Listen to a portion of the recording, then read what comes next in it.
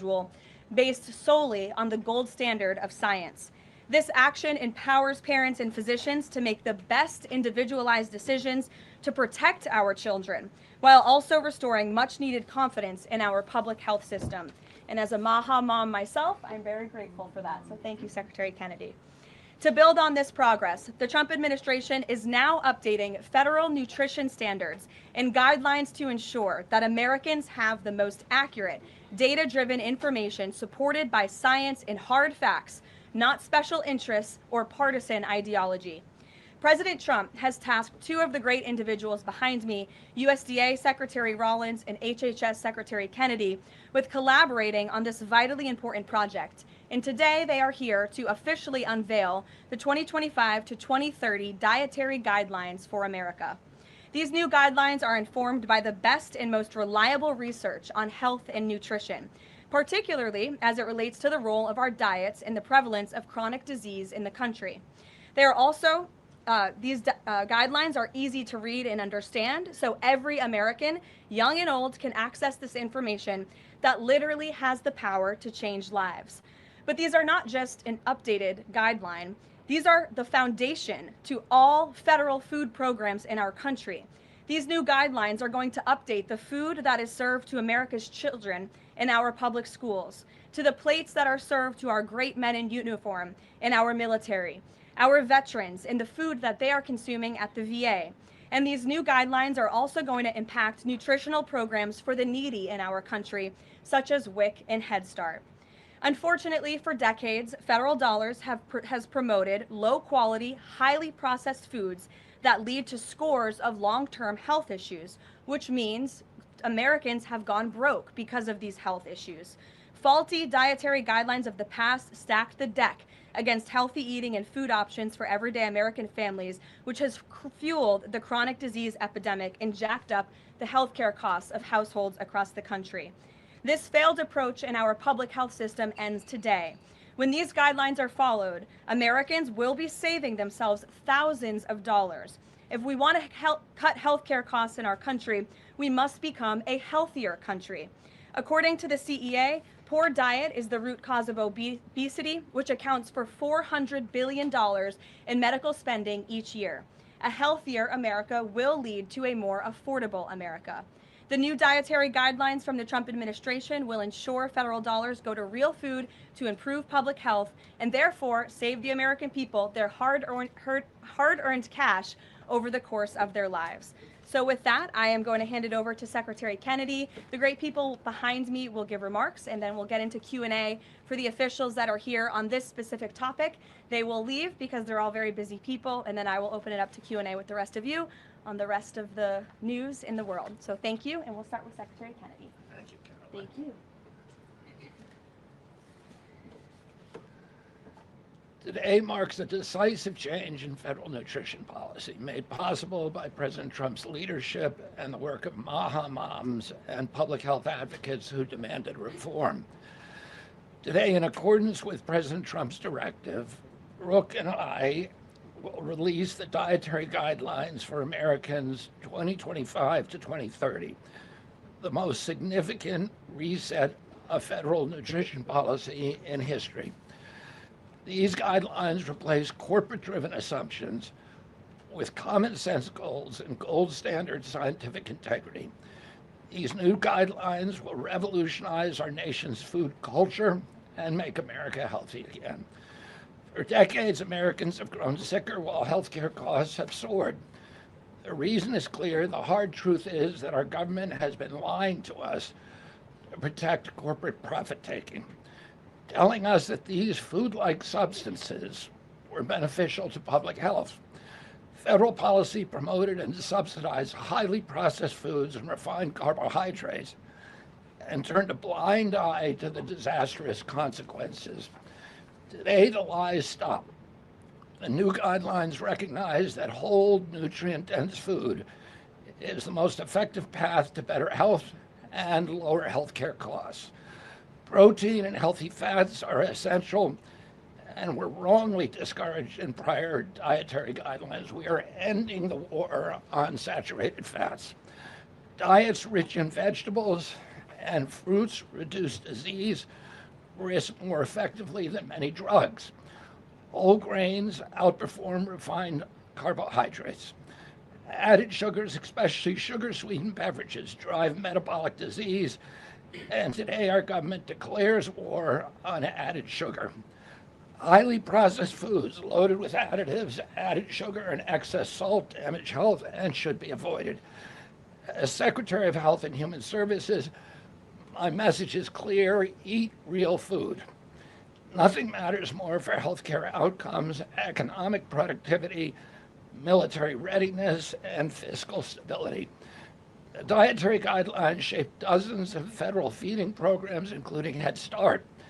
These standards affect 45 million school lunches every day, meals for 1.3 million active duty service members, and food served to 9 million veterans in VA hospitals. Today begins the work of aligning those programs with affordable, whole, nutrient-dense food. Implementation requires coordination across the government. I'm working with many of my fellow cabinet secretaries to deliver results. I want to thank Bobby Mukamala, thank you very much, who is the president of the American Medical Association, for committing to mobilize the medical community on nutrition. And I thank also the American Academy of Pediatrics for partnering on this effort.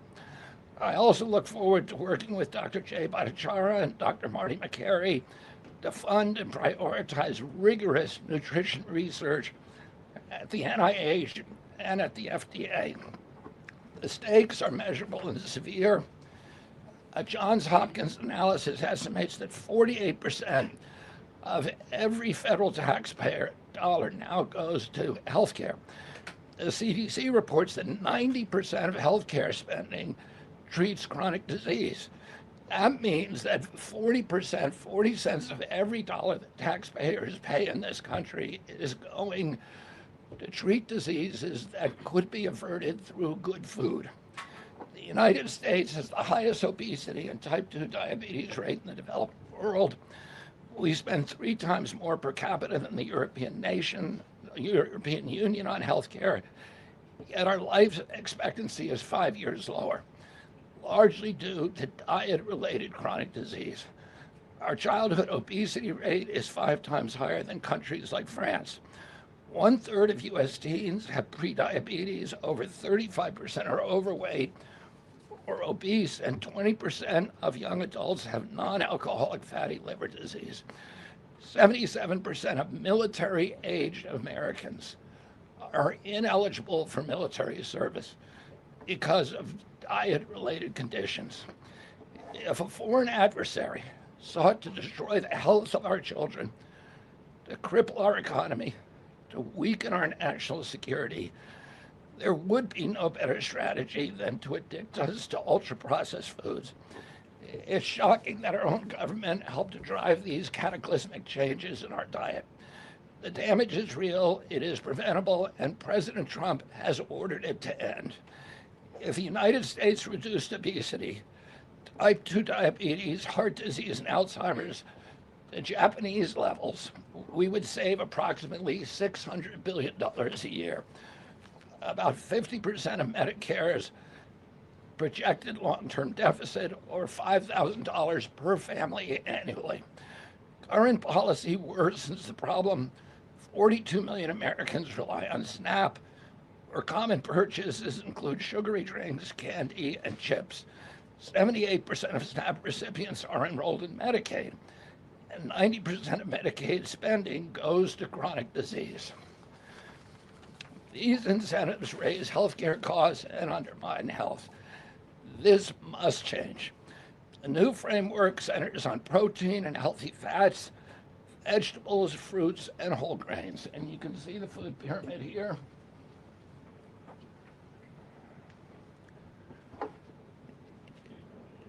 It's upside down, a lot of you will say. But it was actually upside down before, and we just righted it. For the first time, the dietary guidelines directly address ultra-processed foods and set firm sugar limits in federal procurement, driving a significant reduction in added sugar in school meals. I want to thank President Trump for his leadership and the partners committed to ensuring that federal food dollars support real food and better health. Thank you.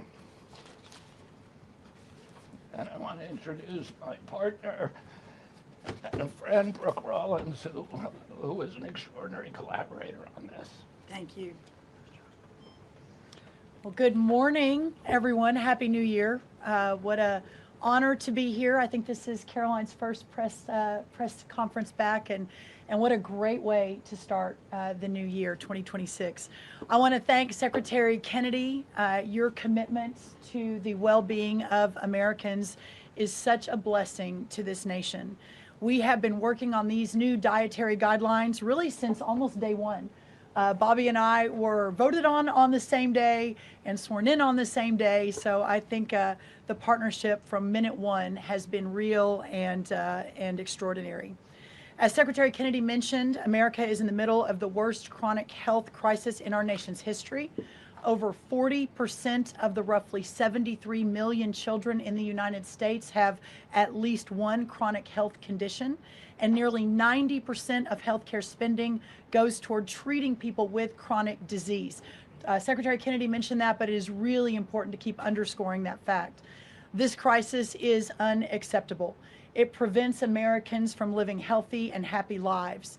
And for decades under both Republicans and Democrats, federal incentives have promoted low quality, highly processed foods and pharmaceutical interventions instead of prevention.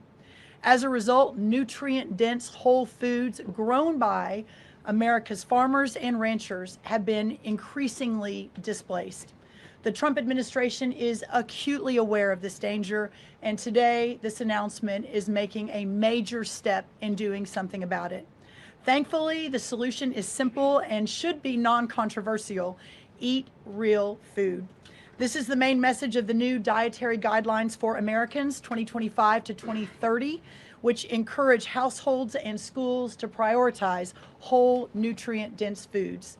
That means more protein, more dairy, more healthy fats, more whole grains, more fruits and vegetables, whether they are fresh, frozen, canned, or dried. We are finally putting real food back at the center of the American diet. Real food that nourishes the body, restores health, fuels energy, and builds strength. This pivot also leans into the abundant, affordable, and healthy food supply already available from America's incredible farmers and ranchers. By making milk, raising cattle, and growing wholesome fruits, vegetables, and grains, they hold the key to solving our national health crisis. And President Trump is mobilizing government to ensure families across America have greater access to these healthy foods. In the past 12 months, inflation has slowed and wages have risen for the first time in 5 years. Under President Trump's leadership, prices for everyday staples are declining, and more help is on the way. Recent data show that fruits, vegetables, dairy, and proteins, including eggs, pork, and ground beef, are becoming even more affordable every day for our American people. American households enjoy the most affordable and abundant food in the world, and today's release only reinforces that reality. A healthy meal is within reach for all American families. These new dietary guidelines are a framework which is meant to be customized to meet the needs, the preferences, and the financial status of all American families. For example, a meal including such items as pork or eggs or whole milk or cheese, tomatoes, other fresh and frozen fruits and vegetables, whole grain bread, corn tortilla can cost today right around $3 for that meal. $3. And soon USDA will finalize our stocking standards, which means that those businesses in America that take the SNAP benefit, what they are required to stock in order to take that benefit, by the way, that's almost 250,000 retailers across America, that very soon we will be finalizing that rule that will mandate all 250,000 retailers in America double the type of staple foods that they provide for America's SNAP households. This means healthier options will be in reach for all American families, regardless of circumstance, at levels never seen before in our country. These dietary guidelines are foundational to so many USDA programs, and their introduction marks the first step in connecting America's schools and dinner plates to the best of American agriculture. Make no mistake, under President Trump's leadership, we are restoring common sense, we are restoring scientific integrity, and we are restoring accountability to federal food and health policy. The new guidelines are all about putting the well-being of Americans first, exactly where it should have been all along. This is the foundation that will make America healthy again, not just for those of us alive today, but for our children and our children's children and those coming behind. I want to end by saying God bless American families, God bless the American farmer and rancher, and God bless America. What an honor now to introduce another great partner in this incredible work, and that is Dr. Mehmet Oz. Thank you. Congratulations to Secretary Rollins, Secretary Kennedy, and do want to express my appreciation for what the President has done overall to increase the affordability of healthcare. The biggest accomplishment perhaps for the health system ability to drop down prices last year was the most favored nation drug pricing that Karoline mentioned. These are incredibly effective at reducing the costs, for example, of what the President calls the fat shot, the Ozempic, GLP-1s category of medications. We dropped them dramatically. But the best way to reduce drug spend in America is to not need the drugs in the first place.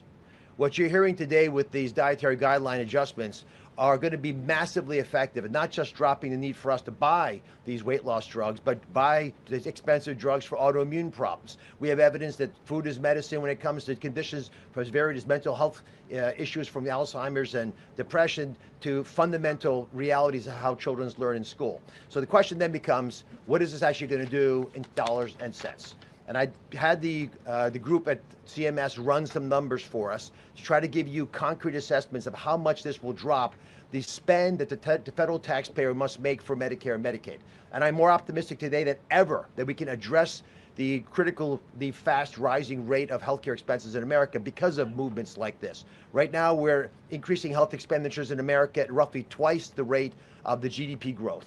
We will correct that if we can get America to be healthier, because you can't be a wealthy nation without being a healthy nation. So 2 numbers for you to remember. The first is $30 billion.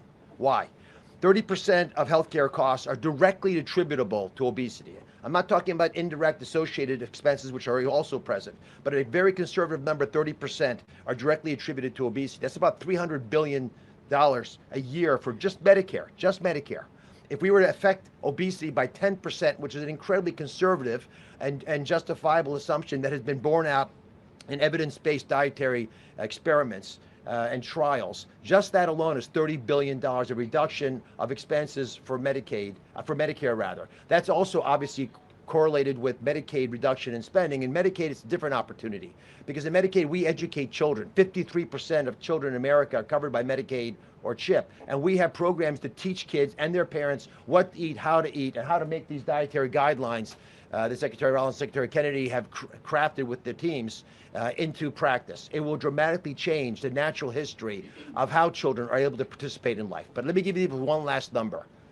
If we're able to get the average American, who today retires on average at age 61, get them just to work 1 year longer, because they feel so vital, so strong, so bullish about their future, because they're feeding their bodies nutrients that are essential to their high functioning productivity, we will increase the overall GDP of our nation by trillions of dollars.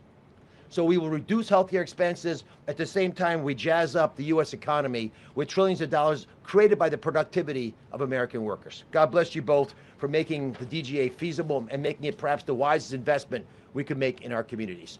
Marty McCary is one of my closest friends, the powerful leader of the FDA, who's been taking brave steps along the line and has additional insights. Thanks. Thank you, Dr. Oz. Today marks the beginning of the end of an era of medical dogma on nutrition. For decades, we've been fed a corrupt food pyramid that has had a myopic focus on demonizing natural, healthy, saturated fats, telling you not to eat eggs and steak, and ignoring a giant blind spot. Refined carbohydrates, added sugars, ultra-processed food. This study in JAMA now shows that 60% to 70% of kids are getting their calories from ultra-processed foods. That's an epidemic. We now have a generation of kids addicted to refined carbohydrates, low in protein. They are literally nitrogen negative because we've used old flawed studies that used urine nitrogen to estimate body protein metabolism, and they missed the mark. The old guidelines had such a low protein recommendation that we are increasing that by 50 to 100%. Kids need protein. The old protein guidelines were to prevent starvation and withering away. These new protein guidelines are designed for American kids to thrive, and they're based on science, not on dogma. We have 40% of our kids now with a chronic disease. It is not their fault. This is something that is the result of bad advice from the government and a medical establishment that for decades peddled research from a flawed 1960s model. Today, we are setting the record straight. This is not a willpower problem of our nation's kids. This is something adults have done to kids, and we're going to fix it. And so, as Dr. Oz said, the best way to lower drug prices is for people to stop taking drugs they don't need. We are going to finally address the root causes of our broken healthcare system: insulin resistance and general body inflammation, advanced by the protein-poor, micronutrient-poor, ultra-processed, refined carbohydrate diet that kids are addicted to today. And so, on behalf of the Food and Drug Administration, we are proud to be a part of this. We are grateful to be contributing to this work. Thank you, Secretary Rollins. Thank you, Kyle Diamantis, the best deputy commissioner for food at the FDA the agency has ever had. This is a historic day in America. Thank you, Caroline. Doctor, thank you so much. Thank you. I hope everyone's inspired to go eat a salad for lunch after this briefing. If anybody has questions on this topic, we will take a few and then we'll get into the topic. We'll start with our new media seat. If you have a question on this topic today, Jamie Franklin, she comes from the Conservator. Why don't you kick us off? Yeah, first of all, Caroline, congratulations on your pregnancy. We're so excited for you. Thank you. MAHA moms across the country, including myself, are just so excited by what this administration is doing to make our kids healthy again. But, you know, we do have concerns when it comes to these blue states pushing back on a lot of progress that we're making as an administration. And particularly, we're really excited that you guys revised and streamlined this vaccine schedule. However, what we have seen is that these blue states, whether it be, you know, no tax on tips, no tax on overtime, or pushing back on immigration, they continue to stop your guys' progress. So what has been the response from these blue states? Because as MAHA moms enrolling our kids in school, this is a big issue, and we celebrate what you guys are doing, but we want to have it, you know, even in the blue states as well. I mean, my hope is that we only released these earlier, 2 days earlier. I'm sorry. Duck is also high in protein. That's an interesting. Duck is a good thing to eat, everybody. We only released the new vaccine schedule 2 days ago. The vaccine schedule, there's nothing compulsory in it. Everybody, I've always promised, I'm not going to take people's vaccines away from them. People who want to get vaccines, everybody who wants them can get all of the vaccines that were on the old schedule. They will all be paid for by the Vaccines for Children program or for the insurance the same as before. We release guidelines that we think are optimal to public health. They're the same with core vaccines that are required by the European community. And those nations all have much better health outcomes than we do. And they're based on their best science and also on their conviction that when you put too many vaccines on the program, it actually reduces compliance. It reduces uptake. And so we want to maximize the uptake of vaccines by making sure that Americans know we are making recommendations that are science-based, that are common sense, that are grounded in science. And right now, that's the best science that we have. That But again, there's three categories of vaccine. One is the core schedule, which resembles the European countries. The second is for people who have vulnerabilities for high risk, and that doesn't change at all. And then the third is shared decision making, which any vaccine that was on the old schedule, you can continue to get. So people will make their own choices, and that's what democracy is about. I asked the boss, Caroline, for permission to add a little bit to this because I think it's really important. And by the way, Jamie, what a superstar you are. It's so fun to see you in this seat, Jamie Franklin.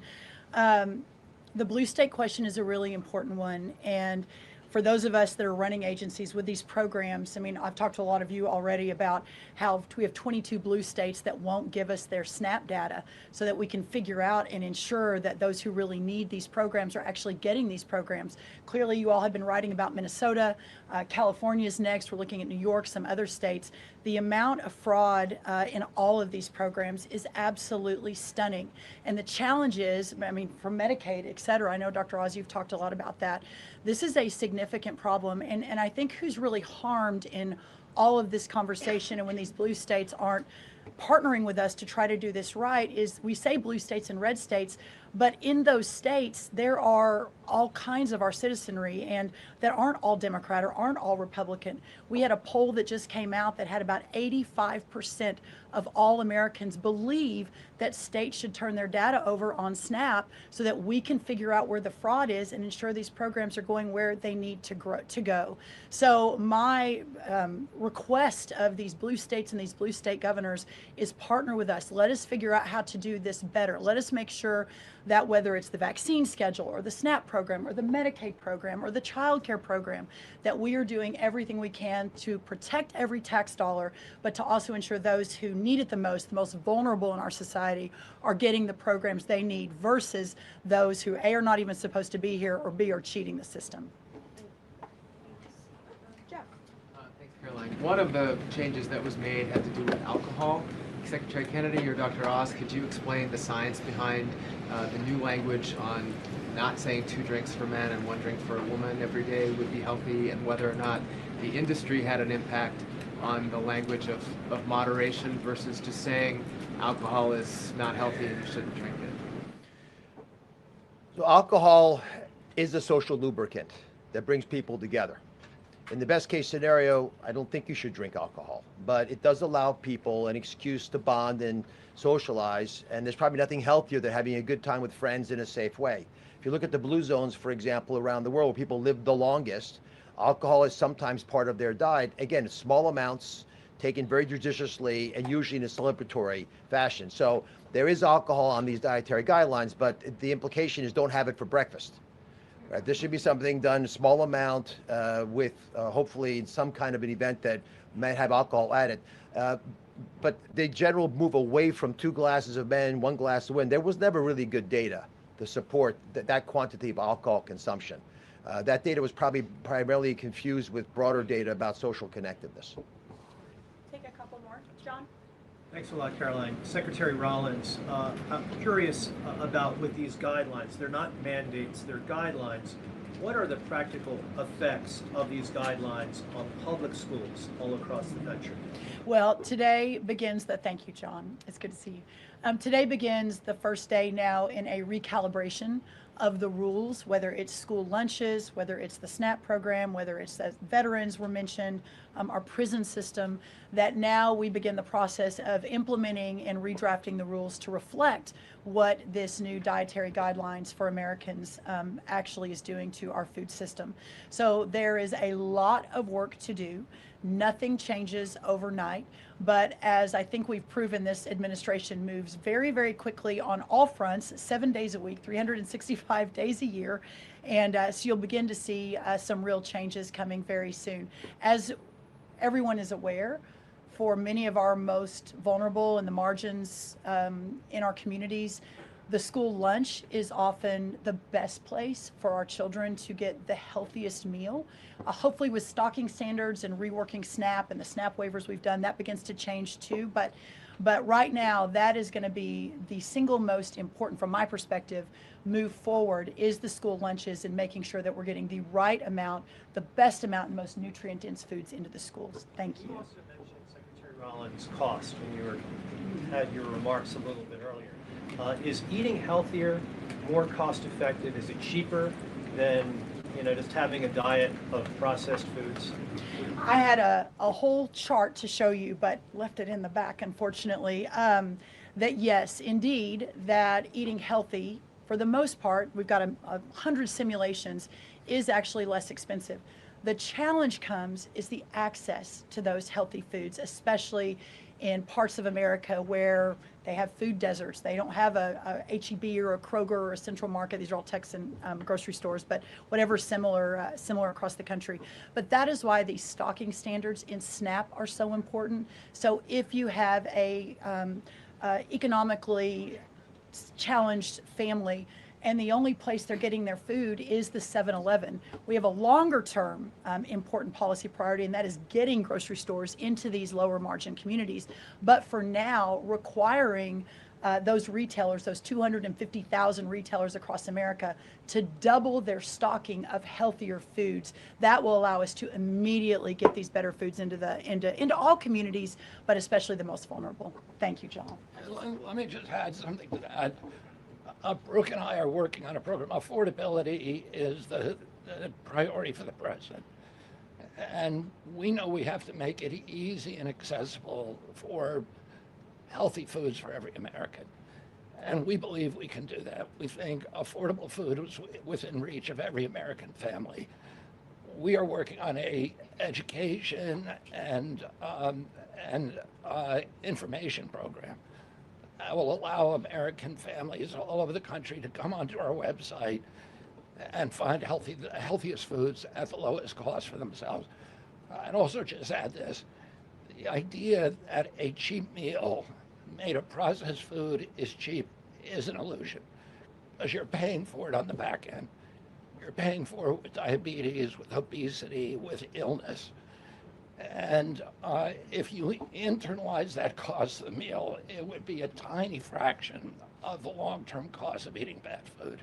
So we'll take one more in the white blazer.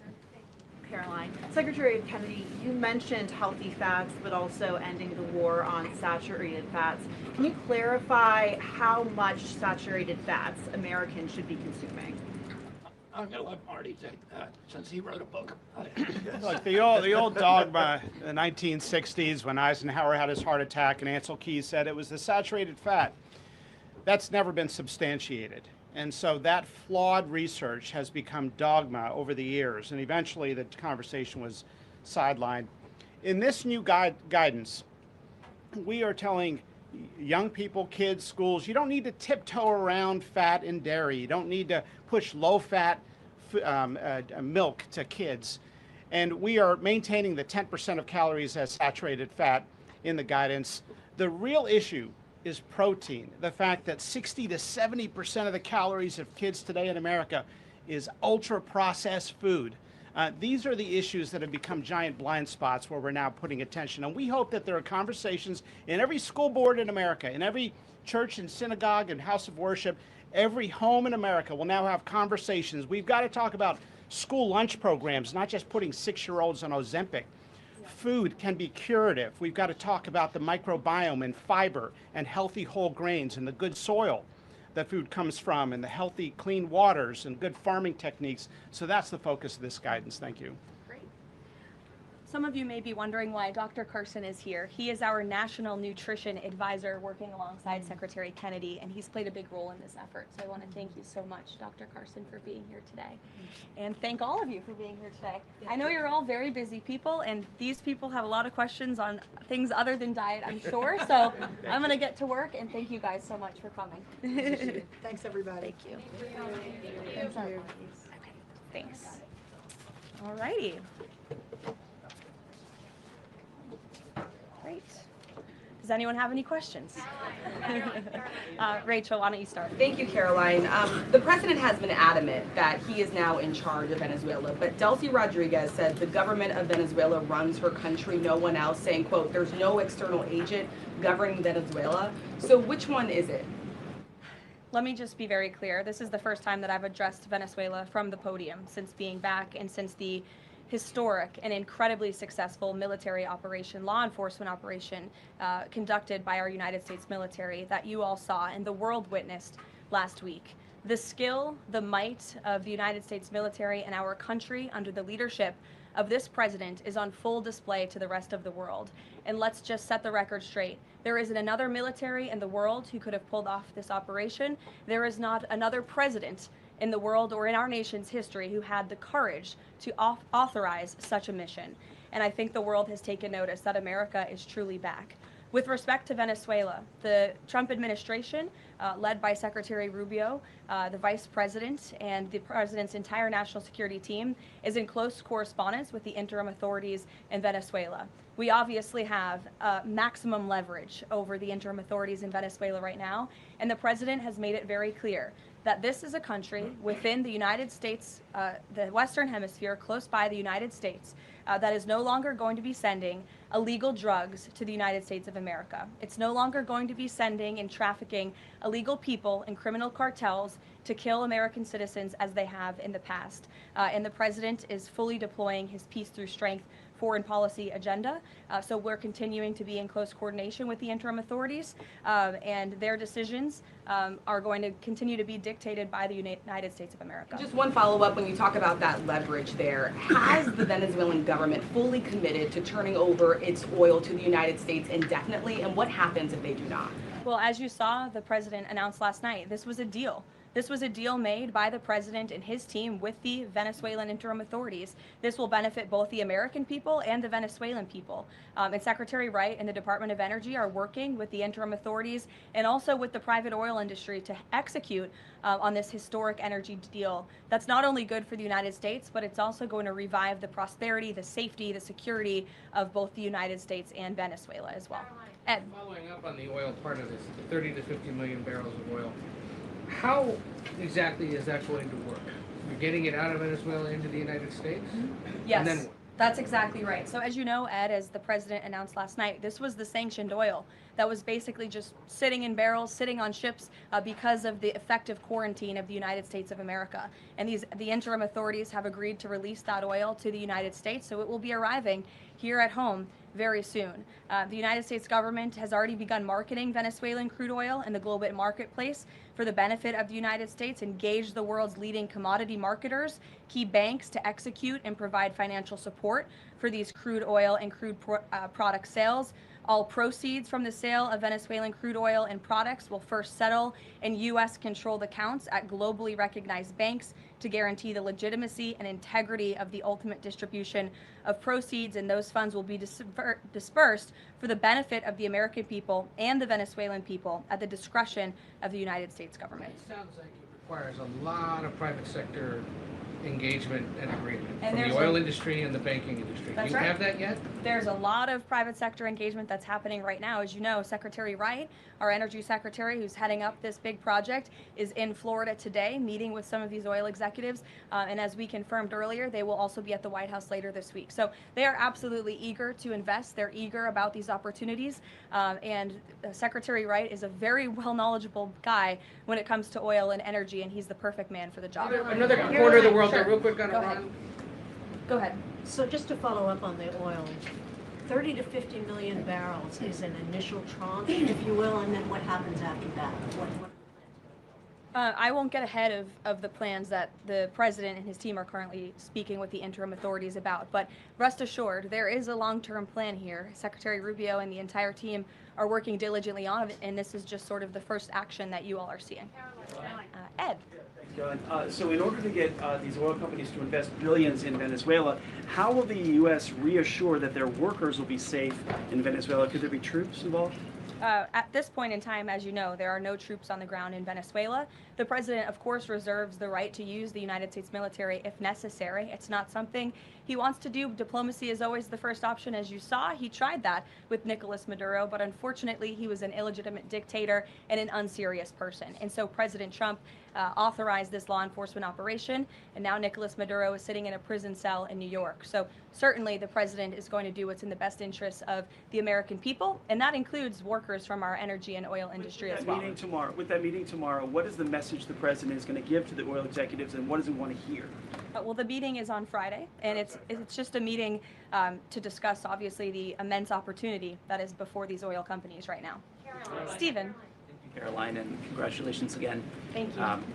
The New Yorker had a story yesterday on the vice president, and it questioned his, quote, notable absence on Venezuela. And the sub-headline asked, was the vice president's exclusion from the operation in Venezuela an expression of his anti-interventionist ideology or political calculation? Would you be able to discuss the vice president's role in Venezuela policy? I did see that report in the New Yorker, and quite frankly, I laughed out loud because it's very clear it's a fake report that's trying to sow distrust and division amongst the president and his team. Let me just be very clear. The vice president has been involved in all policy. He is the right-hand man of the president on all policy matters, including Venezuela policy. He was, of course, read in and deeply involved in this operation from the very beginning. And he was present on the night of the operation via secure communication at a different location as to not damage the operational secrecy of this mission. That was so incredibly important to ensure that this mission could be carried out successfully without endangering our troops. Sure. The U.S. seized a tanker recently. Russia specifically asked the United States not to seize that tanker. Does this action risk a larger conflict with Russia? I believe you're referring to the Bella 1 tanker that was seized this morning. The Department of Justice and the Department of Homeland Security, in coordination with the Department of War, did announce that seizure this morning for violations of U.S. sanctions.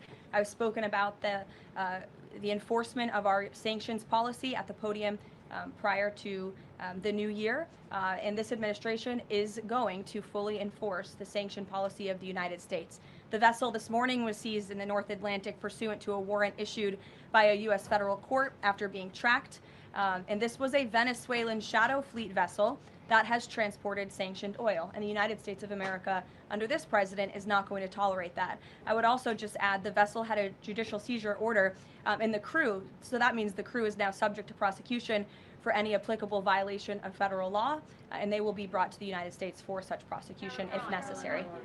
Kelly. Karoline, Happy New Year to you. Thank you. You too. I'd like to talk to you about a couple of things real quickly. The first question about the Venezuelan people. As you know, there's some 8 million Venezuelans here, some of them celebrating in the streets. There are Venezuelans on the ground who are concerned about their safety. What does the Trump administration, what is it doing to actually help people in Venezuela understand that they will be secure throughout this transition? I think the fact that this president actually followed through on the long-held promise of the United States of America, the bipartisan promise to take down the illegitimate Maduro regime, should give assurance to the Venezuelan people and also Venezuelan Americans who fled this communist regime for a better life here at home, that this is a president who is serious about taking down illegitimate regimes and who is also serious about securing the security of the United States of America, including the Venezuelan American people. And I would just add that this is something that not just Republicans and President Trump have talked about for a very long time, but it is also something that Democrats have advocated for. In 2020, Chuck Schumer said that that at the time, President Trump had not brought an end to the Maduro regime. The Maduro regime is more powerful today and more entrenched today than it was when the president began. Now you hear Chuck Schumer out there saying this is reckless. The American people and the Venezuelan people should be in fear. But this is something that Chuck Schumer has long advocated for. Senator Chris Van Hollen, same thing, had said that the United States is going to use its leverage and influence to push for negotiations to transition to the truly elected leader. This was under President Biden. We know Maduro and his cronies don't want to go quietly into the night. The U.S. needs to work to ratchet up the pressure. Now, Senator Holland says it's an illegal act of war to get rid of Nicolas Maduro. So the hypocrisy is really astounding here, and thank you for giving me an opportunity to point it out, Kayla. Sorry, go ahead. Yes. So there are reports that the administration is demanding that Venezuela cut ties with China, Russia, Iran, and Cuba. Can you confirm? I'm sorry? Reports that the administration has essentially demanded that Venezuela cut ties with China, Russia, Iran, and Cuba. Can you confirm that?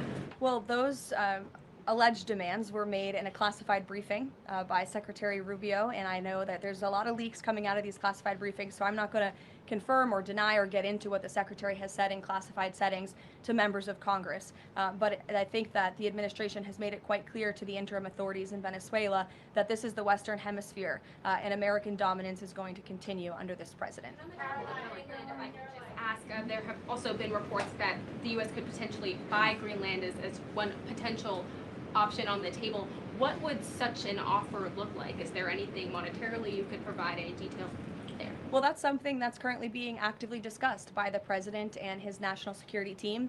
And I would point out that the acquisition of Greenland by the United States is not a new idea. This is something that presidents dating back to the 1800s have said is advantageous for America's national security. The president has been very open and clear with all of you and with the world that he views it in the best interest of the United States to deter Russian and Chinese aggression in the Arctic region. And so that's why his team is currently talking about what a potential purchase would look like. Jackie. Caroline, just following up on Greenland, why not rule out taking it by military force? I know that past presidents and past leaders have often ruled things out. They've often been very open about ruling things in and basically broadcasting their foreign policy strategy to the rest of the world, not just to our allies, but most egregiously to our adversaries. That's not something this president does. All options are always on the table for President Trump as he examines what's in the best interests of the United States. But I will just say that the president's first option always has been diplomacy. Again, look at Venezuela. He tried ardently to strike a good deal with Nicolas Maduro, and he told him, I will use the United States military and you will not like it if you don't take such a deal. And look at what happened. With respect to Iran, the president said the same thing, right? He tried to have serious interest in a deal with the Iranian regime with respect to their nuclear capabilities. They were not interested, and so Operation Midnight Hammer happened, which was another remarkable military success under the leadership of this commander-in-chief. So the president keeps his options open, but diplomacy is always the first. Quickly, just one additional follow-up on that. Does the president recognize Denmark's ownership as part of the kingdom? Because there have been some Republican senators questioning, the claim that Denmark has to Greenland. Is the president in that camp with them, questioning the legality of I have not heard him question it personally, but you're welcome to ask him yourself next time you have the chance. Sanctions are being lifted for Venezuela. We got to lift some sanctions to let the oil come in. Can you talk about that just very briefly? Yes, so the U.S. is selectively rolling back sanctions to enable the transport and the sale of Venezuelan crude and oil products to the global markets, yes. Annie. Thank you. There are some reports from Venezuela that the country's leaders are cracking down on the population, specifically suppressing public expression of support for Maduro's ouster. Is that kind of behavior consistent with what the president wants to see, how the president wants to see the leaders take on the population? It would not be consistent, and I'll let the president's national security team speak further on that. I know they are well aware and tracking. Kelly. Two questions. One, on the seized vessels, the Bella, the Sophia, can you tell us where they're headed, what happens to any existing cargo, and you reference personnel but potentially facing prosecution? That's one thing I'd like to follow on. And then on the Bella. Yes, okay. And on Annie's question, if I could also ask, does the administration believe that the interim regime should release all political dissidents and prisoners and return detained Americans?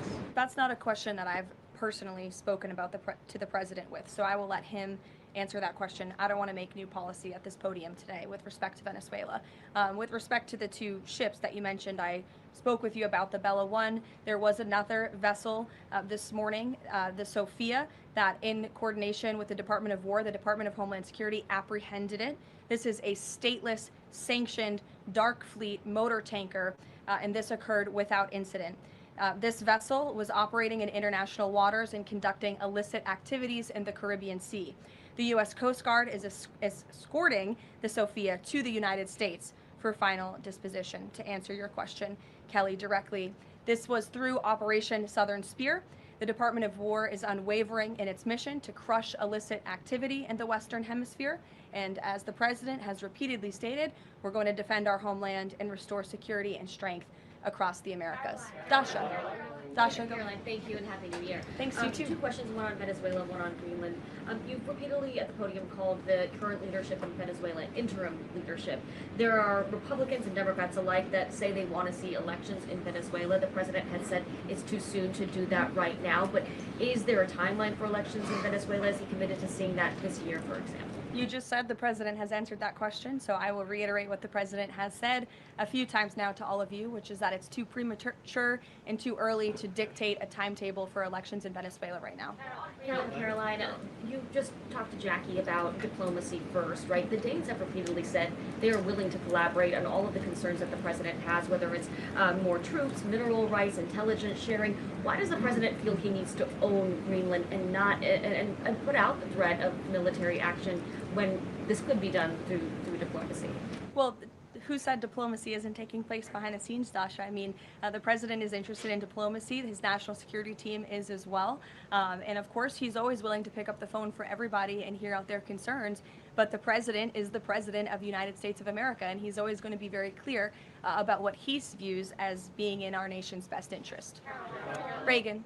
Caroline, I have a question for you on Venezuela, and then I'd love to ask you about Minnesota and Tim Walz. Sure. On Venezuela, I'm wondering, does the administration hope to start sending more Venezuelan migrants back home or have them self-deport if the situation in the country improves? As far as I'm concerned, the policies of the Trump administration and the Department of Homeland Security have not changed. All those illegally present in the country are subject to deportation. And I would just like to add, how we got here. The president was very clear on the campaign to the American public, and it's one of the many reasons they resoundingly reelected him back to this office, that he was not only going to crush foreign drug cartels, but that he was not going to stand by and watch as the illegitimate Venezuelan regime was sending illegal criminals and gang members and rapists and murderers to our country, which happened to the tune of thousands under the previous administration and president. And so there could be nothing more America first than this operation that took place last week.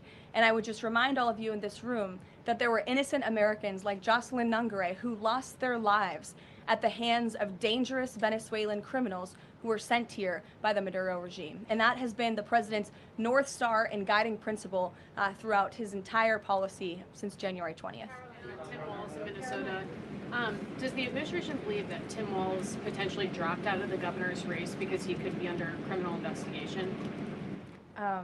I don't know if there's a criminal investigation. If there was, I wouldn't be able to comment on it from up here, to be honest with you. But I think Tim Walz probably dropped out of the race because he realizes he no longer has the support of the people of his own state, which is a remarkable downfall considering he was the number 2 on the Democrat Party's ticket just about a year ago.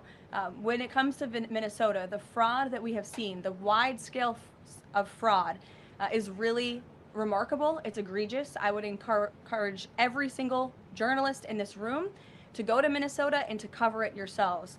As for the Trump administration, we have officials who have been on the ground almost every day. Secretary Noem was there yesterday. Secretary Bessent will be traveling there later this week to talk about the fraud and to do a roundtable on this very topic. And I would just like to leave you with an update. To date, the Department of Justice has charged 98 total defendants in several Medicaid fraud and related case programs. 64 were convicted, and 85 of the 98 charged were of Somali descent. The DOJ has also issued over 1,700 subpoenas, executed over 130 search warrants, and they have now added more attorneys to their office there to absorb the case flow. DHS is on the ground going door to door conducting large-scale criminal and HSI investigations. They have also sent approximately 2,000 agents to Minneapolis to assist with law enforcement and immigration enforcement. As I said, Secretary Noem was on the ground yesterday. The Department of Health and Human Services has also begun requiring a justification and photo evidence for all child care related payments nationwide, and they required Minnesota to conduct a full audit of all child care centers. They also froze $185 million in funding to Minnesota. And Dr. Oz, who was just here, also notified Governor Walz they're going to begin auditing Medicaid recipients and deferring payments on claims based on waste, fraud, and abuse. The Department of Labor is also conducting a targeted review of Minnesota's unemployment program. Department of Agriculture requiring Minnesota to conduct recertification for SNAP recipients, and HUD has launched investigations into the public housing. SBA has also suspended nearly 7,000 borrowers amid suspected fraudulent activity. So, with all of that, rest assured, this is an all-hands-on-deck effort from the entire administration to get to the bottom of this and to ensure that the ripping off of taxpayers in the state of Minnesota, and it won't just be Minnesota, it'll be any state across this country where fraud has taken place, and we are protecting law-abiding, tax-paying American citizens. Phil. Thank you, Caroline. Just to follow up on Greenland, there are treaties already on the books that give the United States access to the island. They can construct and maintain military bases there. We can house personnel on the island. The U.S. has control of landings, takeoffs, anchorages, etc. So I'm curious if you could just spell out for the American public what specifically would the U.S. gain by taking control of Greenland that the U.S. doesn't already have access to right now? More control over the Arctic region and ensuring that China and Russia and our adversaries cannot continue their aggression in this very important and strategic region. And there would be many other benefits as well that, again, the president and his national security team are currently talking about. Jeff, I'll give you another one. A broad sort of stand-back question on foreign policy. Are you concerned about increasing tensions with Russia because of the tanker seizures? And how does the U.S. action in Venezuela impact the ongoing relationship with China and the president's relationship with President Xi? I think the president has very open, honest, and good relationships with both President Putin of Russia and also President Xi of China. He has spoken with them numerous times, as you know, since coming to office about a year ago, and I believe that those personal relationships are going to continue. But as for the president and the United States, he's going to enforce our policy that's best for the United States of America. And with respect to these ship seizures, that means enforcing the embargo against all dark fleet vessels that are illegally transporting oil, and only legitimate commerce, to answer your question much earlier, Rachel, determined by the United States, is going to be permitted. And that's the policy of this administration, and he's not afraid to implement it. One more stand back. Just one more stand back. I just want to ask the last one. I remember asking the president here at the beginning of his term if he was committed to Article 5 and NATO, and he said yes. Has his stance on NATO or his commitment to NATO changed? Did you see his statement earlier today? He said we will always be there for NATO, even if they are not there for us. And I think that answers your question directly. Yes. Just to follow up on what Jeff was saying there, will the president commit that if any NATO members are attacked, the United States will come to it? Again, the president addressed this directly himself this morning after seeing the coverage from all of you in this room on television, and he made it very clear we're always going to be there for NATO, even if they have not done right by the United States of America. And they have not, they have finally increased their defense spending at the request of this president, but it was only because of this president that they did that. We'll take a couple more. Michael, go ahead. Thank you, Caroline. Happy New Year and congratulations. Thank Two you. questions, if You I may. too. One on healthcare, one on Mexico. On healthcare, the president says he wants Republicans to be flexible on the Hyde Amendment in order to pass healthcare legislation. What is the White House's message to pro-life voters who say federal funding for abortion goes against their values? Well, the president did not change the administration's policy. It was President Trump who signed an executive order protecting the Hyde Amendment. It's the Trump administration that has taken multiple actions on various fronts to ensure that taxpayer dollars are not funding the practice of abortion. What the president was saying yesterday was Republicans, and frankly Democrats too, need to show a little bit more flexibility so we can actually get something done with respect to the issue of health care. Republicans have amazing ideas. The president himself, as we spoke about earlier, has launched this Most Favored Nation drug pricing initiative, has cut good deals with Big Pharma. He wants to see Republicans and Democrats too, if they're willing, codify those executive orders into law so that these good deals can remain and these prices can continue to be lowered long after this president and this deal maker in chief is gone. President's talked a lot about health savings accounts and giving more money back to the healthcare consumer rather than to these giant insurance companies, and he's been very outspoken and tough on them too. And I think you'll see more and hear more from him directly on that issue. So he wants to see Congress get something done with respect to healthcare, and that was the point that he was driving home yesterday. Mexico, Caroline, Haley, President Trump says the drug cartels are running Mexico. What action does he need to see Mexico's President Claudia Sheinbaum take to prove that she's in control of that country, in control of those cartels? And does the White House believe she's able to do that without U.S. intervention? Look, I think the president was speaking very candidly and frankly about the reality on the ground in Mexico. Haley. Caroline, Happy New Year. I wanted to Thanks, ask you you too. about the seized tanker, the Vela. There were reports before this that Russia had sent a submarine to escort it. Was there any engagement with that submarine? And then was the deconfliction line with Russia used ahead of boarding that? Again, this was a Venezuelan shadow fleet vessel that has transported sanctioned oil. The vessel was deemed stateless after flying a false flag, and it had a judicial seizure order, and that's why the crew will be subject to prosecution. Mary. On Colombia, the president talked over the weekend and suggested that he would be open to an operation there. Should the president of Colombia be expecting Delta Force anytime soon? And then I had another one for you on California. That would be a very unwise question for me to answer, to weigh into. What's your next question? On California, can you share any more about the fraud investigation? The president said that there was one. Who's being investigated and where is it starting? Again, this is going to be a all-hands-on-deck government-wide effort. The president has directed all agencies across the board to look at federal spending programs in not just Minnesota, but also in the state of California to identify fraud and to prosecute to the fullest extent of the law all those who have committed it. Take one more. Sure. Thank you. Caroline, yesterday was the 5-year anniversary of January 6th. Democrats and mainstream media continue to push their big lie that it was an insurrection and that police officers died that day. The reality is that 4 Trump supporters died on January 6th and 2 women were killed by January 6th police.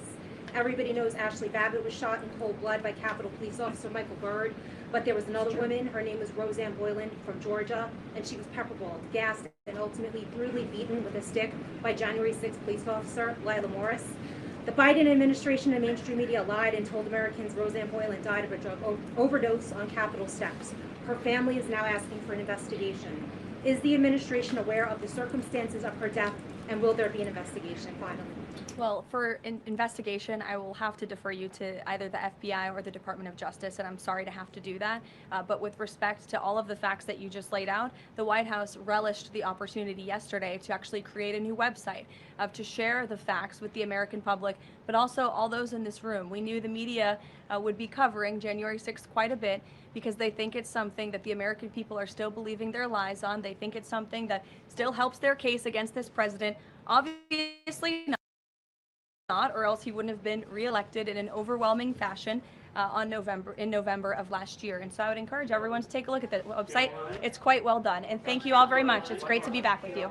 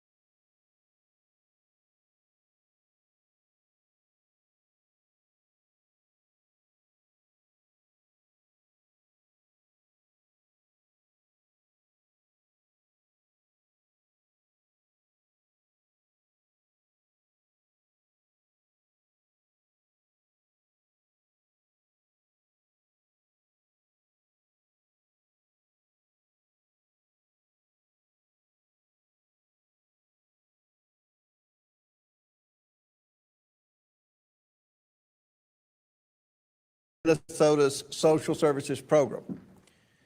Minnesota's social services, which are funded by you, the American taxpayer, are being ripped off. The most vulnerable are suffering as a result. Federal prosecutors estimate that these criminals have stolen at least $9 billion. The fraudsters, many of whom are from Minnesota's Somali community, have stolen from programs meant to feed needy kids, provide services to autistic children, house low-income and disabled Americans, and provide health care to vulnerable Medicaid recipients. Fraudsters like these take millions to enrich themselves while providing nothing, overstating or outright faking the services. How many children have gone hungry because fraudsters stole money that was intended to provide them with food? How many autistic children were denied services because fraudsters instead sent this money overseas? How many low-income seniors, people with disabilities, or those with mental illnesses were denied access to housing because fraudsters drained resources and pocketed the money for themselves? The breadth and depth of this fraud is breathtaking, and I fear that this is just the tip of the iceberg. The U.S. Department of Justice is already investigating another Minnesota service program after a disabled man battling drug addiction under the care of a fraudulent full-time provider died because of neglect. Governor Tim Walz, Attorney General Keith Ellison, and Minnesota's Democrat leadership have either been asleep at the wheel or complicit in these crimes. How could they allow this massive fraud to go on for years? This is why we're here today. We must expose this theft of taxpayer dollars and hold everybody accountable who let it happen. Today, we're joined by witnesses from Minnesota State House of Representatives who have been fighting this fight for years. These legislators are on the front lines, uncovering fraud in Minnesota's social services programs day in and day out and trying to get their state agencies to fix it. Thank you all for what you're doing to uncover the truth. This isn't just a Minnesota problem. It's a problem for taxpayers across the United States. About 35% of Minnesota's budget comes from federal grants. 35% of Minnesota's budget comes from federal grants. Hardworking Americans pay those taxes, and that money is being funneled to fraudsters, funding luxury homes, fancy cars, and vacations abroad. Some of it is even allegedly going overseas to support terrorists. And yet, Governor Walz, Attorney General Ellison, and Minnesota Democrats failed to act despite countless warnings. They failed Minnesotans and all Americans, handing millions of taxpayer dollars to fraudsters. They failed children and others in Minnesota. They failed their own state employees, some of whom have come forward as whistleblowers. These whistleblowers have told us that the Walz administration retaliated against employees who warned and alerted the administration to the fraud occurring within these social services programs. Again, Governor Walz accused employees who were simply doing their jobs of racism, Islamophobia, and threatened surveillance to silence them. President Trump and his administration are taking a whole-of-government approach and prosecuting these fraudsters.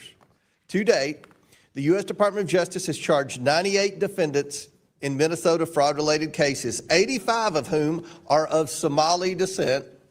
64 have already been convicted. The U.S. Department of Homeland Security is on the ground conducting investigations of suspected fraud sites in Minnesota. The U.S. Department of Health and Human Services has frozen child care payments and started requiring documentation to prove entities are indeed providing child care. Other federal agencies are halting grant programs, investigating public housing fraud, and strengthening program eligibility requirements. The American people demand jail time for those who stole their hard-earned money and accountability for officials who sat by as resources were drained. Congress must ensure there is change and accountability so this does not happen again. I look forward to hearing from our witnesses today. Americans, thank you all for exposing this critical issue. And with that, I yield to Ranking Member Garcia for his opening statement. Thank you, Chairman Comer. I just want to start by thanking, of course, our witnesses for being here today and for all the members being back. We all agree, I think everyone on both sides of the aisle can agree that fraud is a threat at every level of government, in every private sector business, and to every single American. Fraud exists everywhere. When I was mayor of my hometown in Long Beach, we worked for better and more efficient government and took on fraud whenever it existed and wherever it appeared to protect taxpayers. It's something that all of us take seriously every single day. When we find fraud, we should punish people and those that are committing it against the American public, especially when it damages services that people rely on. Now, what we should not do is use fraud as an excuse to rip away aid from innocent people who follow the rules and need help in our society. We should fight fraud when people rip off programs designed to help working families. And also, we should fight fraud when large corporations and wealthy individuals dodge their own taxes and rig the system for their own benefit. And especially, we should fight fraud when figures in our government, particularly those in power within the White House or our agencies, get rich and profit from their offices. Fraud is never acceptable, and it undermines public trust, whoever commits it. But let's remember that some of the worst fraud and corruption is actually found at 1600 Pennsylvania Avenue. Republicans like to talk about fraud in states with Democratic governors, oftentimes exclusively. But Republicans also have a president who has pardoned or reduced jail time for 25 criminals convicted of fraud in this year alone. Now, some of these fraudsters have made also huge campaign contributions to Donald Trump. And worst of all, Trump's pardons mean that these criminals can avoid paying back more than $1 billion, which they owe their victims, and dwarfs much of the fraud that the House majority wants to talk about today. This is actually the opposite of accountability. Instead, the House majority wants to excuse and cut programs, which they have done from the start. Now, Donald Trump's signature law cut money for health care and food programs. Medicaid and CHIP help almost half the kids in the United States see a doctor. And that we lost, of course, $1 trillion in those programs. Over 10 million people could lose health care. Trump's law also cut 40 million people who use SNAP. And this includes, by the way, 1 out of every 5 kids. And this is happening not just in Minnesota. The president plans to freeze more than $10 billion for child care subsidies, social services, and cash support for low-income families in Minnesota, New York, Colorado, Illinois, and my home state of California. Of course, we know these states have Democratic governors that Donald Trump wants to punish. And we should look at those consequences if we want to talk about fraud. In Minnesota, which we're talking about today, Donald Trump is removing child care funding for the entire state. That frozen funding provides child care for over 18,000 kids. These kids didn't commit fraud. So I want to know why they should be punished. Last night, he said he's withholding all possibly Medicaid funds from Minnesota, which could harm 1 in 5 residents. Now, in New York, another state he's threatening, that's over 66,000 innocent kids, while pardoning, of course, 25 fraudsters and robbing victims of over $1 billion. Donald Trump should have to face the kids and parents who will be hurt even though they've done nothing wrong. I want to know what the president and the House majority expect the parents of these kids to do. Many don't seem to care. He wants to pardon and protect more rich crooks and fraudsters who have robbed over $1 billion from innocent people. Now, in California, in my home state, this threatens over 176,000 kids. 176,000 kids. Well, he continues, of course, to pardon fraudsters and connected folks that have donated immense amounts of money to his campaign. Now, this hurts not just Democratic families, but Republican families. It's innocent kids, regardless of political party, who need child care. We are in an affordability crisis, and the majority is not going after the real fraud that's being committed to the American public. Now, in Illinois, he has threatened funding for more than 62,000 kids. 62,000 kids. And finally, in Colorado, the other state that he's going after, more than 16,000 kids will lose funding. But we know, of course, that the president will let his friends get away with crime. And I want to point out one last thing, which is so important. While Donald Trump attacks these states, the Wall Street Journal on Monday reported a massive Mississippi scandal. Mississippi, of course, isn't on Trump's list. We don't have witnesses from Mississippi here today. Oversight Republicans aren't calling in Governor Tate. And I think the question is, why? We have real fraud happening, yet there's zero interest, apparently, in what's happening here in Mississippi and other places. Republicans want to cut benefits and attack states with Democratic governors. And what it's done, particularly in places like Minnesota, it has unleashed bigotry and hate. Minnesota child care centers have become the target of harassment and even vandalism and theft. Parents are afraid to drop their kids off in the morning and go to work. This is an opportunity, again, to attack for the House majority and smear innocent people without evidence. If we cared about fraud, we'd be starting at the very top. This is critical for the country and to actually take on fraud and abuse and the fraudsters that are being pardoned across the United States. Mr. Chairman, I yield back. Gentleman yields back. I'd like to now welcome our witnesses here today. First, we have Kristen Robbins, Chairwoman of the Fraud Prevention and State Agency Oversight Policy Committee and representative for District 37A in the Minnesota House of Representatives. Welcome. Next, we have Walter Hudson, a member of the Fraud Prevention and State Agency Oversight Policy Committee and representative for Minnesota's District 30A. Next, we have Marion Rarick, a member of Fraud Prevention and State Agency Oversight Policy Committee and representative for District 29B in Minnesota.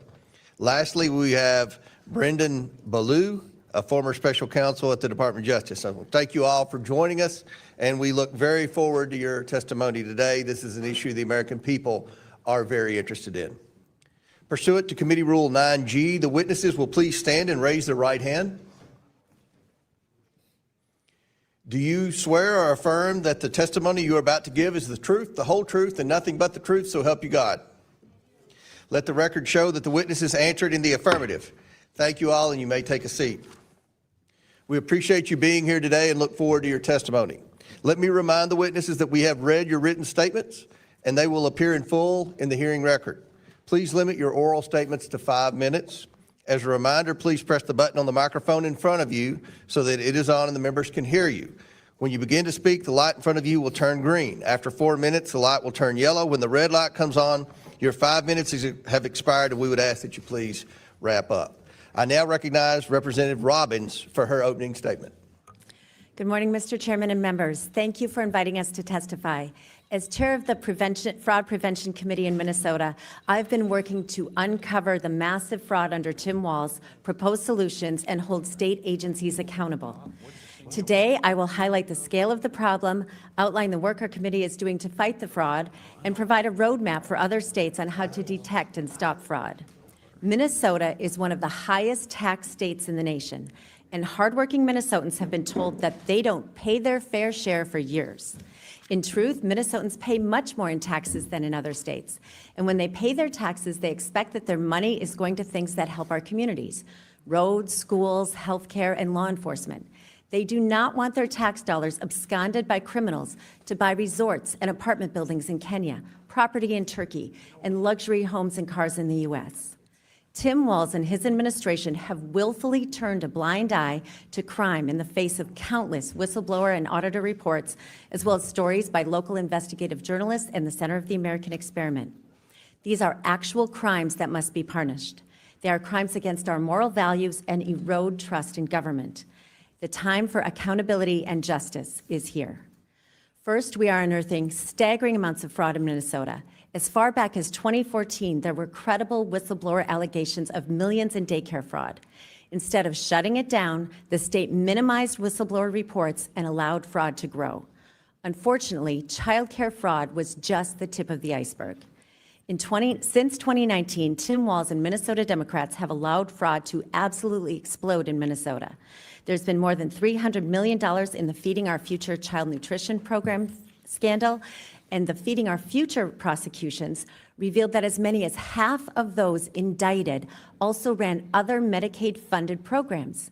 Yet despite this being known back in 2023, Tim Walz and his agencies have done nothing to stop those defendants from getting additional state money. We have now found fraud in multiple Medicaid programs, including autism centers, sober homes, non-emergency medical transportation, integrated community supports, and housing stabilization. Just last month, our committee held a hearing on credible allegations of fraud in 2 new areas, adult day services and assisted living.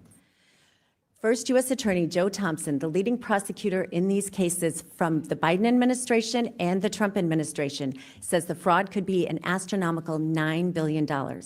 In the face of mounting reports and literal criminal indictments and convictions, the Walz administration has repeatedly and publicly denied or downplayed the fraud. Just last January, the commissioner of DHS, Jody Harpstead, who'd been on the job for 5.5 years, said, "There's a lot more rumors of fraud than there is actual fraud." You cannot make this up. The Walz administration has been gaslighting Minnesotans on the scale of the fraud problem for years. In response, when Republicans took control or ended Democrat control of the Minnesota House last year, we created the Fraud Prevention and State Agency Oversight Committee. Since last February, we have held 15 hearings where we have grilled officials, exposed new areas of fraud, and repeatedly flagged failures in internal controls. I authored a new law to expand whistleblower protection, and we created a portal, mnfraud.com, resulting in a surge of new whistleblower reports that our amazing staff is still working through. Under the leadership of our Vice Chair, Patty Anderson, we passed a bipartisan bill in the Senate to create an independent Office of Inspector General. When it got to the House, Democrats killed it because the DHS commissioner testified against it. The Tim Walz administration has utterly failed to protect Minnesota taxpayers and vulnerable citizens, ignoring years of credible reports and retaliating against those who spoke up, often by claiming they were racist or Islamophobic. Tim Walz and the Democrats have repeatedly protected their political base at the expense of all Minnesotans. Other states should learn from the failures of the Walz administration. So I'll give you a quick roadmap on how to find and stop fraud. First, culture matters. Fraud flourishes when leaders ignore it and criminals see they can get away with it. Second, fraud flourishes when basic internal controls are not followed. This is not complicated. Third, you have to look at the interconnections of relationships in businesses in multiple program areas in Medicaid. It's a huge red flag that has been ignored in our state. Finally, it is important to say what is true and to stand up against fake allegations of racism or Islamophobia. Crime is crime, no matter who is committing it. It is true that the majority of the fraud in Minnesota has taken place in the Somali community. And it is also true that some of our best whistleblowers are from the Somali community. Democrats refuse to acknowledge this truth, and that has enabled criminals to steal billions and hurt our vulnerable citizens. Mr. Chairman, thank you for the opportunity to share the lessons from Minnesota and for your help in investigating these crimes. The time for justice and accountability is now. I now recognize Representative Hudson for his opening statement. Chairman, ranking member, and members of the committee, thank you for the opportunity to testify today for the record. I am Minnesota State Representative Walter Hudson, a second-term member who sits on our House Fraud Prevention and State Agency Oversight Committee. The recent national conversation about fraud in Minnesota has been fraught with distractions, diverting from critical concerns regarding process, policy, and oversight to sideshow concerns about personalities and partisan politics. My role here today is to cut through all of that and provide you with a clear picture of a culture which has developed over many years around the several generous benefit programs which Minnesota provides to our residents. Well-documented oversight failures have led to a lack of program integrity, creating incentives for people to monetize programs beyond their legislative intent to turn benefits into business. Contrary to the claim just made by the ranking member that there is no evidence of this fraud, attached to my written testimony, you will find a document which collates several reports made over the past 15 years by Minnesota's nonpartisan Office of Legislative Auditor, along with transcripts of each of our hearings from the Fraud Committee, where we heard directly from staff and leaders within the state agencies which administer these programs. Here's what that record indicates. Within the state of Minnesota, government oversight has been unable to keep up with program expansion due to a combination of factors. One, rapid expansion of funding and provider participation. 2, payment systems that prioritize access and speed. 3, verification mechanisms that occur after funds are distributed. 4, oversight capacity that does not scale with spending. And 5, diffuse accountability across agencies and contractors. This combination of factors has fostered a booming new sector of the economy that relies upon the continuation of and expansion of government programs to fuel private sector profits. I want to be clear, even when the law is being followed precisely by every jot and tittle, incentives still exist to abuse these programs and waste taxpayer dollars by diverting funding to profit centers rather than providing a safety net for those in temporary need. Now, criminal fraud is rampant. Deputy U.S. Attorney Joe Thompson, serving the District of Minnesota, has said that he could keep 1,000 prosecutors busy, but he's limited to a mere 25, only 5 of which are tasked with building fraud cases. He estimates that the total amount of criminal fraud over 5 years may reach $9 billion, which is fully 1/2 of the money that has been directed to these programs by the state. While Governor Tim Walz and other stakeholders dispute that assessment, the point I wish to emphasize is this. Whatever the actual number is, the full scope of the problem is not just criminal fraud, but a culture of profiting from government programs in perpetuity, not as a safety net, but as an industry. I have personally met and had discussions with folks who identify themselves as consultants for multiple entities accepting government benefits. They have made a career out of showing people how to leverage the gaps in government oversight to maximize benefit payments. Now, such conduct may not actually break the law, and that's the point.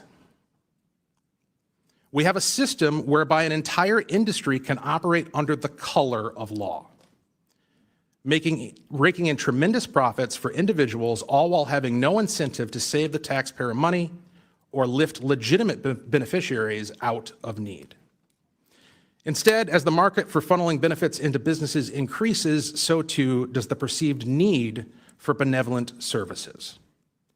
If nothing changes, if oversight is not tightened, if incentives are not changed, spending on these programs will only continue to increase with no commensurate increase in either public good or public confidence in our governing institutions. Thank you for the opportunity to submit this testimony for the record. I look forward to answering what questions I can. Thank you. I now recognize Representative Rarick for her opening statement. Good morning, Mr. Chairman and members. For the record, my name is Marion Rarick, and I am currently serving in the Minnesota House of Representatives in House District 29B. I am a member on the Minnesota House Fraud Prevention and State Agency Oversight Committee, which was recently formed in January of 25. I was first asked to serve on the committee on January 4th, and soon after, the 5 Republican members began to meet. During one of those discussions, I was asked to reach out to the Department of Human Services whistleblowers on X, now called Minnesota Staff Fraud Reporting Commentary. I had been following them in the previous year. I reached out through a direct tweet on X on January 16th, and the very same day I got a response back that yes, they would be willing to speak to the Fraud Prevention Committee. Since that first contact, Chair Robbins and I and Representative Hudson have had multiple conference calls with them, and we have had one in-person meeting. At that meeting, they were both former and current employees. I've continued to message with them very often, sometimes daily, and their collective message has been completely consistent. Instead of focusing on fraudsters, DHS leadership instead focused its surveillance on employees. Since then, their expressed fear of retaliation has intensified under an avalanche of fraud in Minnesota. Their numbers have grown from 480 DHS employees, both current and former, to over 1,000 across multiple state agencies. They have told me repeatedly how grateful they are to the House Fraud Prevention Committee for focusing our attention on fraud in the state programs, using their inside information while keeping them completely protected. They have explained that they live in a constant state of fear of retaliation. One only has to look at what happened to Faye Bernstein to understand why. In a very recent Newsweek article dated December 13th of 25, Ms. Bernstein, a former compliance specialist, stated, Minnesota DHS functions in the opposite manner as you would think. Employees who suggest improvements or, heaven forbid, report fraud then face significant retaliation. The messenger is shot. In 2019, Bernstein said she alerted Minnesota DHS officials to sloppy contracting practices that were not legally compliant.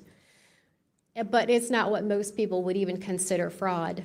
She says she was later escorted out of the building, faced lengthy investigation, got trespassed from all DHS owned and leased properties, and received involuntary transfer to another state agency.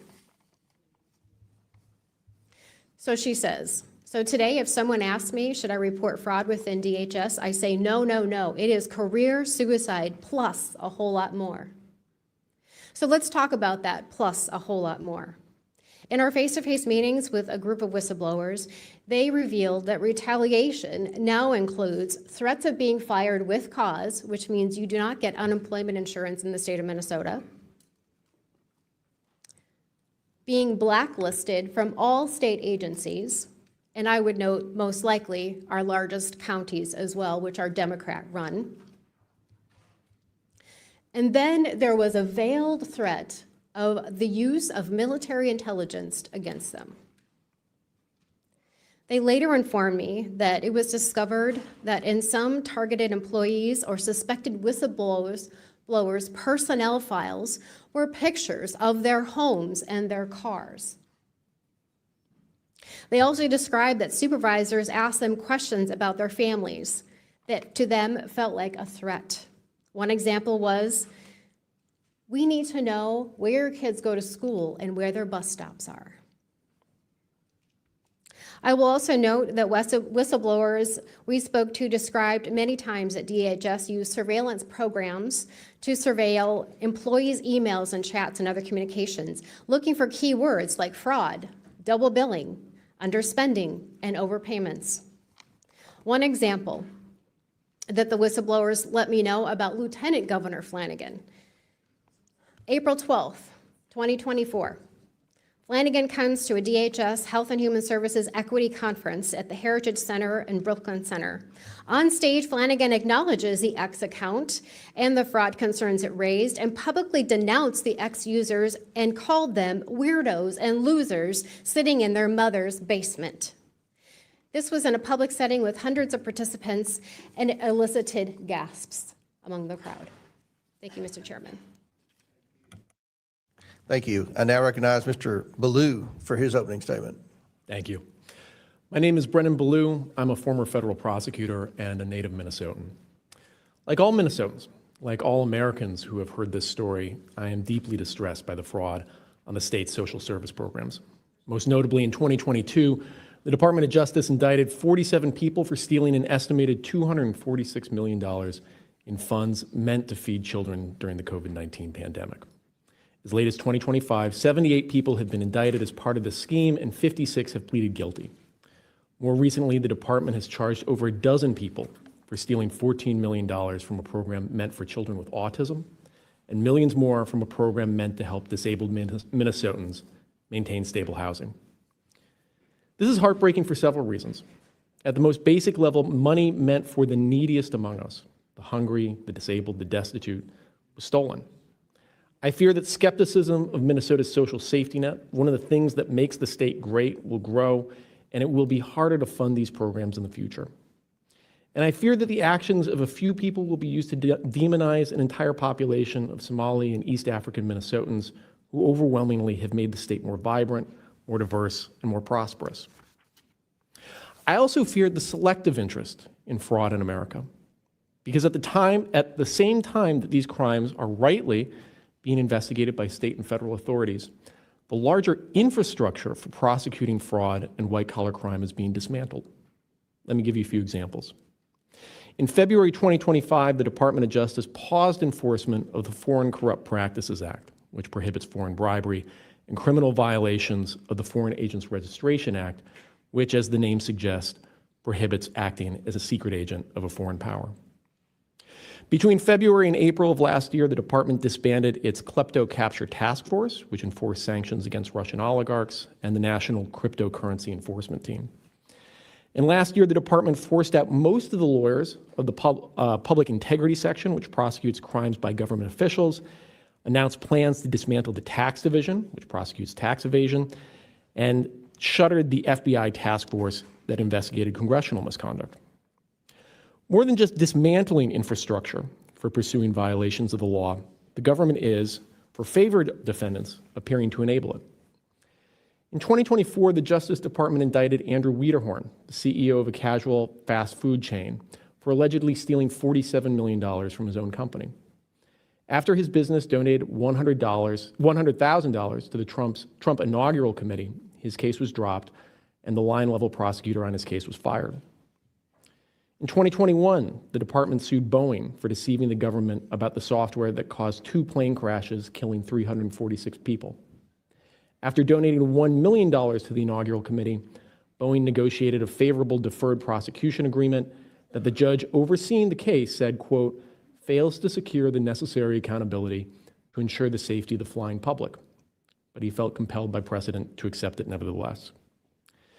The examples continue. Banks that contributed to the inaugural committee had litigations against them for violating consumer financial protection laws dropped, and so too did cryptocurrency companies that were investigated and sued by the Securities and Exchange Commission and who contributed to the inaugural committee. Crucially, those crypto companies that did not donate to the committee or other affiliated entities remain defendants of the government. The scale of these frauds involve millions stolen and hundreds killed, and yet they have received a fraction of the attention of the fraud that happened in Minnesota. This concerns me because we are both dismantling our infrastructure for fighting fraud and providing a roadmap for how those fraudsters who are prosecuted can buy their way out of justice. While we need to pursue the fraud we're seeing in Minnesota's social safety programs for all the reasons I said, because it is the weakest among us who are being harmed, we cannot selectively show an interest in fraud. If we do, we put some people, the very powerful and the very rich, beyond the reach of the law. Thank you. Thank you all for your opening statements. We will now begin the questioning portion of the hearing, and our chair recognizes Mr. Gill from Texas for the first question. Thank you, Mr. Chairman. Thank you for holding this hearing so expeditiously. We all know this is an important issue, not just in terms of welfare fraud, but also immigration more broadly. So we appreciate it, and thank you for the witnesses for taking the time to come here. I want to start with you, Mr. Balu. Again, thank you for being here. Let me ask you, does large-scale Somali immigration make Minnesota stronger or weaker? Certainly stronger. Certainly stronger. Do you know what percentage of Somali-headed households in Minnesota are on food stamps? No. 54%. Do you know what that number is for native Minnesota-headed households? Well, to be clear, a majority of the... It's 7%. There's a big difference between 54% and 7%, is there not? Excuse me, sir, could I answer the question? Let me move on. We've got a lot of questions here. What percentage of Somali-headed households in Minnesota are on Medicaid? I don't know. It's 73%. Do you know what that number is for Minnesota native households? Again, you're using the phrase Minnesota native households, but the majority... The number is 18%. That's quite an astounding difference. I think we would agree. Can I answer the question, please? Let me ask you one more, and then we can go on to that. What percentage of Somali-headed households are on welfare in general? I don't know. It's 81%. What about, let me just ask you, after 10 years of being in the United States, what percentage of Somali immigrant households continue to be on welfare? I don't know. The number is 78%. So even after 10 years, 78% of Somali immigrant households continue to be on welfare. Do you know what that number is for native Minnesota-headed households? Again, you're using non-Somali immigrant-headed households. If I can just answer the question, when you're using the phrase native Minnesotans, the majority of Somali Minnesotans are as Minnesotan as any of us. They were born in the United States. It's only 8,000 of the 108,000 Somalis. And nevertheless, the welfare usage is astoundingly different. Let me ask you again, does that make Minnesota stronger or weaker? Again, I'd like the opportunity to answer the question here. So, again, the majority of Somali Minnesotans are born in the United States, as I understand it. Okay, well, what percentage of working age Somalians who have been in the U.S. for 10 years or more, how many of them speak English very well? I don't know. About half. The answer is about half. That seems pretty low, doesn't it? Again, I keep trying to. It doesn't sound like something that makes our country stronger to me, and I think most Americans would agree with me on that. I need to move on. Ms. Robbins, when would you say we concretely knew that widespread welfare fraud was occurring in Minnesota? There have been reports since 2009 from the Office of Legislative Auditor. I would say the credible reports on childcare fraud started surfacing 2011 to 2013. So for over a decade? Yes, sir. When do you think Governor Walz knew about this fraud? From the very beginning. He was running for governor in 2018 when there were prosecutions going on, when there was an OLA report, active cases in the news all the time. And what was the Walz administration's response? They actually did nothing when they got into office, and Lieutenant Governor Peggy Flanagan had been on the committee in the legislature that had hearings on childcare fraud, and when they got into office, they did put $5 million into a little more money, but nothing changed. But nothing. And let me ask you, Mr. Hudson, thank you for being here. Did those who commit this fraud, do they typically vote for Republicans or Democrats, in your opinion? In my opinion, thank you for qualifying it like that, I would say they most definitely overwhelmingly vote for Democrats. Do they typically donate to Republicans or Democrats? Not to my knowledge. They opinion? don't donate to Republicans, they donate to Democrats, in my opinion, yes. Got it. So would you say this is the Somali population is an important demographic for Democrats to win over politically? Unquestionably. Got it. And do you think it would have hurt Democrats' political standing with the Somali population to investigate this fraud? Very clearly. Got it. So in other words, you're saying that there was a political incentive to cover up widespread Somali fraud. Is that right? 100%. Got it. Let me ask all three of you. Did the Walz administration and Democrats intentionally, in your opinion, overlook this fraud while it was happening for political gain? I'll start with you, Ms. Robbins.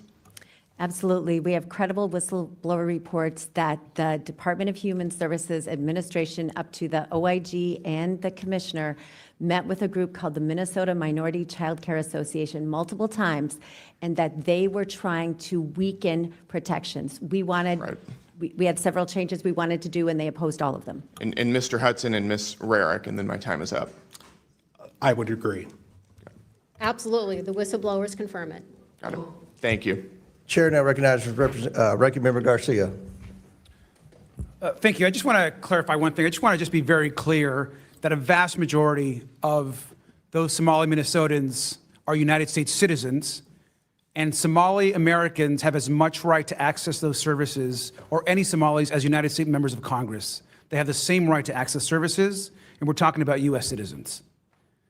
Let me also just clarify, Mr. Hudson, you said in your opening remarks that I had said that no fraud exists, and I think you can feel free to run the tape. That's not exactly not what I said. What I have been talking about, what's important for us to remember, is that wherever fraud exists, we should take it on, and we should hold folks accountable. And when people commit fraud and people get hurt, there's going to be repercussions, as there should be. We can all agree to that.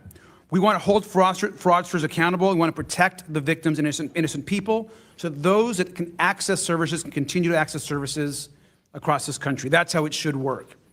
But we also know that's not how it should work according to President Trump. Now, let's actually talk about real fraud and some fraudsters. Now, we all know that recently, here in Florida, President Trump granted a get-out-of-jail-free pardon to Philip S. Forms. Now, Mr. S. Forms is a nursing home mogul convicted of schemes to defraud Medicare and Medicaid of $1.3 billion. Where is that hearing? This guy just didn't steal from taxpayers. He took advantage of thousands of people, admitting them to nursing homes and living facilities that could not help them. His network of doctors gave out dangerous and harmful treatments and prescribing opioids to drug addicts just to make more money. In 2019, when S-Forms was sentenced, Trump's own DOJ issued a press release that quoted that the man behind one of the biggest healthcare frauds in history will be spending 20 years in prison. 20 years in prison, the DOJ said. Just 14 months later, Donald Trump let him walk free with a pardon.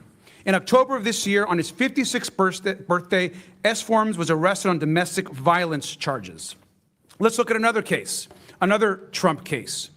Joseph Schwartz, he was sentenced for taking advantage of nursing home residents and workers and defrauding the government of $38 million. Where is that hearing? Schwartz paid lobbyists almost $1 million to secure a pardon from the president, and it worked. In November of this last year, a full and unconditional pardon was granted by President Trump for this enormous amount of fraud. Now let's look at Paul Walzak, a tax cheat whose crimes cost taxpayers almost $1.1 billion, dwarfing what we're talking about today, as he made lavish purchases like a $1 million luxury yacht. Now, Mr. Walzak was supposed to spend 18 months in prison, a fraudster who we want to go after. He should have been held accountable for his crimes. And he was supposed to pay $4.4 million back to the taxpayers. While this pardon application was pending, his mom was invited to a $1 million per person candlelight dinner at Mar-a-Lago with President Trump. She attended, and less than 3 weeks later, her son received a full and unconditional pardon. Now, I'm assuming that our witnesses here today would think this is horrific fraud and would disagree with these pardons. I'd like to just, do you agree with this pardon? I'd like to begin with our witnesses. Sir, I've not looked at the facts of the case or the law, so I cannot make a statement on that. So you can't make a statement on these pardons. You haven't read anything about them in the news, apparently. These are pardons to criminals and fraudsters that our witnesses clearly have no interest in. Now, in Trump's America, rich people can rip innocent people off whenever they want and get a pardon. And the answer to fraud here is to cut off benefits to innocent people. Most of these folks are innocent people and kids who just need their services. Donald Trump's decision to freeze $10 billion in social services funding to 5 states does not hold criminals accountable. It hurts the very people who are harmed by fraud in the first place. Mr. Ballou, just finally, you are from Minnesota yourself. How are Minnesotans on the ground being hurt by Trump's political retribution crusade? Well, the practical effect is that the pause on payments for child care services and Medicaid services are going to result in hundreds of thousands of the neediest Minnesotans being denied, in some cases, literally life-saving payments. And also, as we've been discussing here, there is a large, of course, immigrant community and a community that makes Minnesota stronger. Can you tell us how innocent people in the Somali community are being directly harmed? Well, you hear about the threats that are happening against the Somali community. You're hearing about the broad demonization that's happening against them in the media generally. I think, I know we're running out of time here, but if you look at the statistics, I believe it's 82 Somali Americans have been indicted so far. Out of 108,000 Somali Minnesotans in the state overall, that's something like a 0.07% criminal rate. When you compare that to 1/3 of all Americans have a criminal record, and I think it's 40% or approximately of white men under the age of 23 have been arrested. I don't think the statistics really compare. Thank you, sir, and I yield back. Without objection, House Majority Whip Emmer, Representatives Finstad, Fishback, and Stauber of Minnesota are waived on the committee for purpose of questioning the witnesses at today's hearing. Without objection, so ordered. Mr. Chairman, Chair I now seek recognizes- recognition to make 2 motions for subpoenas. I was going to recognize the whip, but if you have a motion or state your... I'd like to Yeah. make a motion to subpoena Neville Singham, a U.S. billionaire with reported ties to the CCP that's been funding extremist organizations, fueling division and civil unrest in this country, especially regarding the ICE riots last summer, as well as I'd like to make a motion to subpoena the ADL CEO, Jonathan Greenblatt, for stifling free speech by listing the phrase America First as hate speech and Turning Point USA as a hate group. A motion has been made. The committee will hold this motion in abeyance until the end of the committee hearing. The committee will now proceed with today's hearing. On point of order, Mr. Chairman, Will we get a written copy of that? Because that was a lot to go through. Okay, yeah, we'll work with Representative Luna and get a copy. Thank of you. that. All right. Chair now recognizes Majority Whip from Minnesota, Mr. Emmer. Thank you, Chairman Comer, for holding this important hearing. As I said on Monday, good riddance to Governor Walz, but he cannot escape accountability for the estimated $9 billion in fraud. How did this happen? And where the hell has the Twin Cities media been? The Star Tribune is complicit. They have had this story for years, if you just heard, and they've refused to report anything on it. In fact, they continue to try and cover up. Our Minnesota Republican colleagues have demanded answers and accountability for years, but have seen nothing from Walz, his administration, our Democrat colleagues like Tina Smith, Amy Klobuchar, Ilhan Omar, and Angie Craig, or the worthless Star Tribune. Thank God for President Donald J. Trump for finally bringing attention to this issue. Representative Rarick, I'm going to begin with you. You've been working on this issue for years. You've spoken to the whistleblowers personally. Is that correct? That is correct. You have an understanding that 1,000 whistleblowers running an account on X have come forward to expose fraud in Minnesota state agencies, and they have been entirely ignored by Tim Walz and have even been retaliated against. Is that accurate? That is correct. Even this morning, I got another message. Well, in your experience, are their claims credible or are they politically motivated against Walz? They're completely credible, not politically motivated. In fact, many of these are Walz administration employees, correct? They are actually Democrats as well. Can you quickly give us one example of the retaliation these folks have been facing? Yes, I can. In my opening statement, I mentioned that the most severe ones was that they would be fired with cause, so they couldn't have unemployment insurance, that they would be blacklisted from all state agencies, and I bet that it's also Hennepin County and Ramsey County, as you know, those are Democrat-run, and much, much more. Based on what you've learned, Representative, over the last several years, do you have any doubt that Governor Tim Walz knew about this fraud as it was occurring? He absolutely knew that it was occurring. Thank you. The Housing Stability Services Program was estimated to cost about $2.6 million per year, but before it was shut down last October, it was on track to run about $122 million in 2025. In fact, I think they sucked $161 million out of it from the point it started in 2020 until it was finally shut down. Isn't that correct? That is correct, and Joe Thompson believes that 90% of that was fraud. Yeah. The Quality Learing Center, as uncovered by Nick Shirley, received almost $10 million in funding. Is that accurate? I believe it is. There are more than 80 autism centers in Minnesota under investigation. Is that true? I believe it is, yes. It's clear that someone is criminally complicit. You can't just let this amount of money get out of your administration over a period of 7 years without knowing.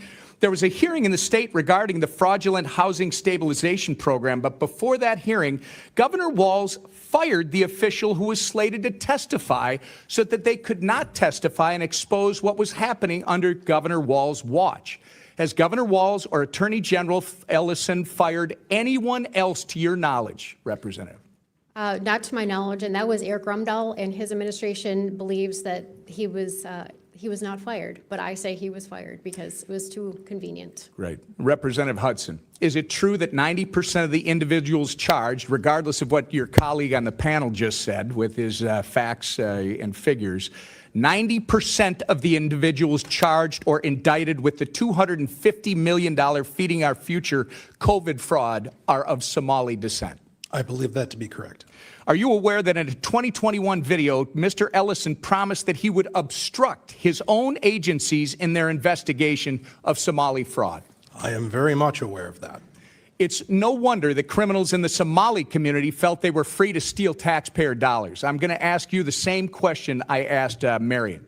Do you have any doubt that Tim Walz knew about this fraud as it was occurring? None whatsoever. Walz and Ellison were protecting fraudsters instead of investigating them, and it was purposeful. And it's no coincidence that this is occurring largely in the Somali community. Walz made a sanctuary state, Minnesota, a sanctuary state. He gave free health care, free college, and free licenses to illegals. And Walz looked the other way when Somali immigrants were stealing. Representative Robbins, do you have any doubt that Tim Walz knew about this fraud as it was occurring? None whatsoever. So all three of you have no doubt in your minds that Tim Walz knew about the $9 billion of fraud during his tenure as governor and did nothing about it. It looks like my time is about to expire, and I do want to say to all of you, on behalf of Minnesota, thank you for being here, and justice will be served. Thank you, Mr. Chairman. Thank you, Mr. Whip. Chair now recognizes Ms. Norton from Washington, D.C. Thank you, Mr. Chair. Federal assistance programs are vital for keeping working families afloat and children healthy. Nearly 25% of adults and nearly 50% of children rely on federal assistance, including child care funding, Medicaid, and Children's Health Insurance Program, and the Supplemental Nutrition Assistance Program. Fraudsters targeting government programs have a uniquely harmful impact on Americans. They deprive taxpayers of efficient use of their funds, deprive intended recipients and sometimes the most vulnerable groups in our society of the services and assistance they are eligible for, and they reduce the public trust in government. But answers to fraud is not to freeze critical safety net programs and cause more suffering for Americans who are already struggling to afford everyday expenses. I have worked with my colleagues on the Government Operations Subcommittee on ways that federal agencies can identify and prevent fraud before payments are made. My Oversight Committee Democrat colleagues and I are also proud co-sponsors of Congressional Men's Taxpayer Funds Oversight Accountability Act. This legislation would strengthen the ability of federal agencies to reliably track federal funds, enabling more efficient analysis to identify and stop fraudsters. We can continue to reduce fraud and protect funding from bad actors by empowering oversight bodies like inspectors general and the Government Accountability Office, which are often best equipped to investigate red flags and sound the alarm when there are problems to address. Applying additional safeguards requires a balanced approach that does not pull the rug out from under people, including children, who rely on help these programs provide. Congress must not allow partisan actors to seize on the misdeeds of a few in order to gut the vital programs that provide access to federal health care and special health education services, keep American children fed, and keep American parents to work with the knowledge that their children are safe. And I yield back. Gentlelady yields back. Chair now recognizes Mr. Jordan from Ohio. Thank you, Mr. Chairman. Mr. Hudson, who is Salim Saeed and Amy Bach? I recognize those names as defendants in the Feeding Our Future trial. They ran Feeding Our Future, is that right? That's correct. And they've been indicted? That's correct. They've been convicted? That's correct. And they're in jail waiting sentences, is that right?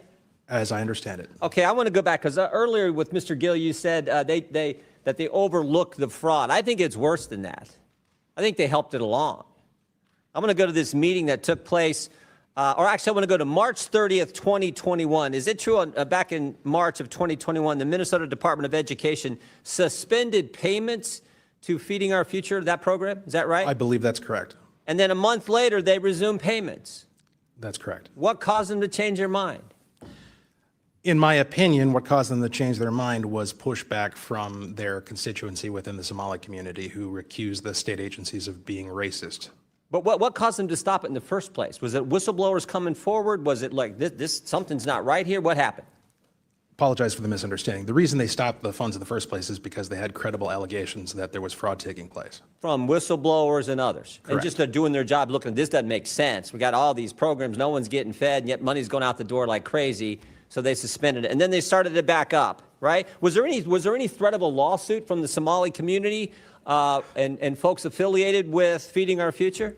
Mr. Jordan, there was more than a threat. They actually did. They did? And what was the alleged claim in that lawsuit? That they were victims of racial discrimination. Oh, they played the race card, huh? All this fraud going on, money going out, and they played the race card. Now, when I talked about not just overlooking it, there was a meeting that took place between the Attorney General and affiliates of Feeding Our Future. Is that right? That is correct. And what happened at that meeting? Do we know?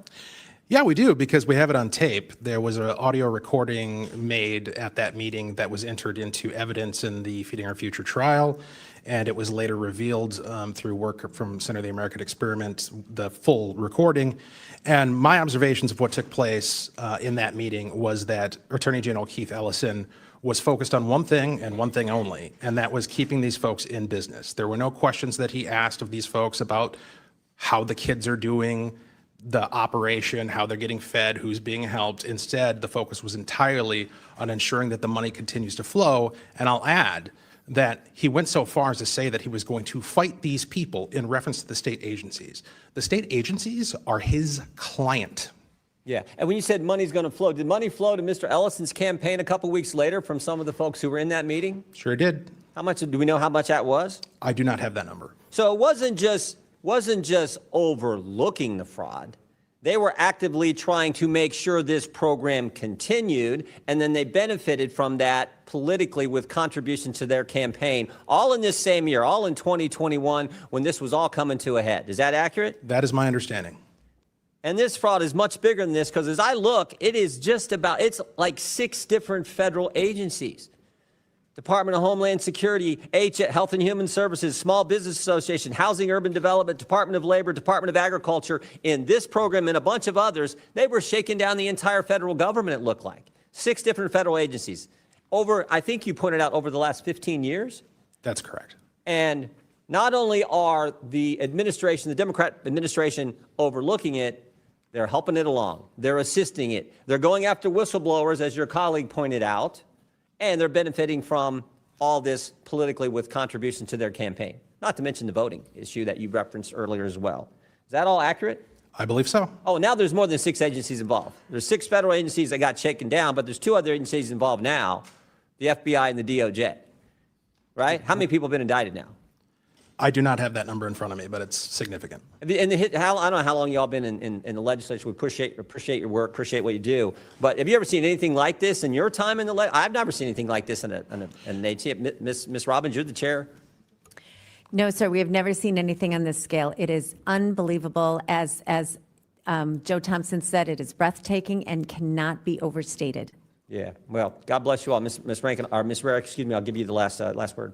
Thank you. So I've been there since 2013, and I have been yelled at by Democrats over and over again throughout our time there to say that there is no fraud, this is just made up. Yeah, this is the template. You see this all the time. The left will tell a lie, we're feeding kids, when they're not, when they're just shaking down the taxpayer. The left will tell a lie, the media will report the lie or not report when the truth comes out, and then when you tell the truth, they call you a racist. It's as old as time. We see it all the time. This is so wrong. God bless you all for coming forward and getting the facts to the people in Minnesota, and more importantly, to the people of this great country. I yield back.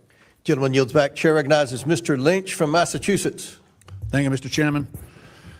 I want to be clear that fraud is unacceptable at any level. However, I did have an opportunity to spend the day with a bunch of my kids in my district at my local Head Start Center in Quincy and the Wahlberg Center. And they actually are able to feed those kids breakfast, lunch, and a snack for $6 a day. And I just want to say, from this committee, this investigative committee, if we're really looking for fraud, if we're truly looking for fraud, in addition to all the cases that Mr. Ballou listed, we don't need to go far. I can even suggest the address, 1600 Pennsylvania Ave. If we're looking for fraud in this country, that's a great place to start. That's a gold mine for looking for fraud. And I'll just give one example. You know, you don't have to go back in time very far to see a great example of the fraud that's been put upon this country. Last month, President Trump put his name on the John F. Kennedy Center for the Performing Arts. For those of you who are too young to remember, JFK was a war hero from my state. He was an Irish Catholic, first Catholic elected president. Fought a lot of bigotry during his time trying to become president. He actually stood up to the Russians. But he was a war hero, a decorated war hero. He's the only United States president who ever have received the Purple Heart. He also received the Medal of Valor from the Navy and the Marine Corps because during World War II, he was commanding a PT boat, PT 109. His vessel was struck by a destroyer in the South Pacific. And he actually risked his life to save his crew members. And after he was assassinated, LBJ, Lyndon Baines Johnson, his successor, and the United States Congress at that time recognized his service and sacrifice to this country by naming the Performing Arts Center after him.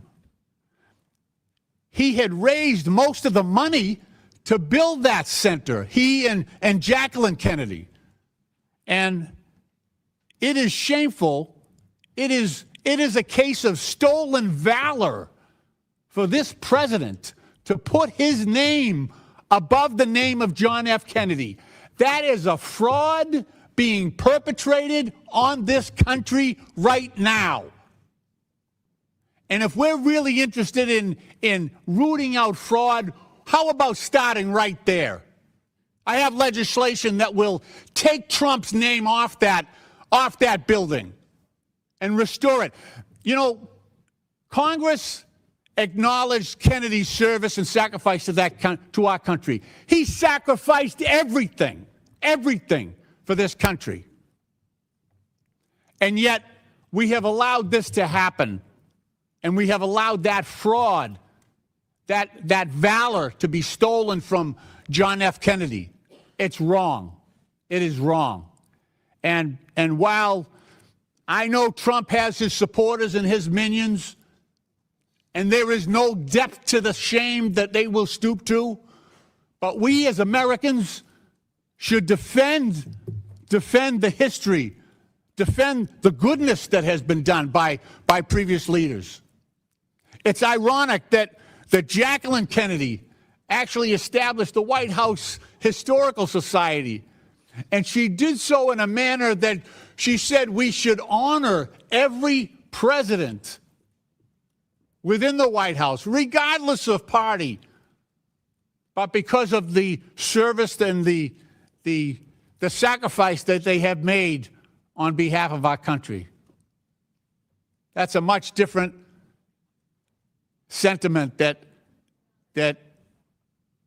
is held at the White House today when you see the shameful plaques that have been put up by this president denigrating previous presidents and their service to this country. So I hope my colleagues will join me in that legislation to restore the John F. Kennedy Center for the Performing Arts and eliminate this fraud, glaring fraud that's being perpetrated on the American people. Mr. Chairman, I yield back. Chair now recognizes Byron Donalds from the great state of Florida. Thank you, Chairman. Before we begin, I have a letter to submit for the record titled Collective Request for Congressional Oversight, Systematic Retaliation and Governance Failure at the Minnesota Department of Human Services. Chairman, this letter was written by the whistleblowers and has been provided to the committee. I want to submit that for the record. Without objection, so ordered. Ms. Rarick, first of all, thank you for your service to the state of Minnesota. I want to refer back to your commentary about a meeting where the Lieutenant Governor of the state of Minnesota, Lieutenant Governor Flanagan, came and admonished these whistleblowers. Can you go into more detail about what was said in this meeting? Thank you, Mr. Congressman. So I don't have any more detail other than what I read into the record. Unfortunately, it was obviously a public meeting, and there were hundreds of DHS employees, so Department of Human Services employees there. It was a story that's been reported multiple times on the X page, but I don't have any more details than that, other than the fact that that wasn't the only time that she retaliated.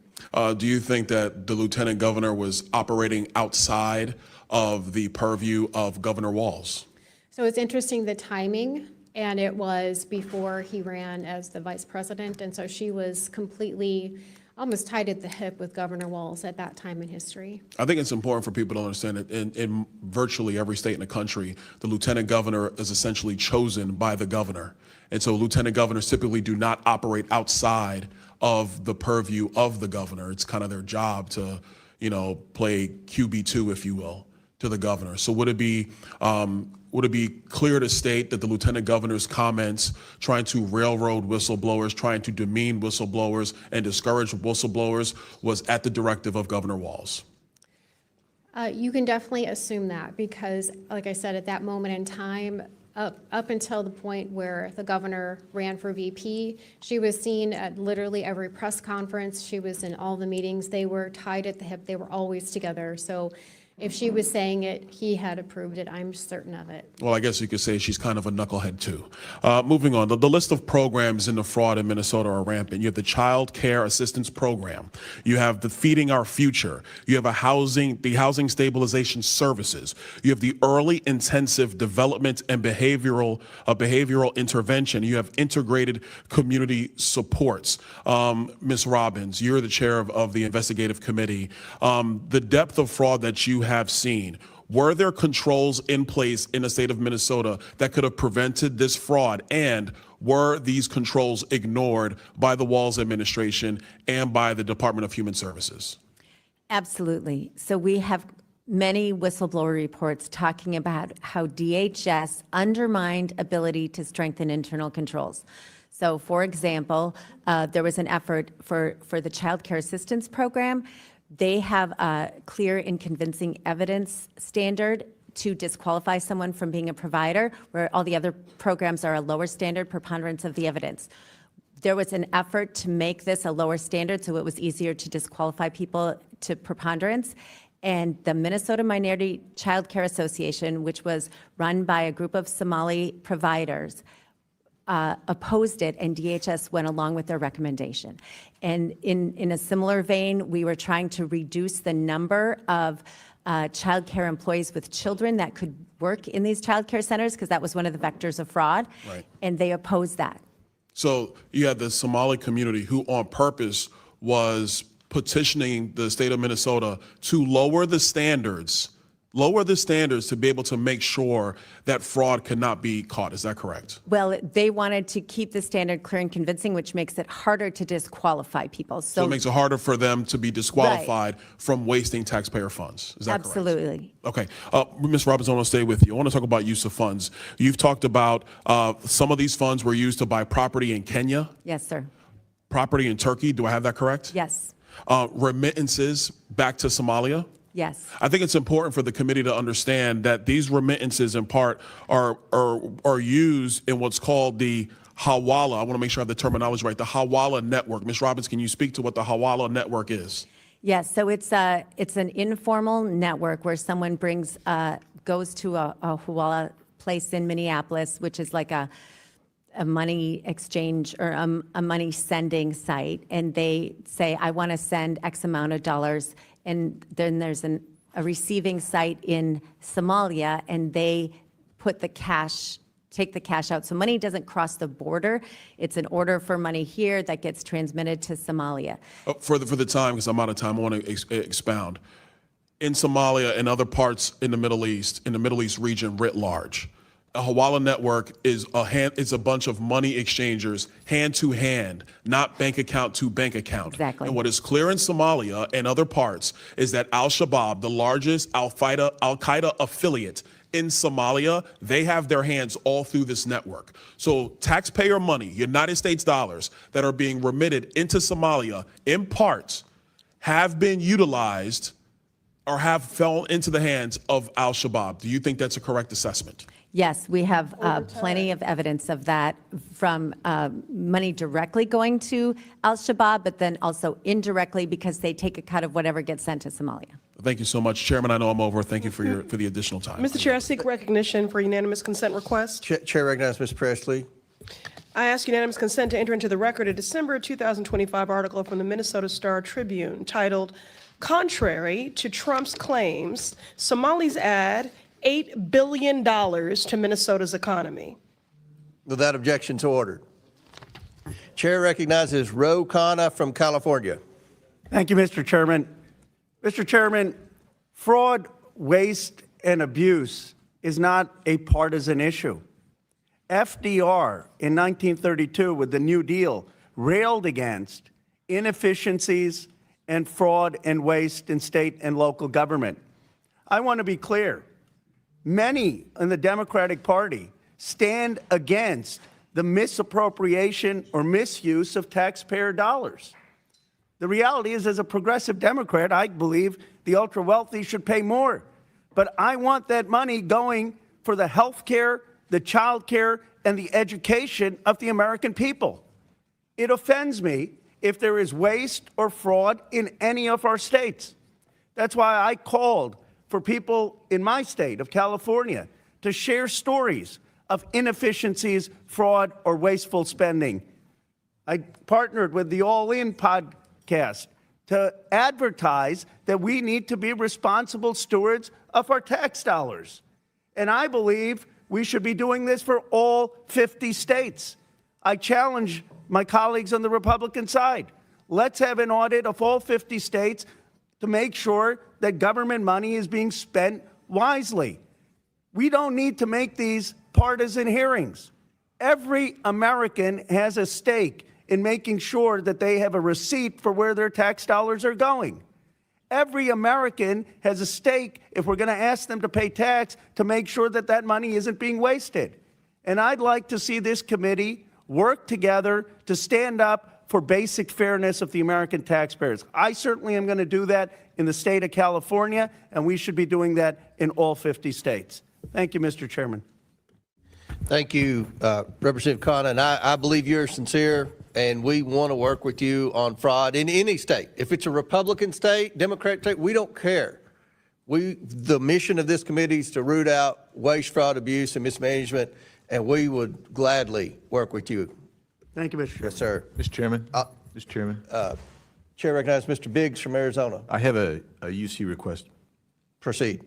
Thank you. First one is Arizona has recovered just 5% of taxpayer dollars lost in a $2.5 billion Medicaid fraud scheme.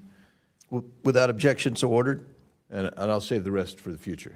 No, I've got a bunch more, but not right now, Mr. Chairman. Okay, all right, thank you. Chair recognizes myself for 5 minutes of questioning. Yesterday, Minnesota's Office of the Legislative Auditor published an audit of the state's Department of Human Services Behavioral Health Administration grants. I'd like to enter that report and its cover letter into the record. Without objection, so ordered.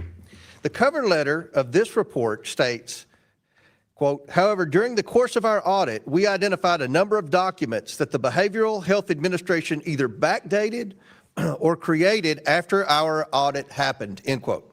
It sounds like Governor Tim Walz's Department of Human Services may have been fabricating evidence by creating documentation after the fact to mislead voters, to mislead auditors. This new report noted that one grantee who received nearly $680,000 from this agency for 1 month's work, but could not provide any documentation or proof that any work was actually completed. What's more, and this is the kicker, the report notes that the grant manager who approved this money left the agency within days of approving the grant to take a job with the very same grantee that they approved money for. So very quickly, Representative Roberts, have you ever seen anything like this in your time as a member of the Minnesota's Fraud Prevention and State Agency Oversight Policy Committee? We have heard whistleblower reports of backdating and falsification before, and we also have a record of earlier in the CCAP, the child care fraud, where they would allow the providers to submit records far after the investigation and accept them as true. So clearly, this has been a pattern at the agency, and it's unacceptable. Unbelievable. And we want to work with you. We want to work with these whistleblowers. We're serious about this. The Trump administration's on the ground. We want to catch these people, and we want to put them behind bars, and we want to hold any politician that participated in these schemes accountable. Representative Hudson, who's to blame for this dysfunction? Well, the blame can go around quite a bit, but as Tim Walz himself said, the buck stops with him. Representative Robbins, do you have any examples of how the Walz administration blocked investigators from moving forward with high-priority fraud investigations? Yes, we do, Mr. Chairman. I have met with whistleblowers and gotten documents from them about how after the original CCAP whistleblower report came out in March and April of 2019, subsequent to that, there was an Office of Inspector General within DHS that had investigative authority to do surveillance, warrants, and seize electronics, and they were shut down. They were told they could no longer do criminal investigations. They were told they could no longer meet with the Bureau of Criminal Apprehension agents that were assigned to them without supervisor's approval.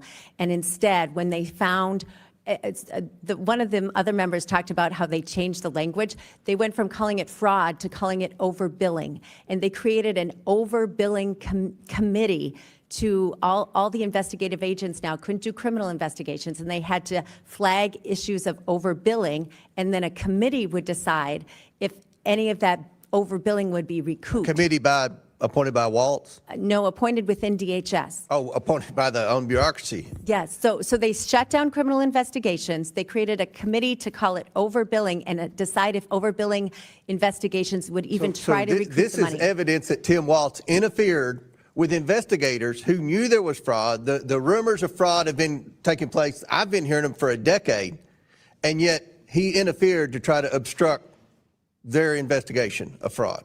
Yes, his agency shut down criminal investigations. Representative Hudson, we didn't get $9 billion stolen overnight. How did the fraud in Minnesota become so widespread? Well, listen, let me give the maximum benefit of the doubt that these programs were designed for a beneficial legislative intent. Of course. The way that it happened was by when people recognized that the system wasn't working and they raised those concerns were ignored, and a culture suppressing raising those concerns was fostered by the Walz administration. So obviously there was a lack of oversight by the Walz administration. Why would Governor Walz let $9 billion in fraud occur? Mr. Hudson. In my opinion, because it was politically beneficial to Democrats. Again, the Somali community is a huge constituency group, and we've had some tight races in Minnesota, and it makes a difference for them. Because it's a huge part of the Democrat voting base in Minnesota. Is that correct? Correct. Representative Varick, Governor Walz's announcement not to seek a third term seems to be an admission of guilt, I think, to most Americans, and an attempt by the Democrat establishment to cover up his role in the rampant fraud. He claims this is so he can focus on defending the people of Minnesota against criminals who prey on our generosity. As someone who has been in the Minnesota legislature longer than Tim Walz has been governor, can Governor Walz actually be trusted to defend Minnesotans when he allowed fraud to fester for his entire tenure as governor? Mr. Chairman, if Governor Walz was serious about stopping fraud, he would have done it in 2019 when he took office. He has done nothing other than appoint commissioners that suppressed fraud and retaliated against their own employees. And just think, this man was almost elected Vice President of the United States. This was the pick for the sitting Vice President of the United States to be the next Vice President of the United States. This is unbelievable.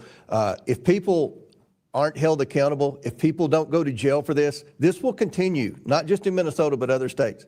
And we're going to do everything we can on this committee to work with you all and every whistleblower in Minnesota and any other of the 49 states who wants to come forward to expose waste, fraud, and abuse. We're going to work with you and eliminate it and hold people accountable. Chair now recognizes Mr. Mfume. Is that right? Mr. Chairman, I just have a UC request. Okay, go ahead. First one is from the American Immigration Council. Immigrants contribute billions to federal and state taxes each year, as well as immigrants do not commit more crimes in the U.S. despite fear-mongering. Without objection, so ordered. Chair now recognizes Mr. Mfume from Maryland. Thank you very much, Mr. Chair. I want to thank you and the ranking member for bringing us together on this today. I have a request for unanimous consent to enter into the record a letter from James Clark, the Inspector General of the Minnesota Department of Human Services, directed to the Fraud Prevention and State Agency Oversight Committee of the House of Representatives in Minnesota, requesting information on the alleged 700 tips that have been received. I'd like to enter that with unanimous consent, Mr. Without objection, so ordered.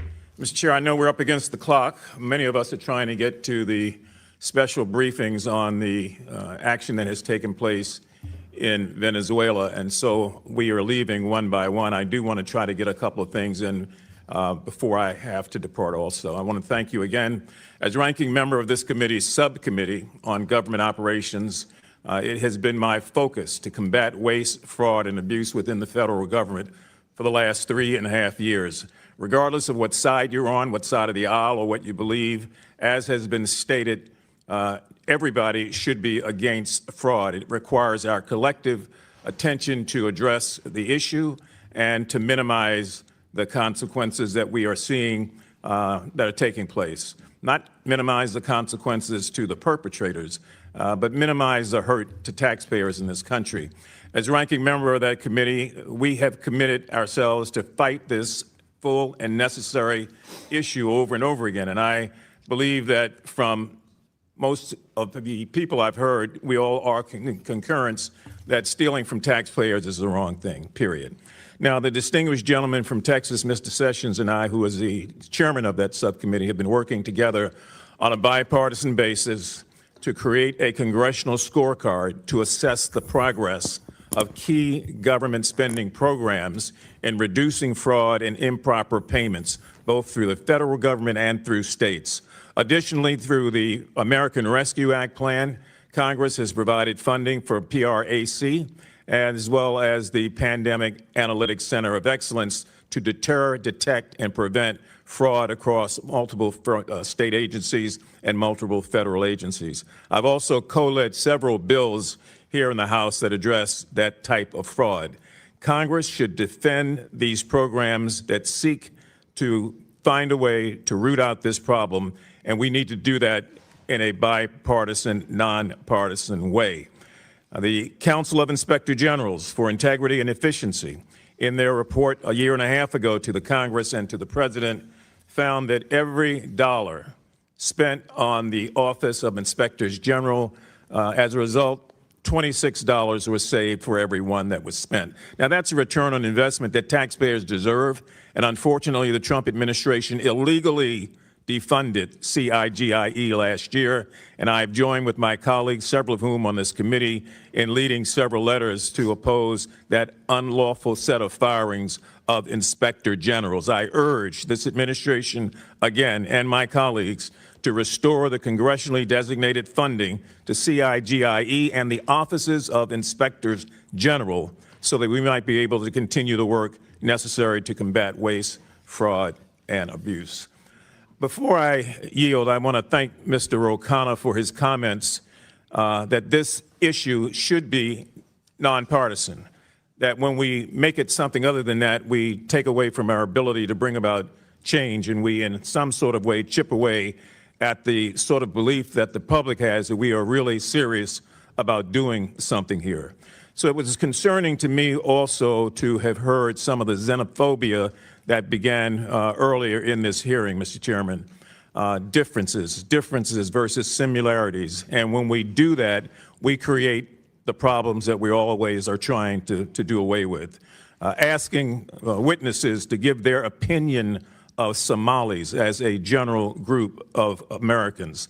Asking witnesses their opinion. Do you think they vote for Democrats? Do you think they just give money to Democrats? Asking their opinion. What is your opinion of Somalians? We might as well say, what is your opinion of Jews? What is your opinion of black people? What is your opinion of Latinos? That sort of thing, although it may sound good and play to the issue, creates a slippery slope I want to caution people, a slippery slope. We heard earlier that of over 100,000 Somalis in this country, 87 were indicted in Minnesota. That comes out to 0.087%. Those sort of things create, I think, the disbelief that a lot of people have that we're about doing the business that we ought to do. And it gets back to the point that the gentleman from California raised, that we've got to find a way to keep this from being partisan and to keep it from being subjective. I would yield back, Mr. Chair. Gentlemen, you respect. Chair recognize Mr. Biggs before I go to Mr. Crane. Mr. Biggs, you have a UC? Yes, sir. First one is Tim Waltz claims he fired people amid fraud scandals but won't name names. Next one, Waltz appointees failed to stop rampant Minnesota fraud. Next one, exclusive DHS insider claims systemic issues in addressing fraud. Next one, here's what the Trump administration is doing to crush Minnesota's fraud epidemic.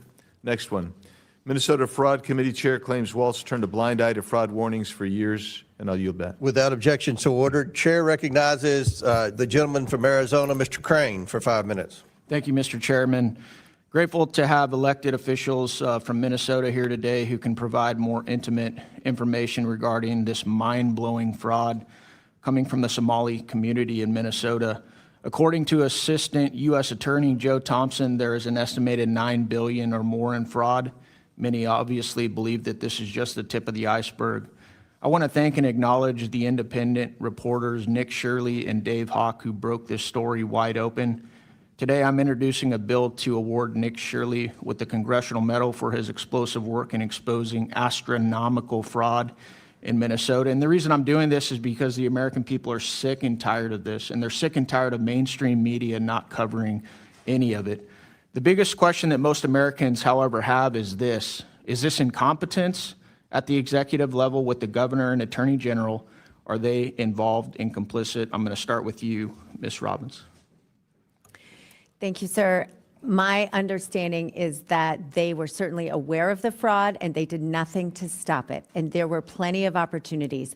And their commissioners and their agencies also undermined efforts to tighten internal controls. And according to Ms. Rarick, I believe you said that they were actually going after whistleblowers to suppress the expose of this fraud. Is that correct? That is what the whistleblowers have said repeatedly. Thank you.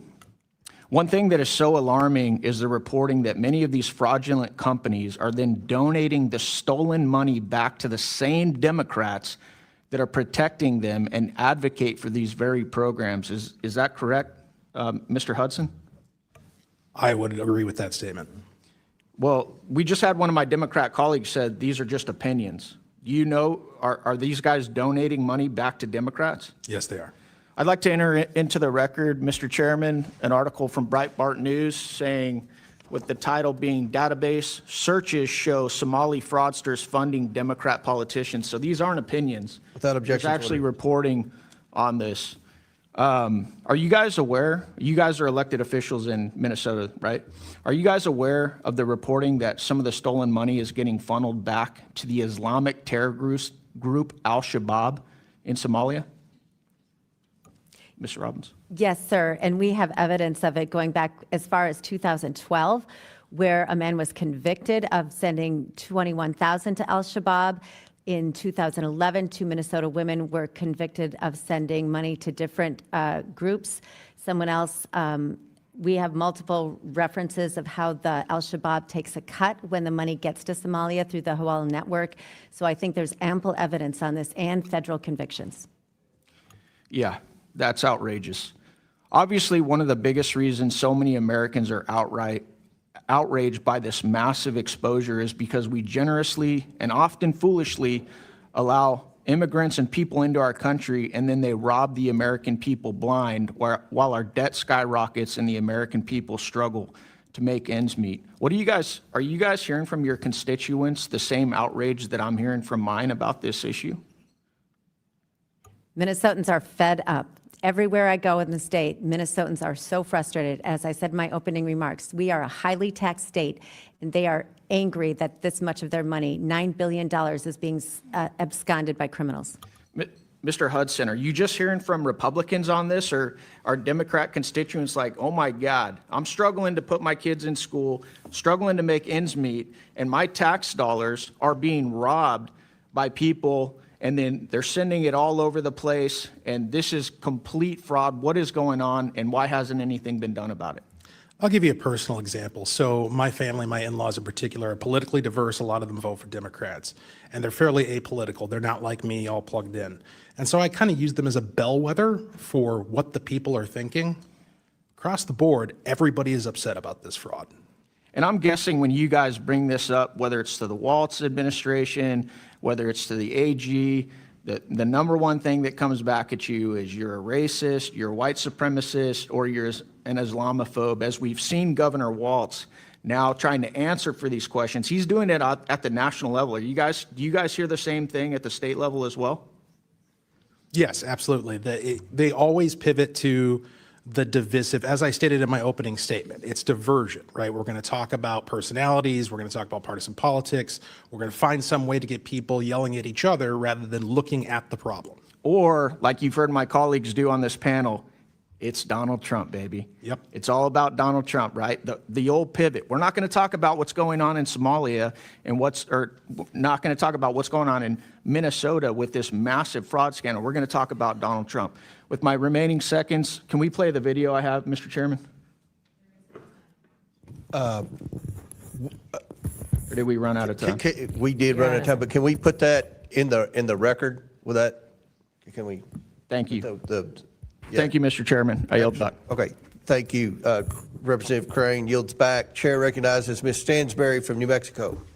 Thank you, Mr. Chairman, and Happy New Year. Welcome to our guests. Thank you to our legislators for being here today and to our guests. You know, I come to these committee hearings, I'm ready to debate the topics.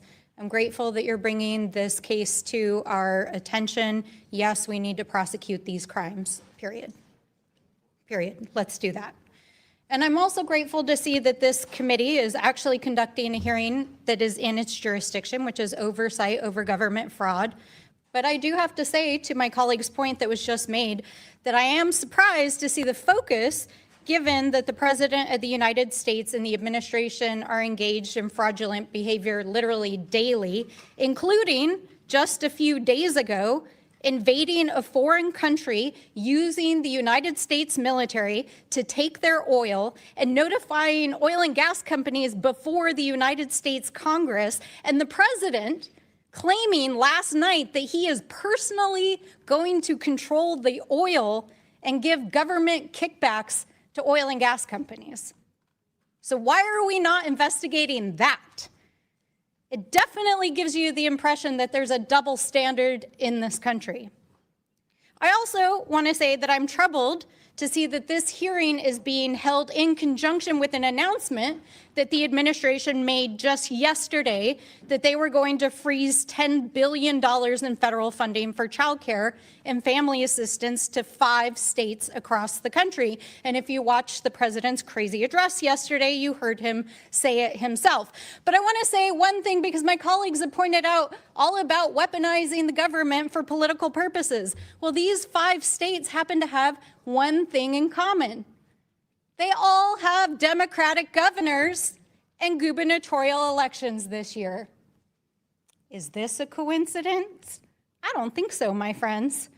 And this, of course, comes after weeks of viral videos from a young man YouTuber who was literally creeping around daycares by himself, making claims about fraud that were not there. And then the vice president and the FBI director were retweeting these videos without even verifying if they were true, unleashing a furor of anti-immigrant and anti-Somali hate across the country, wherein thousands of Somali people got targeted and harassed, including by the President of the United States, who literally used his platform as the President of the United States to call an entire community garbage. He literally said that. So we're not accusing people of being xenophobic and racist. They are being xenophobic and racist, including the President of the United States. And I want to say, for one, that I stand with the Somali and the immigrant community standing here today. But there's a bigger policy point here, which is that this is being used as a politically expedient moment to take away the immigration status of Somalis in the United States as part of the mass deportation plan of this administration. And it is also being used by the 2025ers in this administration to freeze critical programs that we know low-income families depend on, and which they call part of the woke agenda.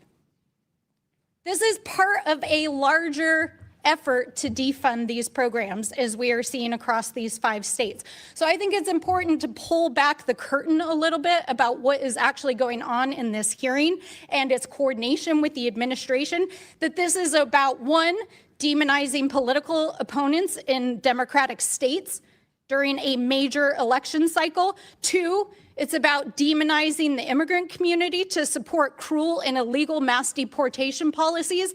And 3, it's about demonizing poor people and struggling families to justify taking away the basic programs that are helping them survive in this country. So I want to just close out by saying that I grew up in a low-income family. Many of you have heard my story before. But as I woke up to the news that the president was freezing child care funding to these 5 states, I had to think about the millions of families that would be impacted by it. I think about my own mom, a single mom, just barely struggling to get by, working multiple jobs. These programs are a lifeline. They make it possible for people like me to ultimately have a pathway to success. And you all are sitting here running legislation on shower heads while millions of Americans' health insurance is expiring, while millions of Americans can't even put food on the table right now. And you're over here parading around state officials, demonizing immigrants, talking about cutting basic programs, and you're passing legislation to redefine shower heads in Congress while the President of the United States is illegally invading foreign countries. Order. Gentlelady's time's So expired. I find it appalling. and Order. disgusting. Gentlelady's time's expired. Chair recognizes Dr. Fox from North Carolina. Oh, Have you UC before, request? Chair recognizes Mr. Biggs from Arizona. Thank you, Mr. Chairman. I have UC requests.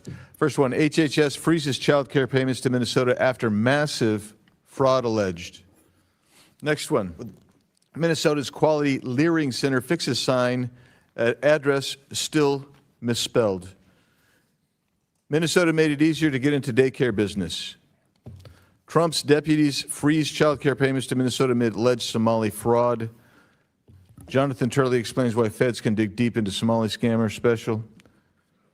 Without objection, so ordered. Chair recognizes Mr. Gill. Got another UC request, an article from City Journal, quote, the largest funder of al-Shabaab is the Minnesota taxpayer. Without objection, so ordered. And I believe, Mr. Fallon, you have a request? Yes, Mr. Chairman, I'd like to enter into the record an article by the Center of American Experiment, Feeding Our Future, Keith Ellison, caught on tape. Without objection, so ordered. Chair now recognizes Dr. Fox from North Carolina. Thank you, Mr. Chairman, and I thank our witnesses for being here today. Representative Robbins, when Governor Walz testified before this committee last June, I reminded him that the fraud involving the nonprofit Feeding Our Future established Minnesota as ground zero for the largest COVID-19 fraud scheme in the nation. Feeding Our Future took $250 million in federal funds out of the mouths of hungry children, which amounts to $1,600 per child living in poverty in Minnesota. According to the FBI, the $250 million in federal taxpayer money was funneled, quote, into luxury homes, cars, and lavish lifestyles while families struggled, end quote. The FBI stated it, quote, will not allow criminals to rob federal programs and walk away unscathed. We'll expose their schemes, dismantle their networks, and ensure they face the full weight of justice, end quote.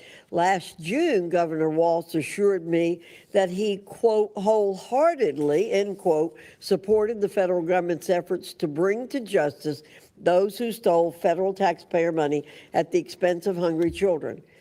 If he had been true to his word, we would not be sitting here today. However, the committee's back today because the Feeding Our Future scam is just the tip of the iceberg of fraud in Minnesota and perhaps beyond. Representative Robbins, Democrats in your state have tried to dismiss your inquiry into the Feeding Our Future fraud as a partisan political exercise. Is exposing fraud and theft of taxpayer funds a partisan activity? No, ma'am. As I said in our first committee hearing, it is nonpartisan. Everyone should want to protect taxpayers and vulnerable citizens. And we completely agree. Representative Robbins, did Governor Walz work with you and your committee wholeheartedly to bring justice to those involved in the Feeding Our Future fraud? No, ma'am. They have ignored the documents we have provided to them. We did a hearing in February of 2025 on childcare fraud that was outlined in the Nick Shirley video, and we gave them a list of 72 childcare providers that we were concerned about that got $1 million each or more. And as we saw in the Shirley video last month, they have done nothing about it. Representative Hudson, for several years we've heard about whistleblowers, highlighted by some of us in Congress, who noted instances of fraud in Minnesota. With this in mind, the recent allegations from Nick Shirley regarding staggering amounts of fraud involving child care centers come as no surprise. What kind of climate did Governor Walz create for whistleblowers? Well, I think he did a really good job of demonstrating for us the kind of climate that he's created yesterday, when in an unhinged rant, he tried to throw Deputy U.S. Attorney Joe Thompson under the bus, a guy who's been doing this for, I believe, 16 years. If he's willing to throw a Deputy U.S. Attorney under the bus, what do you think he's going to do to a state agency employee? That's the climate, and everybody who works for the Walz administration knows it. Thank you. Representative Rarick, do you believe the Walz administration seriously pursued whistleblowers' reports of fraud? I think that the Walz administration seriously retaliated against whistleblowers and ignored them and dismissed them. And, in my opening statement, I talked about the threats of firing them and blacklisting them and things like that. So that's what the Walz administration focused on. Representative Rarick, innocent American taxpayers are collateral damage in the Democrats' reckless disregard for taxpayer funds. Hardworking Americans and their communities are left to pay the price. What lessons can other states and federal officials take from your work to expose the stunning amount of fraud and the network of those who enabled it that you all have exposed in Minnesota? Yeah, the answer to that is very simple, and that is if you just do simple, basic good governance like reconciliation and a few other financial controls, you won't have the problems that you have here. And if you don't retaliate against your employees, your frontline workers that point out fraud, you won't have this problem either. Representative Hudson, do you have anything you'd like to add to that? Yes, absolutely. You have to have a culture of good faith, and that is what is lacking in Minnesota. There is not a culture of good faith. And you see a very strange strategy going on right now with Minnesota Democrats, where every day they're denying this problem, which really strikes me as bizarre because we know there are more prosecutions coming.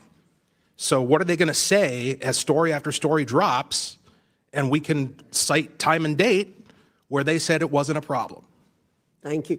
And Mr. Chairman, I'd like to note that it was the Education and Workforce Committee when I was chair that first brought this issue to the public's attention, and we got nowhere under a Democrat administration. Thank you, Mr. Chairman. I yield back. Exactly correct. Thank you, Dr. Fox. Chair recognizes Ms. Summer Lee from Pennsylvania. Thank you, Mr. Chair. I think like so many people on this committee have already articulated, nobody here believes that rooting out fraud and waste and abuse is not a top priority of this committee. of our caucus, of their conference. It is. If you're on this committee, it is the top charge that we all undertake incredibly seriously. But I think, like so many things with the modern Republican Party, it's like you're skulking right around the edge of things, but too often, your bigotry, the Republican Party's own bigotry, is imprisoning them and keeping them from ever actually doing something that helps, not harms, the American people. And this is another one of those instances, right? When it's a person of color, if it's 2 or 3, it's a pattern, and the entire community must be indicted. But if it's 100 Republicans, it's just not bad. Neither here nor there, because it's important. That's why we have routinely held hearings where we actually go over with the Government Accountability Office their high-risk list. We take it seriously. But the tone of this hearing seems to be a hypocritical witch hunt. It's hard to take it as anything but that, rather than an actual oversight effort. Our federal government currently has the tools to catch and prevent waste, fraud, and abuse. It's how the alleged fraud in Minnesota was caught by the Biden administration in the first place. Mr. Blue, as a former federal prosecutor, you're familiar with some of the tools that we have, correct? Yes. Just briefly, could you please verify the following tools for me? Yes or no? Does the Government Accountability Office work to reduce waste, fraud, and abuse? Yes. Do inspectors generals work towards these goals? Absolutely. What about the Council of the Inspectors General on Integrity and Efficiency? Yes. Are whistleblowers important to rooting out waste, fraud, and abuse? Absolutely. Has the Trump administration helped or hurt these tools? Certainly heard it by disbanding the Council for Inspectors General and then ultimately firing 19 IGs. Thank you. That's right. Again and again, Trump has attacked the oversight mechanisms within the federal government. He illegally fired 17 inspectors general and other key personnel. He goes after whistleblowers and he tries to roll back their protections. He routinely ignores the rampant corruption within his own administration. Republicans have turned a blind eye to all of this. They have held no hearings on these actions. And this hearing today isn't even about fraud generally within the federal benefits system, which we would welcome. Republicans have cherry-picked a blue state and an immigrant population, vulnerable, to demonize. To be clear, Minnesota is not the only state with a fraud problem. To truly tackle waste, fraud, and abuse, we need to approach the issue with a scalpel, not a mallet. Discovering that people are committing fraud in the federal program does not mean we should smash the whole thing and end it. It means its oversight mechanisms need to be improved. That's why it's so disappointing to see that the Minnesota House Fraud Prevention Committee that our witness, the Honorable Kristen Robbins, chairs, has issued no reports on these uncovered schemes. It hasn't advanced any legislation to address the issue or even shared whistleblower reports with their Democratic colleagues. They've just held a bunch of hearings and generated headlines, something our committee is all too familiar with. This hearing is not an effort by Republicans to improve social service programs. It's an excuse to end them and to punish Democratic-led states. This has always been the plan. It's why Republicans' so-called big, beautiful bill is estimated to cut more than $1 trillion from Medicaid and CHIP benefits and cut SNAP for 40 million people, the very children or folks with disabilities who were mentioned in the opening statements. Trump has also already taken advantage of the situation in Minnesota. After a YouTuber harassed and posted unsubstantiated claims of fraud against child care centers, HHS froze child care funding to Minnesota, which would affect more than 23,000 children. Just yesterday, Trump also froze approximately $10 billion in funding for programs supporting child care, social services, grants, and cash assistance in not only Minnesota, but in other Democratic-led states of California, Colorado, New York, and Illinois. No matter what party we're elected to, we represent the people of our district, Democrat or Republican. We represent as the federal government all people of all states, irrespective of how they voted. That's a charge that I took, and I would like and hope that you all would do the same. When so many of these social service programs are being gutted and defunded, fraud becomes even more harmful, as that means even less money is going to people who need it. People need these programs. This situation should be an opportunity to take a deep look at the programs and improve their oversight abilities, not an excuse to cut them entirely. If we care about the most vulnerable, if we care about the most marginalized, this is an opportunity to do so, and I welcome us to actually do that one day. Thanks, I yield back. Ms. Lee, the IGs are hired to identify fraud. They haven't identified fraud. The IGs have failed. But anyway. You all have failed. No, you all continue to fail. We've done nothing. You've had the gavel, Mr. Comer. We barely do hearings on anything that actually affects You have change. failed. You want to spend have more power money, here, more money, and more yet money. you don't do anything. Yes, he actually initiated this, sir, but Chair thank you so much for recognizes- your opinion. You have failed. I yield it back. Chair recognizes Mr. Perry from Pennsylvania for 5 minutes. Thank the chairman. And I'd just like to point out to everybody that at this very moment, we're going to consider an appropriations bill that had an earmark in it for $1 million for another Somali-led organization whose family has ties and convictions to ISIS and fentanyl-related addiction. And I think it's very difficult to just, for all of us to determine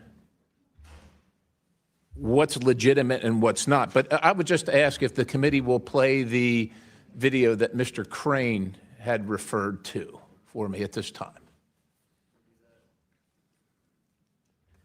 Can you stop the, okay, go ahead.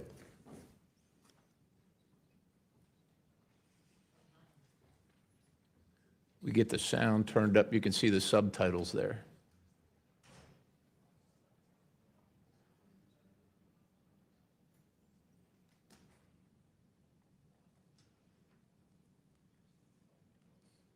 If you'll notice the campaign contribution at the bottom for $4,700, and then the $250 million fraud scheme associated with said individuals. Listen, ladies and gentlemen, it's not me calling out one community or another, one individual, representative or another. It's fraud. Representative Robbins, Hudson, and Rarick, thanks for your service. I know it's difficult, and you're operating in difficult circumstances where it doesn't sound like you got a lot of support. And I imagine that as Ms. Robbins, Representative Robbins, you're the chair of the Oversight Policy Committee.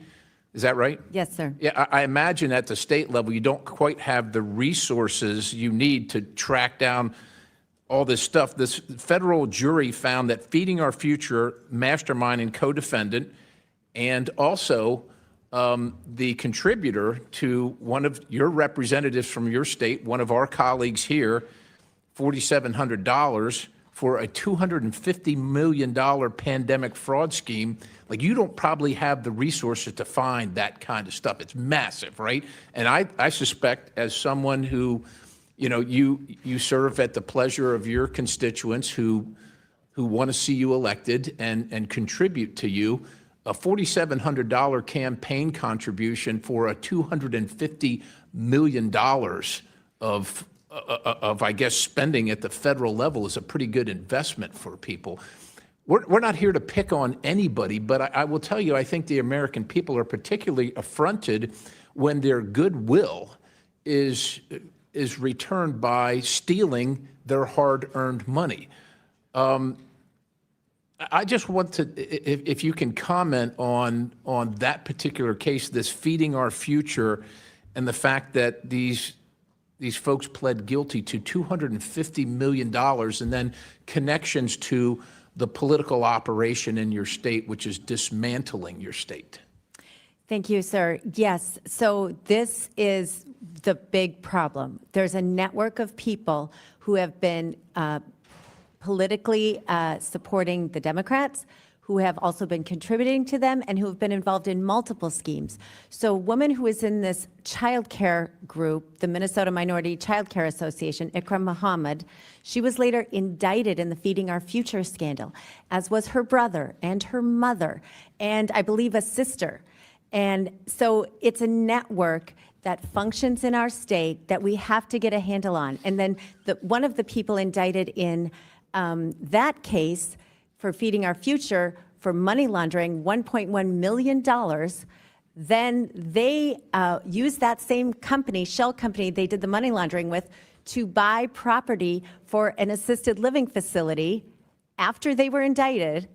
And then his wife has a company getting millions of dollars from the state to provide services to the assisted living facility bought by his shell company he's already been indicted for. They do not shut off the spigot. So That's the problem. this is completely outrageous, obviously. I'm not an attorney. Are any one of you three attorneys? Are you? So, sir. you said, Representative Robbins, that you informed the governor of these things. That's what you said, right? That's your testimony here today. Yes, sir. I did a hearing on it, and I brought charts and laid out the roadmap. So there are crimes of commission and crimes of omission. So if the governor didn't actively be involved in this fraud, that would be a crime of commission. But if he knew about it and didn't do anything about it, would you consider that a crime of omission? Yes, sir. And what should be done about crimes of omission regarding taxpayer funds?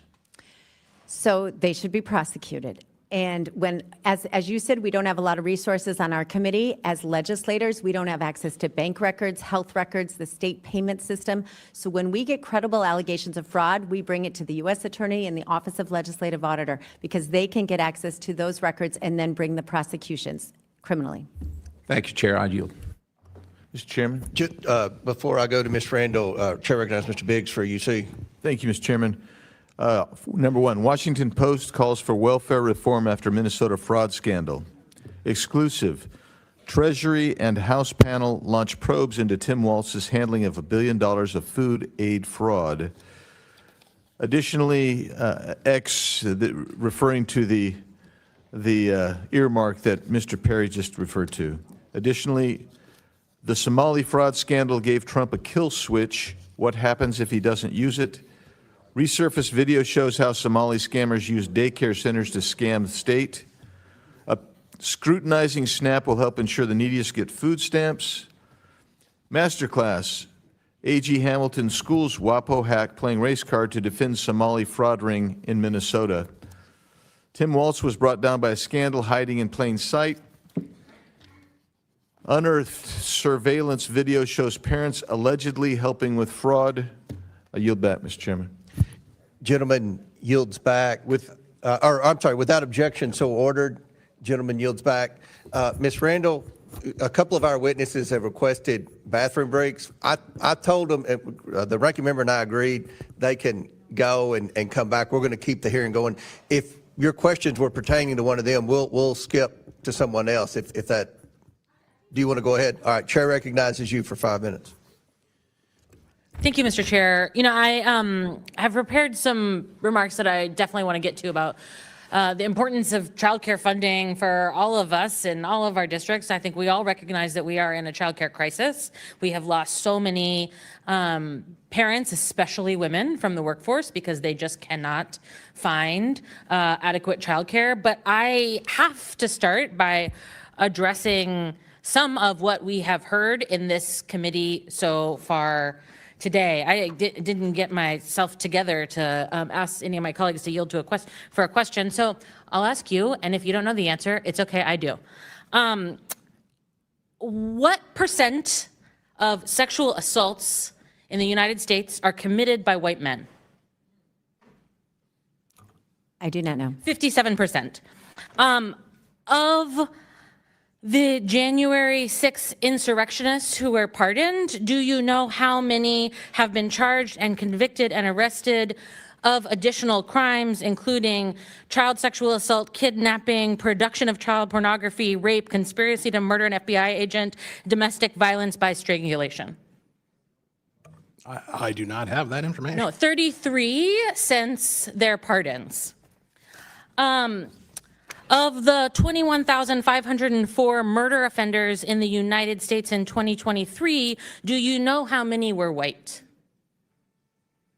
No. 8,842, which is 41%. Following the domestic extremist tracker that GEW compiles, since 2015, there have been 643 individuals charged, 447% found guilty. Do you know how many are men? You tell me. 95%. We can trot out all of the data that we want to create the sense that there is a bad guy. There is a bad group of people. There are folks who are not among us. There are folks who are other. And I think we should spend a lot more time looking at ourselves, looking at American citizens looking at white men who are committing violence at disproportionate rates in our country, who are committing crimes at disproportionate rates in our country, including the President of the United States, who is sitting at 1600 Pennsylvania Avenue, as so many of my colleagues have pointed out. I also want to say, I've heard a lot about the Somali donors to political campaigns. We all acknowledge, right, that you cannot donate to a political campaign in the United States unless you are an American citizen, right? I'm just going to acknowledge that. You know who else is getting rich as a campaign donor? The expense of the U.S. taxpayers and because of the decisions that this government has made. Yes, Elon Musk, but also billionaire Paul Singer, a Trump donor who is getting rich off the military actions that this president engaged in Venezuela. Now about childcare. $7 for every $1 spent on childcare and early learning are returned to our U.S. economy. It's good for families, it's good for kids, it's good for our economic growth. But we are still facing a childcare crisis in this country. Chair Robbins, I understand that you have 3 kids and that they were enrolled in daycare at one point before you became a stay-at-home mom. What would your reaction be to an unknown, potentially armed, angry individual showing up at your home with a camera, demanding to enter while your children were at home? So we used a neighbor to do our childcare. What if they showed up at your neighbor's house? Yes, I don't think they would be coming in. But Yeah, honestly, how would you feel about it if someone who was armed and angry showed up in the house where your children were? I'm not sure I understand who was armed. What are you asking about? Thank you. I imagine you'd be scared. I think many families would be scared if that happens to you. I want to share a story of a provider from Washington State who said, following these fraud claims and the demonization of Somali Americans and childcare providers, 3 adults came into her home and banged on her door, startling the children in her care.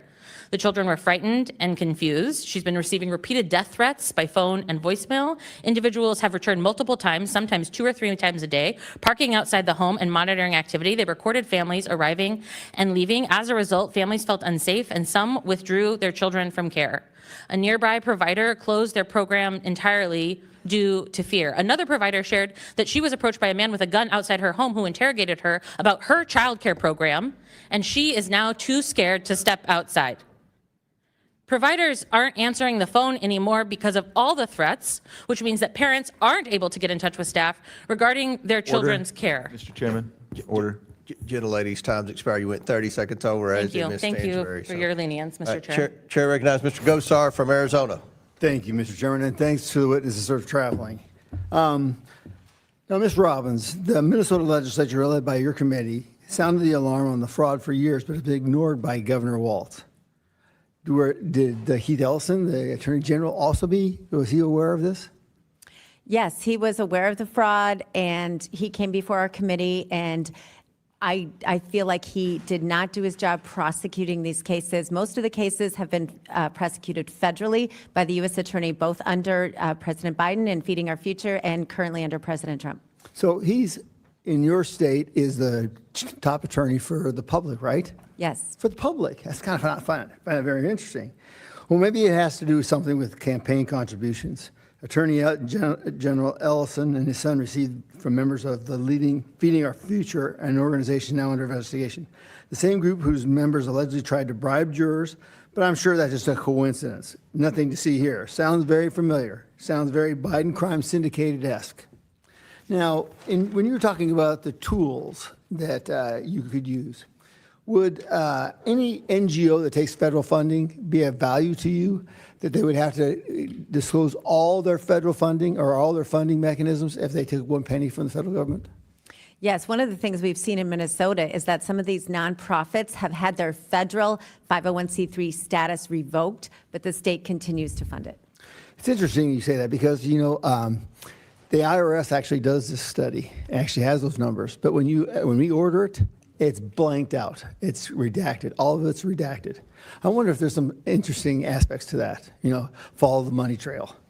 Now, Representative Hudson, the head of Feeding Our Futures was sentenced in November for his role in the largest COVID fraud scheme in U.S. history, according to the DOJ. This is a predictable result of the massive COVID spending with little or no oversight. In fact, we spent between $4.3 and $7.5 trillion during COVID, and we don't have a single receipt, not one. Okay. Now, this is a predictable outcome from the massive spending. Whether it's expanded COVID tax credits under the so-called Affordable Care Act or the programs like the massive or Minnesota HHS initiative with a no enrollment cap. Unfortunately, there are plenty of similar federal programs right here in Washington, D.C. My question for you is, in your experience, what failures make government funding streams particularly susceptible to fraud? Well, as I outlined in my opening statement and my written testimony, basically we're spending far more money than we have the operational capacity to monitor. Like they're just, now Deputy U.S. Attorney, he was U.S. Attorney at the time, Joe Thompson, said, we can't prosecute our way out of this. That's another way of saying it. We have to have controls on the front end. Well, and with the massive amounts like I just talked to you about in COVID, it actually, it gives the environment for fraud. It just builds on it, right? Correct. Well, Ms. Rarick, what concrete actions did the Walz administration take to intimidate whistleblowers into silence? So I think the first thing he did was he put in place commissioners. Right now, we have a deputy commissioner over Department of Human Services that is known to whistleblowers as being like the queen of retaliation. So when you put somebody in charge that is known to retaliate, that's a problem. I would also note on your previous question about the COVID money, and we discovered in our committee that the auditor, so there was a bid for auditing the COVID money, and the auditor was known to be our Minnesota State Auditor, Blaha. So that's another Democrat within the whole fold of the Democrats in malls as well. Would it surprise you that we spent $13 trillion from Bill Clinton to Donald Trump in that span of time? $13 trillion with not a single receipt. That is absolutely shocking. I used to do accounting, and that's deplorable. That's something that you should be in prison for that. Yeah, absolutely. So, the United States has no obligation to tolerate guests who break our laws. And in this case, there seems like there's a whole bunch of them. And unfortunately, they were targeting one general area. And it's sad to me that we are always being screamed at about xenophobia, all this different type of phobias and racist, and yet the facts still stand.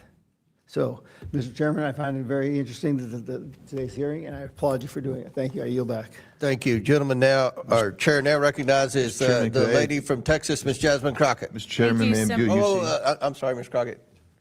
Chair recognizes Mr. Biggs. I apologize for that. That's all right. There's some more you see. Senator John Kennedy brings Somali fraud to the Senate floor. Viral videos, David says he filed complaint against Walz over fraud allegations. Minnesota adds Medicaid fraud verification amid alleged $9 billion loss. Minnesota's Somali fraudsters paid for rich lifestyles with stolen money. What investigators still haven't asked about Minnesota's fraud, I hope to ask that. Trump deploys 2,000 federal agents to Minnesota. Venezuela's been dealt with. Somali scammers should be next. Beyond parody, Craigslist ad from a daycare center in Minneapolis seeks to hire 20 child actors. Dr. Oz orders full-scale federal audit of Minnesota Medicaid. Did you miss the story about alleged Medicaid fraud from a Somali-run health services provider in Maine? A YouTuber's follow-up video on Minnesota fraud is just as wild. HHS to close Biden-era loophole that lets states pay child care providers without counting attendance. Yield back. Thank Without objection, so ordered. Chair now recognizes Ms. Jasmine Crockett from Texas. Thank you so much, Mr. Chair, and for every witness that is here, thank you so much for your time and your attention. I just have one quick question. I have not been here the entire hearing, but I don't think this question has been posed for each of you, and we can start at the far end. Do you believe that all Somalis are engaged in fraud? I do not, and I'd like to... Okay, just yes or no. Next. Of course not. Oh, absolutely not. We have good Somali people in our state. Okay. Absolutely not. Okay, thank you so much. I just want to make sure I level set because it seems like we want to continue to, especially as we just heard those particular articles entered into the record, we want to continue to just make it seem as if you are Somali, then somehow you are a fraudster.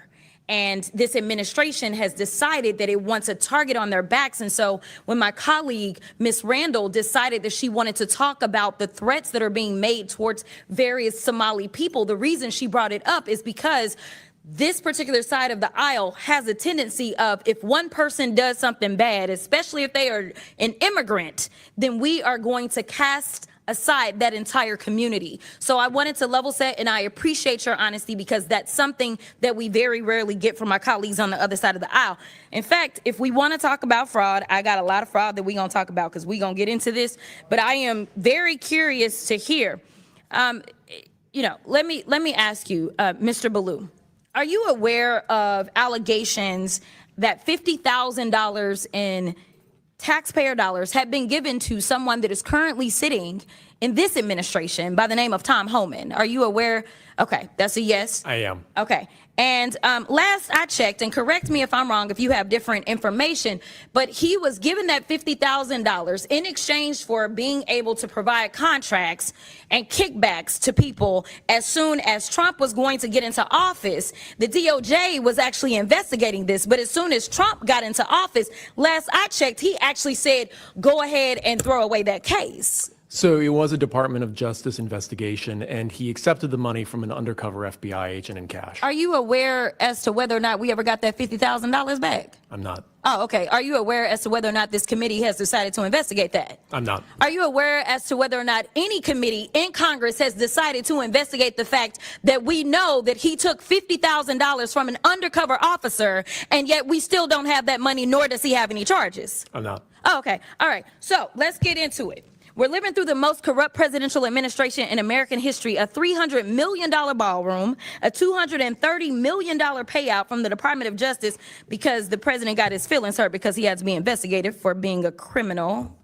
Hundreds of thousands of taxpayer dollars spent at Trump-owned properties around the country, Trump-branded wine being sold at the Coast Guard exchanges, American taxpayer dollars being spent on DHS propaganda ads on Truth Social, awarding federal contracts to corporations in exchange for campaign contributions. Kash Patel flew his girlfriend around the country on a multi-million-dollar jet that taxpayers paid for. Kristi Noem gave companies she's affiliated with hundreds of millions of tax dollars, then went out and spent another $200 million on 2 private jets for her travel. For 12 months, this administration has been taking billions of taxpayer dollars from American people and have been giving it away to their own companies in the form of tax cuts, government contracts, or other government funded subsidies. So Congress has a role in getting rid of fraud, I will admit that, in any federally funded government program. However, I think the fraud that the American people are concerned about is that the Republicans are taking away Americans' health care so that ultra billionaires can get more tax cuts. The real fraud is the dehumanization and demonization of the working class Americans and immigrants to distract folks away from corporate socialism that's happening because of the Republicans. So this is truly the definition of throwing away the baby with the bathwater.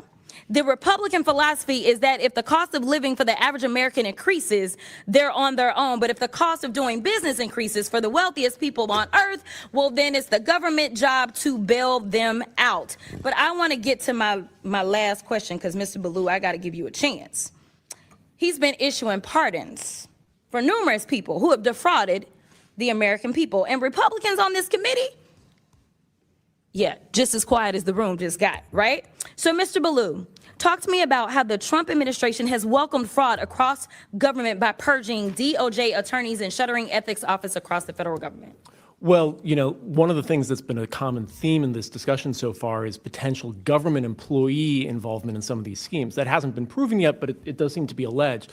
The concern that I have is the office that would prosecute that in the Department of Justice, the Public Integrity Section, has been largely defunded and decimated. Thank you so much. And my time has expired, but I do have some UCs, Mr. Chairman. You want to do them now? I do. Okay. The first one is from Truth Out. Trump grants clemency to executive who led $205 million Medicare fraud scheme. Without objection, it's ordered. The next one is Trump commutes sentence of Dr. Solomon Melgen, eye doctor, found guilty of Medicare fraud. Without objection, it's ordered. The next one, healthcare fraudster Philip Esformaze is latest Trump clemency recipient to be arrested. He defrauded more than $1 billion from Medicare. Without objection, it's ordered. Trump pardons nursing home owner and supporter convicted of $7 million in tax evasion. Without objection, it's ordered. Trump and we'll pardons- want all that stuff to put in the record. So, I will. I got you. Trump pardons cost victims and taxpayers $1.3 billion, House Judiciary Committee Democrats review says. All right, without objection, so ordered. Chair now recognizes Mr. Biggs. Mr. Chairman? Yes, Chair Mr. recognizes Ms. Chairman? Mace. Chair recognizes. I have a request to be recognized to make a motion. I'm sorry? I have a request to be recognized to make a motion. Yes, go ahead. I move that the committee issue a subpoena to the Department of Homeland Security and the U.S. Citizenship and Immigration Services for all records related to the immigration and naturalization of or any immigration benefit received by Ilhan Omar of Minnesota, Ahmed Abdi Salan Irsi, also known as Ahmed Aden, Ahmed Nur Saeed Elmi, and any members of Ilhan Omar's family. Okay, another motion is made. The committee will hold this motion in abeyance until the end of today's hearing. The committee will now proceed with today's hearing. Thank you, Ms. Mace. Chair recognizes Mr. Biggs from Arizona. Thank you, Mr. Chairman. A report that came out yesterday indicates that on average, almost $1 million a day in cash is being sent from Minnesota out of the country by a small group of Somali carriers. Are any of you familiar with that on the panel? I'm not familiar with that particular story, but that story has been in Minnesota for a long time, where millions of dollars has gone out of MSTP, our airport, in cash to Somalia. Mr. Chairman, I ask that this be admitted as part of Without objection, so ordered. Thank you. The Biden administration required states to pay health care and daycare providers before verifying any attendance at a daycare and before care was delivered. That's fine. Would you say that policy facilitated the funneling of funds or defrauding of government funds? We'll start with, we'll go down the panel. We'll start with Representative Robbins, please. My understanding is that there weren't ever enough internal controls, but under Medicaid rules, the Walz administration already had the opportunity to stop payment when there were credible allegations of fraud. They had the opportunity to do prepayment review. They could do all of those things, and they did not use those tools. Not only does paying people before they deliver a service introduce an obvious opportunity for people to abscond with public dollars, but we've heard these arguments in our communities back in Minnesota from Minnesota Democrats that it's just so important that we pay people up front because they can't afford to wait for the reimbursements. Yeah, Ms. Rarick. Yeah, this is absolutely counter to good accounting and good accountability. So I would definitely say that you should be providing the service and getting paid after. Mr. Ballou, what do you think? I can't speak to that policy only because I'm learning about it just now, but I will say, you know, So then the question then is, do you think it's a good idea to pay for the service up front before it's delivered and without accounting? You know, I can only speak to the criminal side of things, not the administrative side, but my concern here, again, is to the extent that there would be violations because of that change, the office responsible for prosecuting those crimes. Okay, so would that's, largely- so you didn't want to answer the question, you want to filibuster. Thanks, brother. Appreciate it. Now, here where we're going to go is, one of the things that you mentioned, Representative Robbins, is fiscal facilities and real estate. And as we've seen and looked at this, as I've looked at this, all of the public reporting that's out there, looked at a little bit of Exhibit A, that's like 2,800 pages or 2,300, whatever it is. Didn't get to look at all of it, but looked at some of it. I want to know, did anybody go in and find out who's owning all these properties? Because you have basically vacant properties ostensibly holding themselves out to be daycare centers. Who owns those properties? Anybody look into that? So some of our staff is looking at it currently, and I would encourage people to think about this as you look at your other states. So we have people who own the properties and then other people related to them or close to them that provide the services, and they both get remuneration. And then we have people who homestead assisted living facilities, small single-family homes, and say it's a business, but then they shouldn't be allowed to homestead. We have instances where there are multiple assisted living facilities that have been homesteaded. So the ownership of the properties and the ownership of the business is very important. This has gotten to be such a problem in Minnesota that people invest in the daycare business as an investment. And so getting not only who runs the facility, but who the ownership is critical, because that's where a lot of the money goes. That's my point, is that you're setting up a series and facilitating straw man purchases of actual real property to actually launder or hide money coming from the state and defraud the state. And I would encourage both the feds and the state to really take a close look at that. I did find it interesting. Well, let me just ask the last question I've got time for here is, well, I got to ask two. The $18 billion, I'm saying $18 billion, that's the total nut over the last 5 years, if I understand your testimony right, Representative Hudson, and half of it was defrauded. That is the estimate from the U.S. Attorney's Office. Okay. Has the Walz administration put into place any new procedures since this has come to a very viral head in the last, 6 weeks? They've appointed a couple of guys and shifted around a couple of chairs on the deck, but it's the equivalent of throwing a glass of water at a stove that's on fire. Thank you. Mr. Chairman, I have a few more UCs, if I may. Go ahead. Thank you. Victims shocked after Biden grants clemency to Kids for Cash judge and $54 million embezzler. Shocked. Biden clemency for convicted fraudsters met with outrage. It's a slap in the face. Comer on Fox News. Biden crime family pardons serve as a confession of their corruption. Biden pardons more people in his criminal clan and commutes sentence of Leonard Peltier.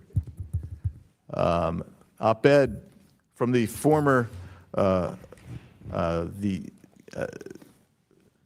legislative auditor, Jim Nobles, what's the right number?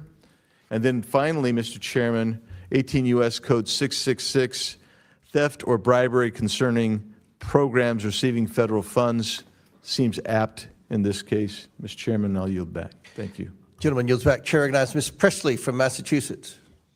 Thank you, Mr. Chair. Let me just begin by making this plain. Credible fraud must be investigated and prevented. Every dollar that is stolen from public programs is a dollar that is taken from a child who needs care, a senior who needs food, or a family that is already struggling to make ends meet. Ms. Robbins, I want to just begin with a basic question, and please answer yes or no. When someone is convicted of defrauding the public, do you believe that they should be held accountable? Yes. So if we're serious about fraud, then we also have to be serious about accountability. Ms. Robbins, do you mind just expounding, what does accountability look like to you? We want to prosecute everyone who's committed a crime, and we want to fire officials in the agencies that are liable for allowing the failure of internal controls. Okay, so Ms. Robbins, let me be more clear. What should happen to fraudsters who steal public dollars? They should go to jail. So in my opinion, accountability means restitution. It means consequences, like incarceration, that help ensure that it doesn't happen again, as a real deterrent and accountability. It means that money taken from families and the public is returned to them. But that is not the standard that is being set by Donald Trump, who is wielding his clemency authority to allow fraudsters to escape accountability altogether. Last month, my office published a clemency report titled Trump's Clemency Gap, How Trump's Pardons Are Ignoring the People Who Need Them the Most. I ask unanimous consent to enter this into the record. Thank you. Now to the witnesses who serve in the Minnesota State Legislature on the Fraud Prevention Committee, let's walk through these pardons for fraudsters, and we all care about fraud. So Ms. Robbins, Mr. Hudson, and Ms. Rarick, Donald Trump pardoned George Santos, who defrauded voters and owed them $370,000 in restitution to victims. Raise your hand if you oppose this pardon. Thank you, Mr. Baloo. Ma'am, I would have to look at the law and the facts of the case. We No, cannot, listen, we cannot know the I don't- facts of all please- these individual please cases. don't deflect. This is a very public case. You know who George Santos is. You know exactly what he did. We just agreed that, fraud is unacceptable. And you just talked about accountability. You said if people commit fraud and exploit the public good, that they should be incarcerated. So this is not a complicated question. So I will give you all one more opportunity. Ms. Robbins, Mr. Hudson, and Ms. Rarick, raise your hand if you oppose the pardon of George Santos. Not playing this game. It's not a game. It's real life. It's not a game at all. Okay, but I will take your refusal to go on record, not only as cowardice, but that you do agree with that pardon of that fraudster. Moving on, Donald Trump also gave, and this has never been done before, presidential pardons to corporations that committed fraud. One example is the crypto company BitMEX that violated U.S. law and was fined $100 million. Now raise your hand if you oppose Trump's pardon of this crypto company. Not participating. Thank you, Mr. Baloo. Okay, again, I'll take your refusal to raise your hand in opposition. That means that you support this pardon of this corporation that frauded folks to the tune of $100 million. Refusal to participate is not an reclaiming my expression. time, reclaiming Refusal my time, to participate reclaiming my time. is not an expression one way or the Do you know other. the rules of committee? This is my I time. know that I am Do here not speak as a over member me. of the public. Reclaiming my time. You are that not, you Mr. Chair. serve. Mr. Chair. That's what I know. You are not in order with the rules of the committee. This is my time. This is my time. And it's I our ask the dollars. questions and you answer, but you're too much of a coward to answer. So we're going to move on.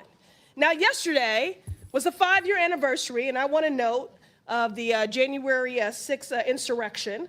And on Donald Trump's first day in office, he pardoned 1,500 insurrectionists, including Brian Christopher Mock, who's from Minnesota. Are y'all going to say you don't know who that is? He's from Minnesota. Now, he kicked, shoved, and threw a flagpole at police officers, law enforcement that you claim to support.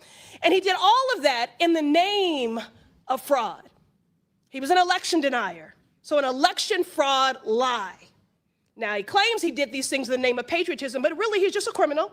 So raise your hand if you oppose Trump's pardon of this Minnesota individual. Ma'am, this grandstanding nonsense This is not grandstanding. exactly This is what accountability. Minnesotans hate about D.C. This is accountability, and you are hypocrites. So again, I will take your Thanks for refusal to demonstrating my opening Mr. statement. Chairman, reclaiming order, my decorum. time. She's off the Reclaiming rails. my time. I'm not off the rails, please. You are Enough totally with your off the tropes. rails. Nancy, Order. enough with your tropes. Give me Order. my time back. Order, Mr. Chairman. If Republicans were come here to be serious about accused reclaiming by somebody who was supposed to serve me. You serve me. my constituents. You have no time left. You You're don't get to overtime. accuse me of things in Time's exchange. overtime. You're out of Order. time. Reclaiming my You're out of time. time. There's You're more time out of left. time. We're done here. You're out of We're time. done. Out of touch and out of time. At least 10 Mr. Chair, she's out of time. Time's expired. Out of order and out of Presley, time. Ms. Presley, you've You all already are very secured your unserious. MSNBC spot tonight. I'm not Your time's I'm required. looking for Chair accountability, recognizes Ms. and you Mays want to from You're run gonna be from the so South good on Carolina. MSNBC. Chair You're a recognizes king. Ms. Mays. And this administration. Thank you, Mr. Chair Chairman. recognizes Ms. And Mays. Mr. Chairman, I agree. She's don't going to be a care great about host on hungry children. You wouldn't be MSNBC. cutting This is that my I time. wouldn't want to jump I in front of reclaim Ms. my Mays if I time. were you, Ms. I Presley. reclaim my time. This is my time. I wouldn't want to interrupt Ms. Mays. It's her time. Chair recognizes Ms. Oh. Mr. Chair, You're out of order. she did not get all of her time. Mr. Chairman, She she's wants still to out insult of us order. for 10 more seconds. What do Your we have time to is do to expired. get this Chair- woman in order? Her time is expired. Chair recognizes You're Ms. going to Mays. be great on TV. You're really good. No, baby, you're not. No, baby, you're not. You are not in order. You're out of order. Goodbye. You're done. All right. Mr. Chairman, it's my Chair 5 recognizes minutes. Ms. Mays, so Are we we're- good here? got Mr. it. Chairman, thank you. As I listen to the witnesses answer questions that I am struck by the truly breathtaking amount of fraud, the scope and scale perpetrated against the American people by Somalians in Minnesota, screeching Democrats, like you just heard, at our witnesses. Democrats on this committee don't want to talk about Minnesota fraud because Minnesota fraud is Democrat fraud. You're going to make a great host on MSNBC. You're going to be great. And this is a cover-up. I mean, the very definition of cover-up. And so while we're still trying to understand the scale of the fraud, it appears that the amount of fraud we are talking about could exceed the size of GDP in Somalia, the size of its economy is what we're talking about. So let that sink in, the amount of fraud we're talking about. My first question is this, Mr. Balyu, this afternoon. Should Somalians in Minnesota be required to speak English, their citizens? Yes or no? Should they be required to speak English if they're American citizens? I think that question is really inappropriate. Should they? It's not inappropriate. This is the United States of America. Do you speak English? Should Americans speak English? Citizens speak English? Yes or no? Point of inquiry, is English the official language of the United States? It's a question I Mr. Chairman, I'm being interrupted again by another parliamentary inquiry. I would like to reclaim my time, Mr. requirement? Chairman. Mr. Chairman, I'd like to reclaim my time. she's That asking seems the to be a witness. popular She's theme asking- today. That's not a valid inquiry. It's a point of inquiry. Women have the right to speak in this committee. Conservative women have the right to speak here and not be interrupted by my male colleagues. Already got that Mr. MSNBC slot. I would Chair like to recognizes reclaim Ms. my Mays. time. I lost like 10 seconds there. Okay, we'll give you 10 seconds. Okay, my next question is, should Somalians who committed fraud be denaturalized and deported, Mr. Balyu? Again, Yes I'm not or sure no? that's an appropriate question because the majority of Somali So if you Minnesotans commit are fraud in citizens. this country and you are here from Somalia, you don't believe they should be denaturalized and deported? How Again, much fraud would it take for you to want to denaturalize and deport someone who committed fraud in this country? How much? Again, A Ms. billion? Mays, 9 billion? 19 billion? What would it take for you? most Somali Minnesotans are citizens. Right. And the ones that committed fraud, the question was, if you understand English, should be those who committed fraud, should they be denaturalized and deported? The Somalians who are here, the ones that can't speak English. Yeah, so under U.S. law. Okay, the my next basis- question for Excuse me, you Can I please finish the question? no, you can't because you're not answering the question. My next question is, this is yes or no. If you marry your brother and you commit immigration fraud, should you be denaturalized and deported? If you Again, commit immigration fraud, yes or no? Again, that question seems really inappropriate. And if I can get Well, you back to can't your answer my question, so that's probably more inappropriate. Can you name one significant contribution to Minnesota from a Somali immigrant who can't speak English? Absolutely, yes. But again, this is. You didn't name one. All right, so my next questions are going to be for the Honorable Ms. Robbins. Good afternoon. Thank you all for being here today. I heard some discussion earlier about al-Shabaab and the discovery that you believe some of this money that was defrauded the U.S. government went to al-Shabaab. Is that correct? Did I hear that right? Yes, it's been proven. How much money are we talking about? You know, we don't have an amount. So there's been specific cases where it's been charged where we have an amount, but then of the millions that go to Somali over the years in remittances, a portion of that we understand is taken as sort of a tax or corruption by al-Shabaab when it enters the country. Can you explain to us who al-Shabaab is?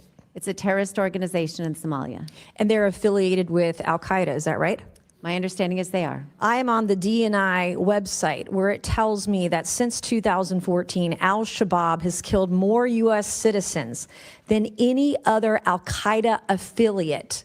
And as of 2025, al-Shabaab, this group is al-Qaeda's wealthiest component. Can you believe that? Yes. And that American tax dollars through Minnesota, through Governor Tim Walz, who shamefully had to resign from his reelection the other day. Thank you to the young YouTuber Nick Shirley. This is the kind of thing that was happening in Minnesota. So I praise the Republicans who are here today from the Minnesota State Legislature exposing this fraud. And then, Ms. Robbins, when do you think Tim Walz became aware of the fraud? I think he's been aware of it since the beginning. This was a huge issue in our state in the year he ran for governor, and the OLA reports came out, first identifying the child care fraud in March and April of 2019 when he was in the first months of his term. Was Keith Ellison in on it too, knowledgeable, the Catholic turned Muslim guy in Minnesota? Yes, they were all newly in office, and this was very public knowledge in Minnesota. What role do you think Tim Walz and Keith Ellison played, his administration, in delaying investigations into the fraud? So I've outlined several things where they stopped our ability to strengthen internal controls, and they also shut down the criminal investigations by the OIG and DHS. Thank you, Mr. Chairman. I yield back. I do have two articles, Mr. Chairman, that I would like to ask unanimous consent. This one on foxnews.com, Minnesota fraud probe will expand to other states. And then on house.gov, legislators blast DHS for revelations it had contracts with feeding our future fraudsters. Without objection to Thank you, order, Mr. Chairman. Somebody else seek recognition? Chair recognizes Ms. Ansari. Mr. Chair, I'd like to start with the UC request, an article from the Washington Post titled, "Trump Amplifies Conspiracy Theories on Killing of Minnesota Lawmaker." As we know, the president shared a video. Without objection to order. Thank you. So I want to start with this question for the lawmakers here from Minnesota. As you know, Donald Trump has been posting these conspiracy theories about the linking Governor Walz to the killing of your former speaker and insinuating that Governor Walz had something to do with it. Can you please raise your hand if you think this is an appropriate action by the President of the United States? Raise your hand, please. I'm not doing a raise your hand. I'm Do you happy think to it's comment on appropriate? it. Sure, is it appropriate for the president to do that? So the person who murdered our colleague, Speaker Melissa Hortman, and her husband, Mark, Answer the had question. Do you in think it's his appropriate for the in his president of the vehicle United States evidence saying cause he violence thought against a Tim sitting Walz governor? was ordering him to do it? I know the facts will come out in the case, and we need to be respectful of the Hortman family, and we need to let this play out in the courts. That is unacceptable. It is inappropriate to the highest degree for the President of the United States to be sharing conspiracy theories that are obviously going to lead to violence directed at Governor Tim Walz. Now, moving on to the issue here today, we all care deeply about combating waste, fraud, preventing corruption, and holding bad actors accountable. Unfortunately, this country has seen an unprecedented avalanche of such abuse in the past year, all stemming from the Trump administration, the most corrupt and the most wasteful administration in American history. It is truly amazing that the majority moved so quickly to hold basically an emergency hearing on the situation in Minnesota without ever one time having held a hearing on the national crisis that is the Trump criminal enterprise being run out of the White House. I don't even know where to begin. Maybe the Republican majority would be interested in holding a hearing on the $50,000 cash bribe that Borders our Tom Homan received from FBI undercover agents in a kava bag. Or how about a hearing on the $400 million bribe that Donald Trump presented by multi-billion-dollar companies in the form of the White House ballroom that Donald Trump seems most obsessed with? Do Republicans have any interest in holding a hearing on that corruption scandal? Or the fraudsters and the criminals that Donald Trump has pardoned? He freed George Santos, convicted of theft of public funds. He pardoned Paul Walzak, convicted of millions of dollars in tax fraud after Walzak's mother raised money for Trump's campaign. He released the former president of Honduras, sentenced to 45 years for flooding the United States with oceans of cocaine. And these are just a few examples. I haven't even brought up Doge and Elon Musk corruptions, Trump's firing of inspectors general who are in place to root out fraud, and career U.S. attorneys who are doing the bidding of Donald Trump in prosecuting his personal and political enemies. Is there any interest in holding an oversight hearing on any of those issues? Now, I want to talk about one specifically appalling instance of blatant corruption in the Trump White House, reported by the New York Times, that the Republican majority has shown literally zero interest in investigating. This is regarding World Liberty Financial, the cryptocurrency company founded in 2024 by Eric Trump, Donald Trump Jr., Alex Witkoff, and Zach Witkoff, among others. If those names sound familiar, it is because the company is a joint project by the Trump and Witkoff families, Steve Witkoff being Trump's special envoy in the Middle East. You may think that the president's financial interest in a secretive cryptocurrency exchange may be bad enough, but it gets so much worse than that. Emirati investment firm MGX invested $2 billion in the Trump-Witkoff crypto business, personally enriching the sitting president of the United States, his family, and Witkoff as a White House employee.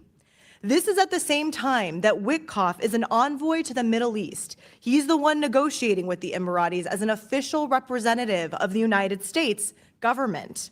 While Witkoff and his sons were negotiating this private crypto deal, Steve Witkoff was also in charge of negotiating with the very same officials as a U.S. official to give the Emiratis something they desperately wanted from us: highly advanced and specialized computer chips.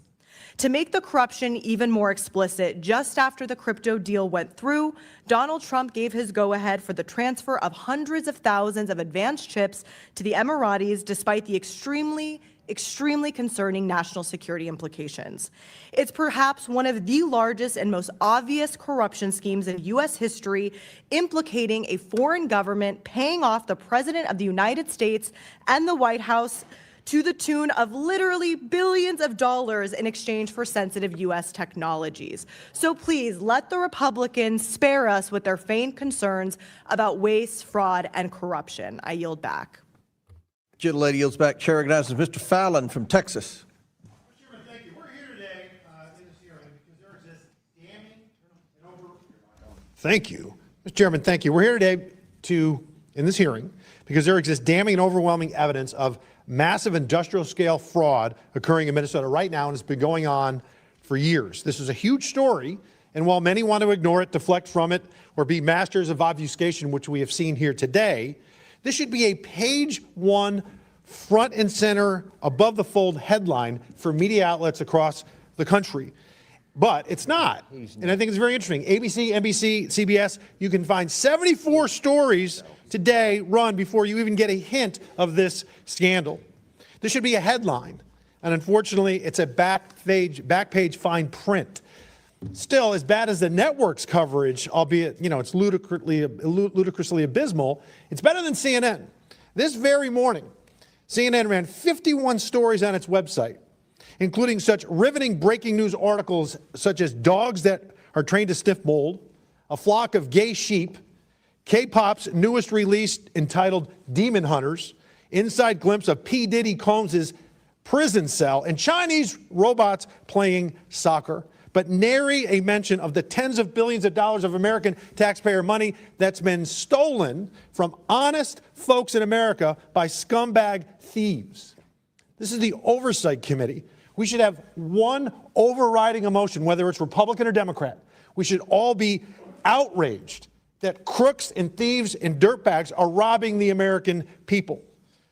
So I was very curious as to see how the Democrats would play today. Would they expose this fraud and be willing to work with us, or would they go to their playbook of Donald Trump bad, and when we were in Doge, it was Elon Musk and billionaires bad, and they haven't really disappointed. January 6th as well has been mentioned, has nothing to do with what we're talking about today. The ranking member's opening comments even bizarrely talked about presidential pardons, and he railed against POTUS. It's nothing to do with the matter at hand. But for the record, Joe Biden issued 250% more pardons and commutations than Donald Trump. In fact, 2,545 more.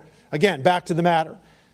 This money's been stolen systemically by a gang of thieves, while the very people charged with the oversight, namely the Waltz administration, have been complicit. They've looked the other way. And the Democrats didn't disappoint either with ists, isms, and phobes, quotes like bigotry and hatred, and we're hypocritical witch hunt, and then they were taking a hero, Nick Shirley, trying to make him a villain. Mr. Chairman, I'd like to enter into the record an article, "It's Not Racist to Notice Somali Fraud." Without objection to order. 98 defendants that have been charged thus far in this case, and I think it'll end up being hundreds, 85 of them happen to be of Somalian descent. It's just a fact, despite how unfortunate and inconvenient these truths may be to leftists. The Assistant U.S. Attorney Joe Thompson thinks that this fraud can equivalent to maybe $9 billion. The entire federal budget of the country Somalia is $1.2 billion. Medicaid fraud does exist in all 50 states, but uncovering it aggressively clearly is not a blue state priority. If you talk to any expert, I was in the state legislature for 8 years, they will tell you objectively that no matter where it is, about 10 to 20% of all Medicaid spending is fraudulent. In the state of New York, they spent $96 billion. So did they recover in fraud $9.6 billion, $960 million? No, it was a pittance. It was 0.06% was recovered. In the state of Minnesota, $18 billion. It was 0.08% recovered. Representative Robbins and the other reps, thank you for coming. Thank you for your courage. You know you're going to be, smeared, and I'm not going to ask you, raise your hand. We're going to have a conversation, okay? When, Ms. Robbins, Representative Robbins, when you first uncovered this tectonic fraud, what was the reaction and actions taken by the Walz administration and your Democratic colleagues? Was it working hand in hand to create synergy and offer full support and help to unmask this fraud? Or did you face significant headwinds and fierce pushback to the point of opposition? Throughout our hearings, they would either deny or deflect or say, oh, they've handled it, or they're new on the job and they don't know. So those were the answers in the tenor of our hearing. I provided documents to them outlining, as I said, in February of 72 child care centers I thought they should look at. They haven't done it. I've sent 6 FOIA requests or data requests that have not been responded to. So they have not been good partners in rooting this out. So block votes in Minnesota in 2016, it was so close that I think Hillary Clinton won the state by about 44,000 votes. But if you have block 50,000 you can rely on in Minneapolis, that's rather helpful to win an election in Minnesota. But you know what, Mr. Chairman? Our Democratic colleagues, whether it be in Minnesota or here on this Oversight Committee, they'll eventually learn. I'll yield back. Gentleman yields back. Chair recognizes Mr. Bell from Missouri. Thank you, Mr. Chair, Ranking Member, and our witnesses for being here today.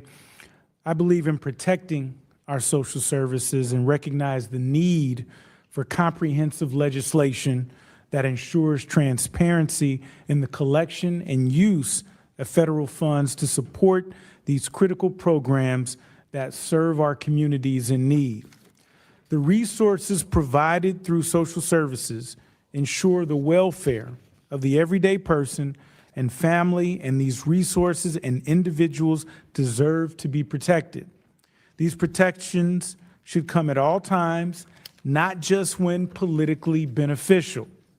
What we're witnessing from President Trump and this administration is an attempt to use social services and the welfare of the American people as pawns to promote their political agenda. Instead of caring for the challenges of the average person, this administration has deprived them of the very things that the president promised, which is affordable health care, housing, and relief from the rising cost of living. Through rolling back essential health care affordability, cutting funding for assistance programs, implementing harmful tariffs, and advancing legislation such as the One Big Ugly Bill, the administration's actions have ultimately caused more harm than good for the American people. Reports show that since taking office, President Trump has raised the average cost of living. Health insurance costs have risen by hundreds of dollars for the average person, with insurance plans increasing by more than 20%. Housing costs remain at an all-time high. And everyday grocery items show a steady increase, with prices rising by 15 to 20%.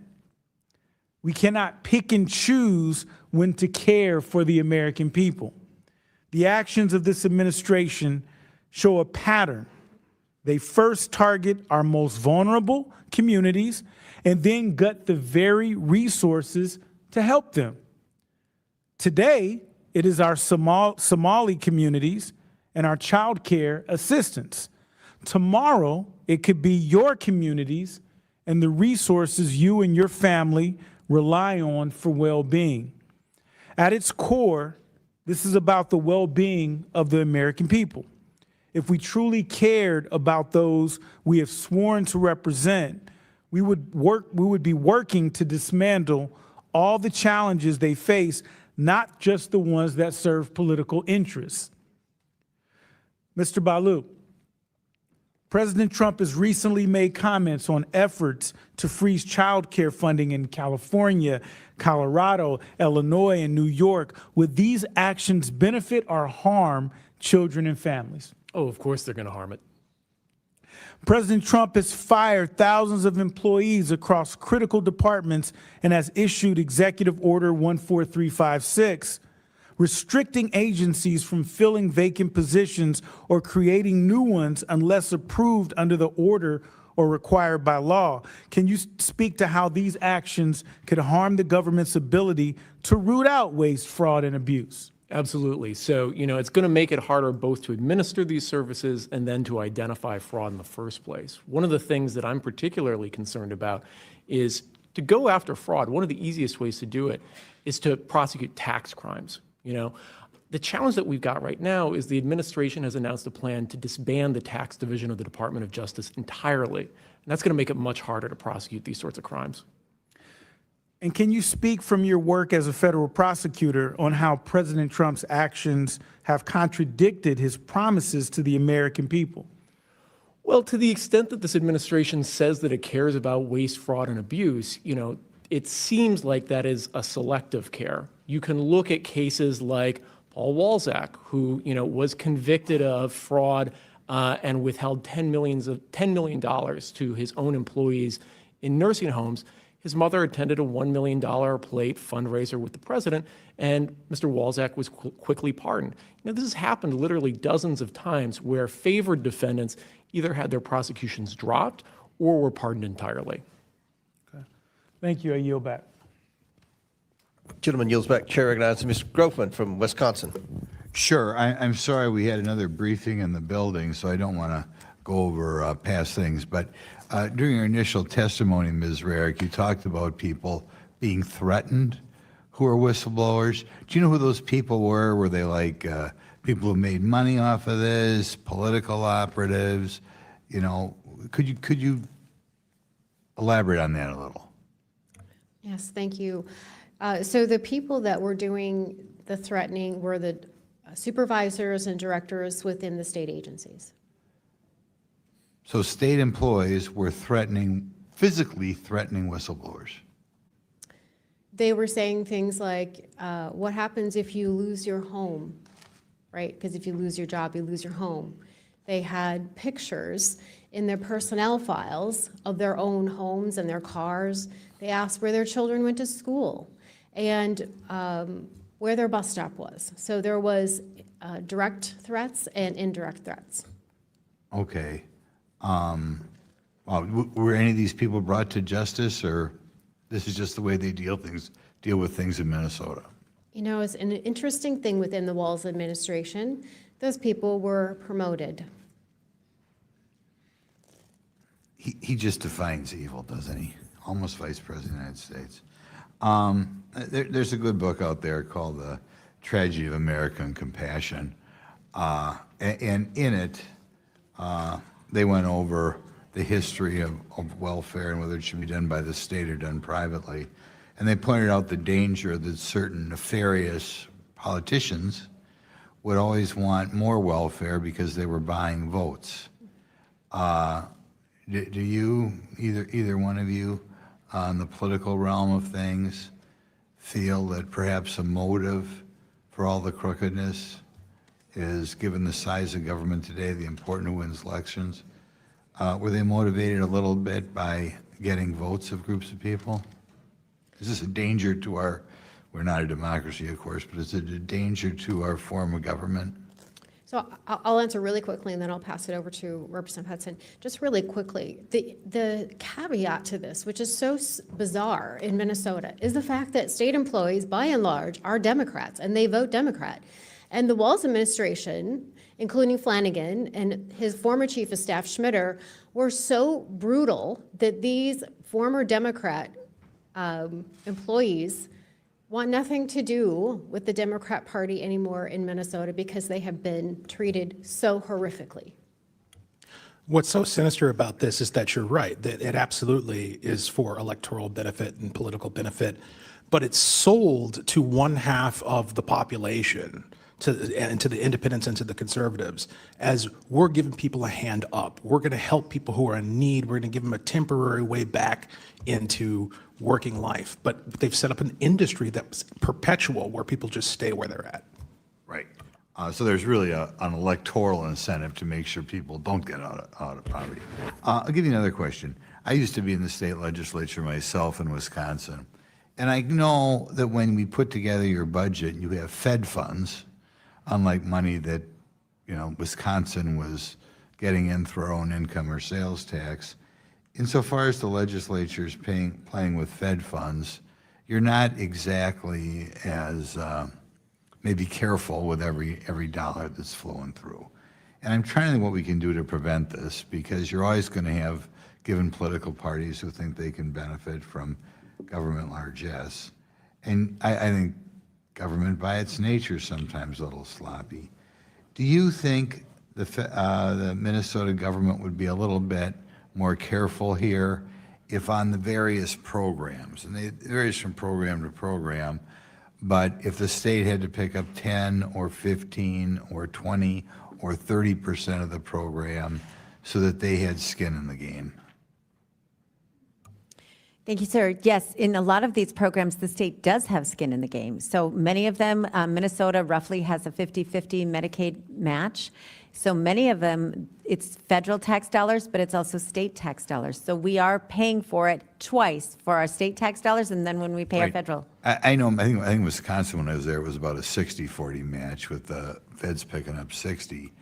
And that came into play. But I gather there's some programs on here that maybe the state match is 0. Is that accurate? I would have to look at each program. I don't know for sure. Okay. I'll ask you, just as state legislators, and different state legislators look at this question differently. Do you think as a country on some of these programs, we should be asking some of the programs that are 100% Fed funded now, we'd be better off if they were maybe 70% Fed funded or 75% Fed funded, so the states that have a little bit more of a skin in the game, I'll put it that way. And a concern I would have, insofar as there are programs which the state is picking up nothing, really the incentive is to have more graft, because you just bring in Fed funds for the state. Yes, sir. So we need to make sure the states have skin in the game so that they administer the programs properly, because otherwise their incentive is to draw down more federal money to take the burden off state taxpayers. But we're all taxpayers, so somebody's paying. There's no such thing as a free lunch. Right, and not just no such thing as a free lunch. It encourages state legislators to look the other way, because you're just bringing that money into the state. I kind of felt that way about Medicaid, but thanks.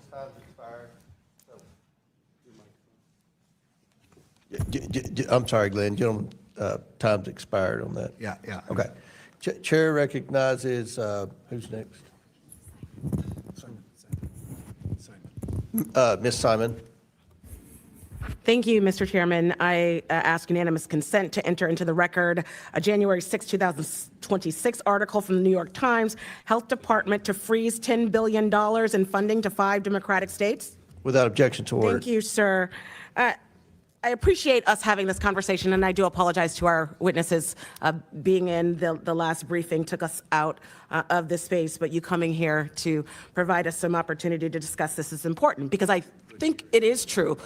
We have to recognize that fraud is fraud, and theft is theft. And anybody, and I say anyone, who takes away food out of the mouths of children, who denies child care to women, particularly young women, who are going to school and working and doing everything right, who need a little hand up. I don't know who in here has had to walk their baby to childcare and go to school full time and work full time as a young mom. I know I did.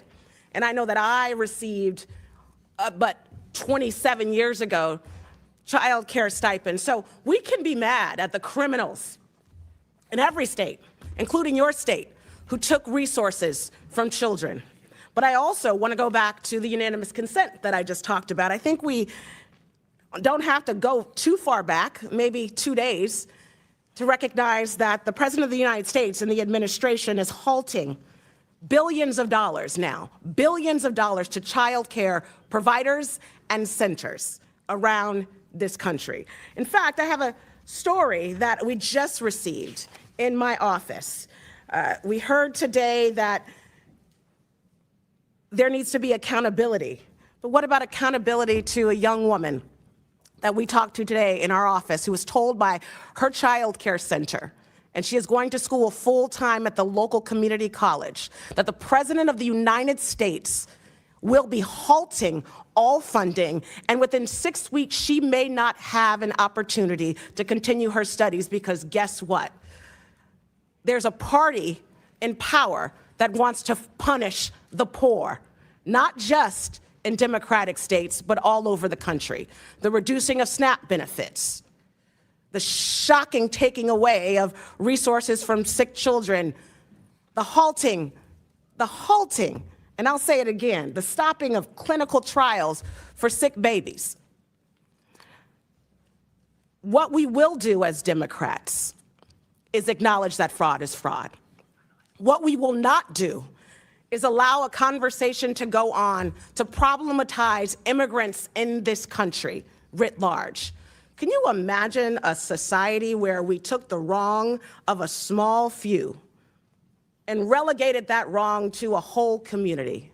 Well, that's what we're doing here today, not just in Minnesota, but now accusing thousands and thousands of child care providers all over the country before they get their day in court, proposing that they, in fact, shouldn't be taking care of kids across the country. I think it's shocking. This story that I want to end my quick testimony with, Nancy Harvey, she's a child care provider in Oakland, California, where I represent a beautiful constituency. She's in my congressional district. Nancy has been a long-term child care provider, an advocate for early care and education for our babies, no matter who their parents vote for. Services that we know that are critical for every child, every child. Collective punishment is what the folks across the aisle want to do. We know it's wrong, it's reckless, and the Trump administration, we believe, must immediately reverse course so that families have access to vital federal funds that they are entitled to. Because you have a party that says they want everyone to work in this country. You want everyone to do their fair share. And yet, because we are so angry at a small few folks who, in fact, broke the law, that we want to create a collective punishment for all poor people, working families who are trying to do their best. I don't have any questions because they have been answered. This is a politic of cruelty. This is a politic of anti-family. This is a politic of anti-poverty. And for someone who grew up in poverty, I know how it feels when you wait and wait and wait to just get a chance to do better. And folks who've never met you, talk to you, believe in you or love you, are telling you you are not worth it. That is what this administration is doing to millions of children because of this halting of funding. And I yield back. Gentlelady yields back. Chair recognizes Mr. Higgins from Louisiana. Thank you, Mr. Chairman. Ms. Robbins and Mr. Hudson, Ms. Rarick, you're all members of the Minnesota State Legislature, is that correct? Yes, sir. And Ms. Robbins, you're the chair of the Fraud Prevention Oversight Committee, is that correct? Yes. And Mr. Hudson and Ms. Rarick, you're members of that committee as well, correct? Yes, sir. Correct. All right, so you three collectively, America should clearly understand you have an excellent perspective what's going on inside Minnesota, in specifically regards to the fraud that we are investigating and discussing today. Is that correct? Yes. Yes, okay. So we have a particular community, a Somali community in Minnesota that has stunning percentages are participating in government programs where they're drawing a lot of money, big money. This has been discussed and revealed and reported and is factual. You have a tremendous amount of criminal fraud taking place that one of my colleagues, the gentleman from the other side of the aisle, mentioned transparency. I would argue that from a regular American's perspective, it's quite transparent that something criminal is going on when you have billions of dollars disappearing into child care centers with no children in them, and you have a tremendous transfer of wealth into a relatively small immigrant community. You have $9 billion, that's $9,000 million missing in the last few years. It's alleged to be fraudulently stolen. You have they're sending money, the Somali community in Minnesota sending money, big money, overseas. They're contributing money, big money, to Democrat candidates and elected officials. The Democratic political machine in Minnesota has benefited from this criminal network of Somali immigrants who have systematically stolen billions of dollars of federal charitable money, essentially. The good lady, my colleague, clarified this is money designed for poor folk that need a hand up.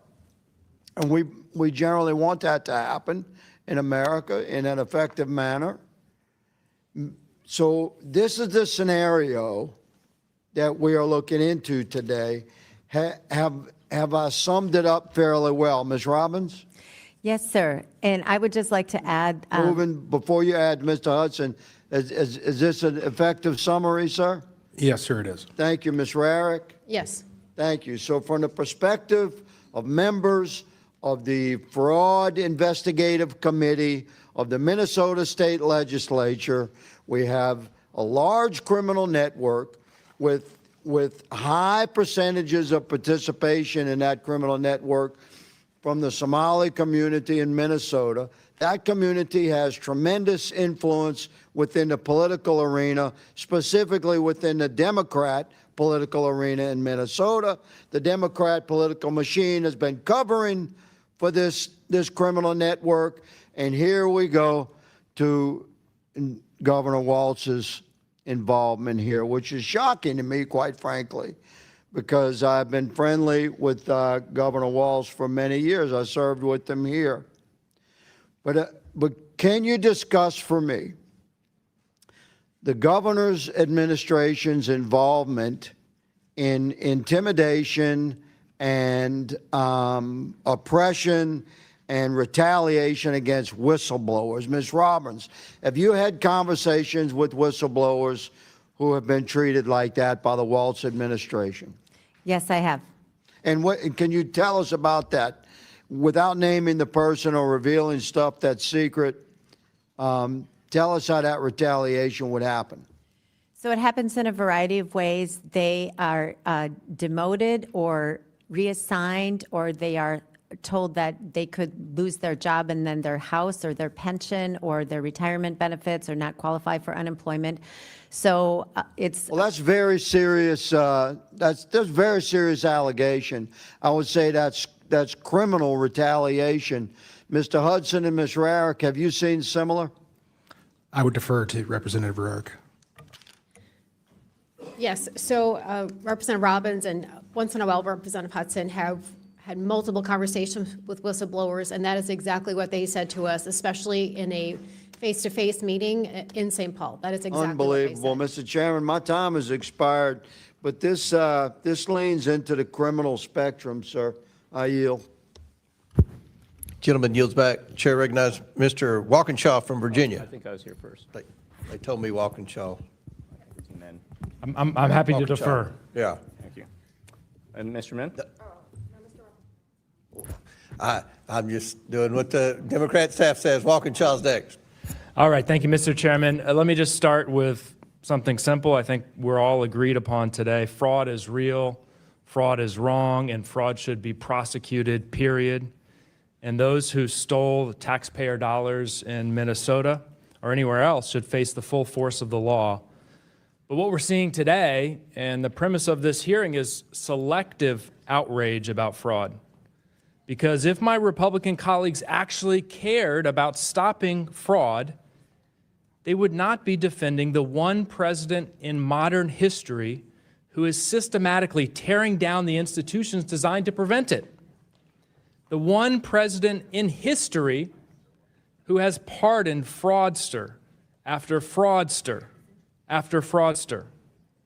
But Donald Trump didn't just pardon those convicted of fraud.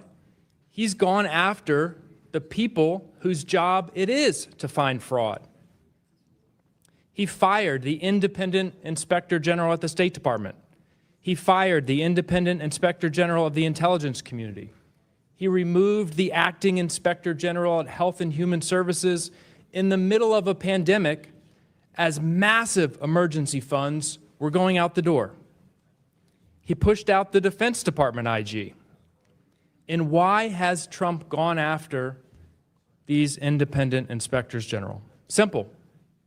In each case, they were investigating his or his administration's misconduct and fraud. Donald Trump's approach to fraud is to fire the referees and then say that the game is clean because no one blows the whistle. And he hasn't stopped with IGs. He's repeatedly attacked prosecutors, law enforcement, and career public servants who investigated misconduct that was politically inconvenient for him. He's turned oversight and fraud prevention into a Donald Trump loyalty test. That is not draining the swamp. So forgive me if I find it difficult to take seriously lectures about fraud from people who have cheered while the most corrupt president in modern history has dismantled protection after protection against fraud. You don't get to scream fraud on Tuesday after you fired the fraud investigators on Monday. We can protect taxpayers.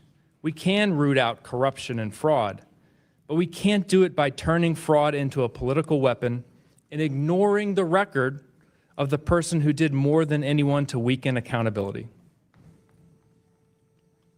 Representative Robbins, in Minnesota, the governor doesn't have authority to pardon independently. There's a board, I think, and the governor is a member of that board with the attorney general and some others. But if that board in Minnesota were to pardon individuals convicted of fraud, clearly convicted of fraud, do you think a pardon like that would damage your efforts to root out corruption and fraud in Minnesota?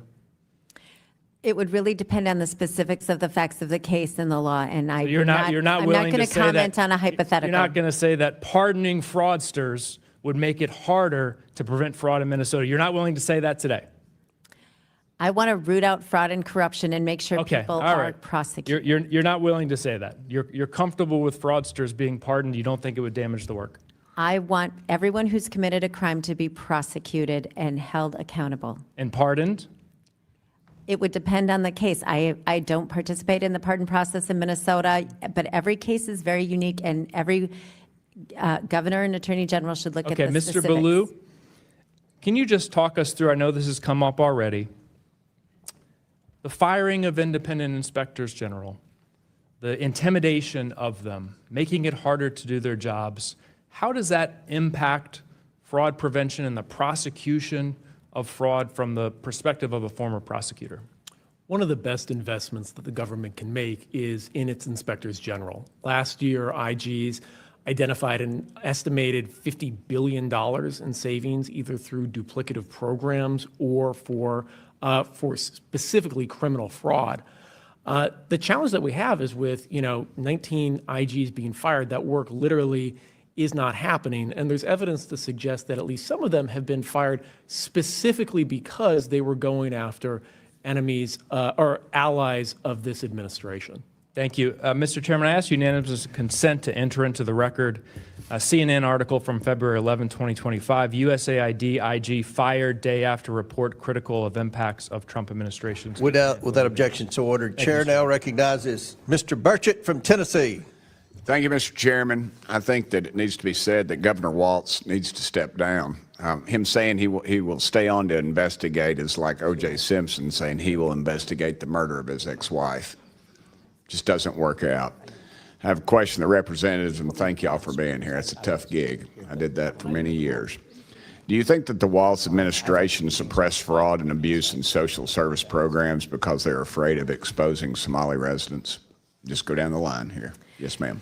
So not only do we think that's what happened, Mr. Burchett, but it is also what a Somali American investigator associated with the Bureau of Criminal Apprehension said. He said in an article, fraudsters also have sought to exploit the burgeoning political power of the Somali community and the feckless fear that establishment politicians and state agencies show when confronted with charges of racism and Islamophobia. This is from a Somali federal prosecutor or investigator. Sir? Indeed, it's not just a theory. We have the record of the recording of Keith Ellison meeting with defendants in Defeating Our Future case, where it was very explicit that the motivation for keeping scrutiny off them was based on perceived racism. Ma'am? From the mouth of a whistleblower. You appear to be so this is what a whistleblower was told. You appear to be holding back these contracts because they are going to a diverse community. It's not a good look. Okay. Do you think Somalians should be tied to these crimes should be deported, ma'am? If they're not here legally, yes. If they are citizens, they should go through the criminal justice process. And then there might be other categories, but I would have to better understand. I agree. So some of these, some of these folks are born here and then they're naturalized, so they would have the constitutional protection thereof. So yes, ma'am. Sir? If there is any legal pathway to do so, absolutely. Ma'am? So you've got quite a big bucket of people, right? You've got people that were born here, that's a different situation. You have a people that were naturalized, Right. and then those are here illegally. So you have to treat each one completely separately with different paths. Ma'am, who is helping these folks navigate this complex grant application process? It seems to me that it's orchestrated. They've got a go-to. We've always found that out in my dealings with state government. There was always somebody in there, a gatekeeper. Yes, my colleague, Representative Hudson, could speak to it. There is a sort of a cottage industry of Somali consultants who help this. I bet there is. Yes, sir. Yeah, as I stated in my opening statement, I've personally talked to two gentlemen who have worked as consultants for multiple entities receiving government benefits. And they don't believe they're doing anything wrong, and by the letter of the law, they might be legally acting, but they have created an industry out of benefits that were intended to lift people up, not become a business. Add to that, ma'am? So that is something that we have heard repeatedly from whistleblowers and others, that there is, yes, I would call it a cottage industry of people that when you land on our soil, that they are going to teach you all the different ways to sign up for multiple social service programs. And there's also that. So they sign up for the max amount, which is probably why there's a report that just came out on December 13th of last year that says that 81% of Somalis were receiving some sort of welfare in Minnesota. If you don't know the answer to this, just tell me. Do you have any knowledge or heard any talk that the Somalis are directing any of these funds to American U.S. tax dollars to Al-Shabaab, terrorist organization? There have been past criminal convictions in this, and currently we believe it's mostly happening indirectly as they send money to Somalia that Al-Shabaab takes a cut. Y'all agree with that? We good with that? Do you think the design of the social service programs incentivizes fraud and abuse? Absolutely. There's no doubt about it. When you are willing to hand over a sack of money to somebody on the assumption that they're going to provide a benevolent service and then you never check to see if they actually did, obviously you're going to invite fraud, waste, and abuse. Ma'am?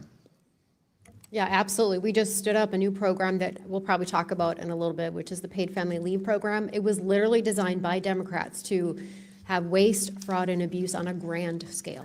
Okay, I'm going to be out of time. Mr. Chairman, thank you. But I think America, we're sick of the hearings. We're sick of all this. We need justice. We need convictions. If these folks are guilty, and that needs to happen. America is sick of this. It needs to happen. Thank y'all so much, and thank you for your bravery. Very well said. Chair recognizes Mr. Subramanian.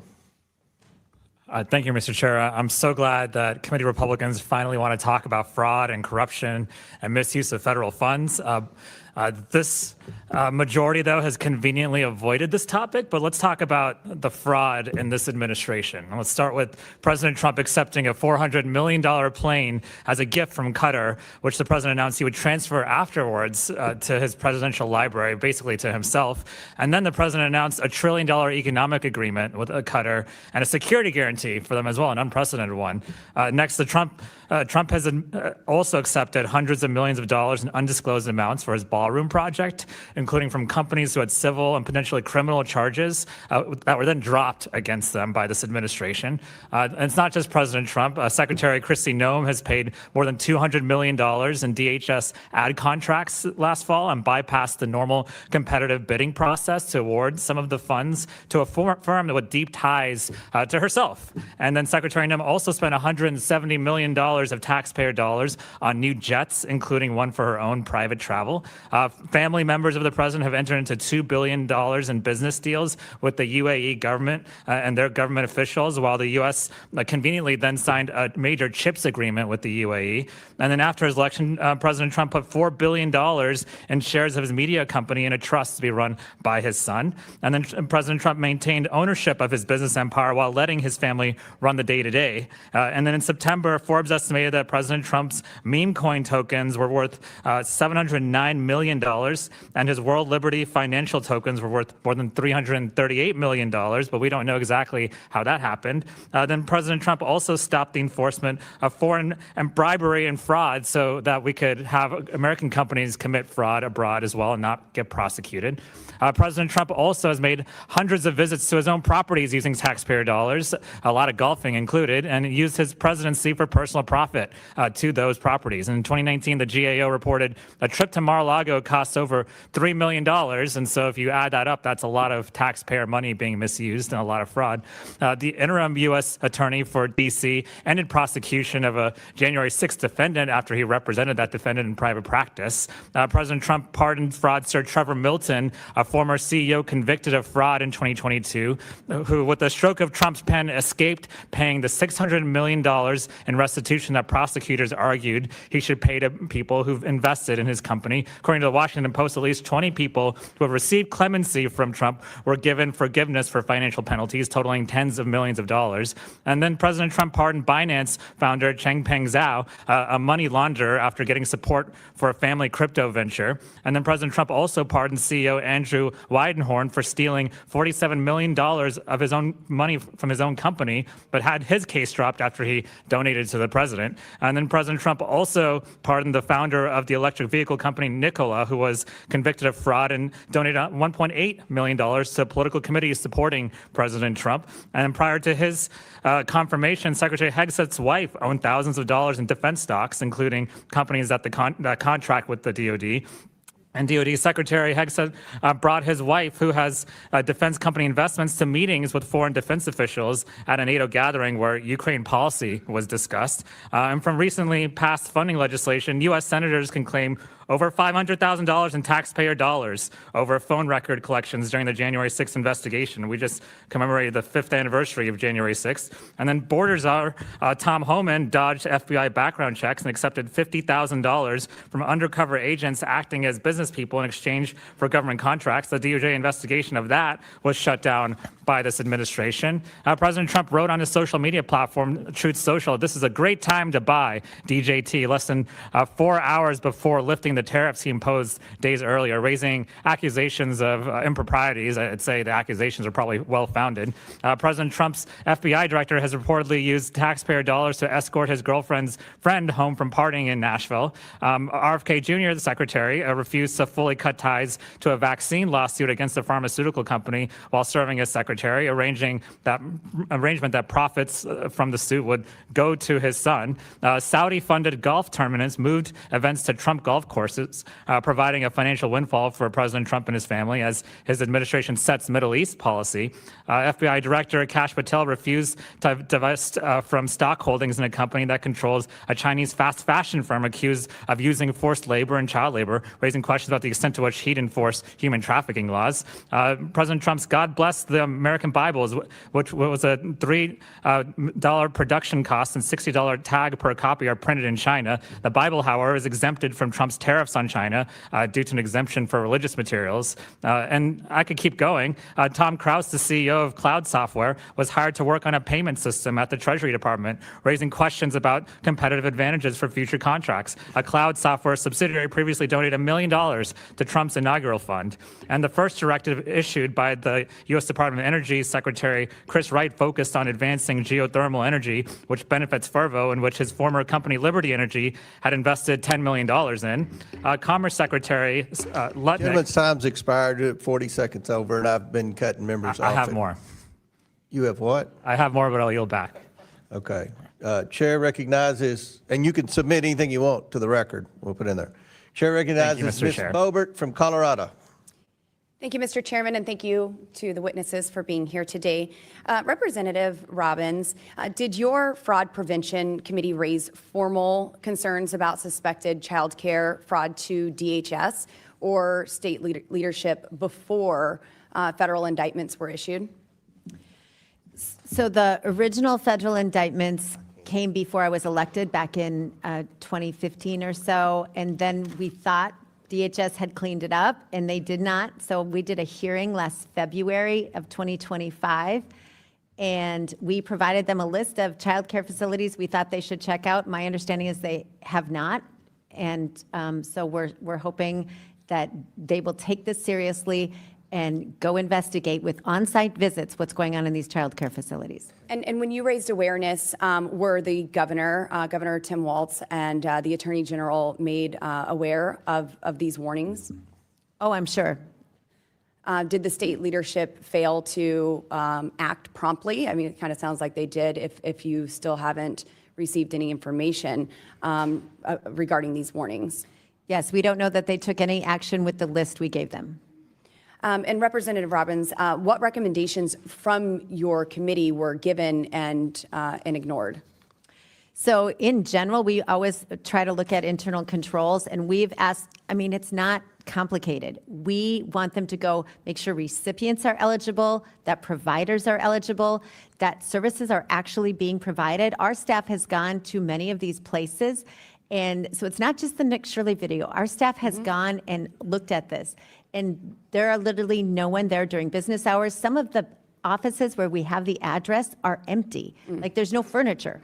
So they are not doing their job. Thank you.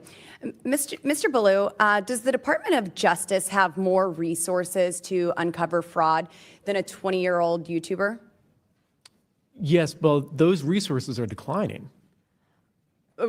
Are they still more than a 20-year-old YouTuber with a cell phone camera? Yeah, as I mentioned earlier, the primary office that would be responsible for prosecuting public corruption, which is what is being alleged today, has essentially been decimated. Most of the attorneys have been fired. Was it decimated when you were there? Was there funding there then?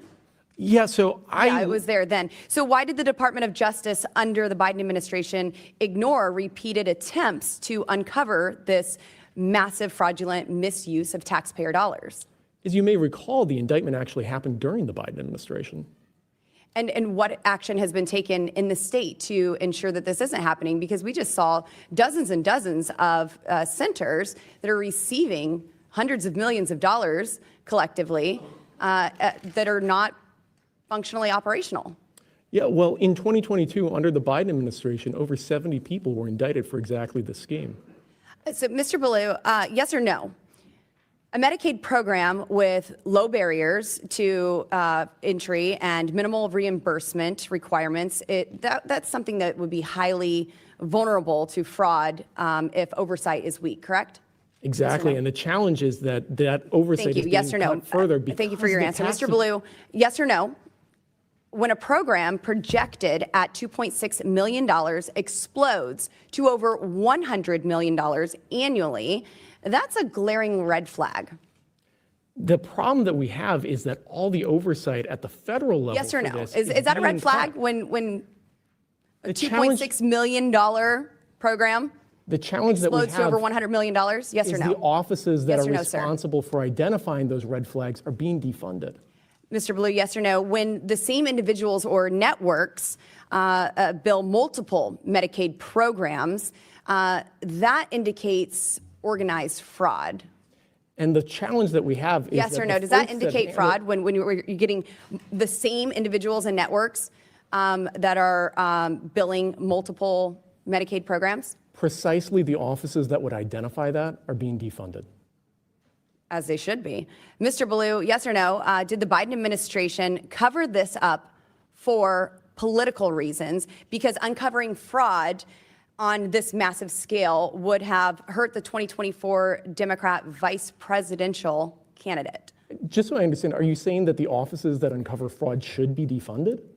I'm saying that these programs and the fraud that is taking place should be defunded. My understanding is what you were just saying is that the fraud programs need So to be no, defunded. we need to uncover these, but they're And the challenge these that we actual have is that programs those that are offices are ballooning being to $100 million. And if you could get back to the question I just asked, was this covered up because you thought it would hurt the 2024 Democrat vice presidential candidate? The office Governor that would Tim Walz. investigate that kind Yes or of no? alleged public Yes or integrity no? fraud has been defunded.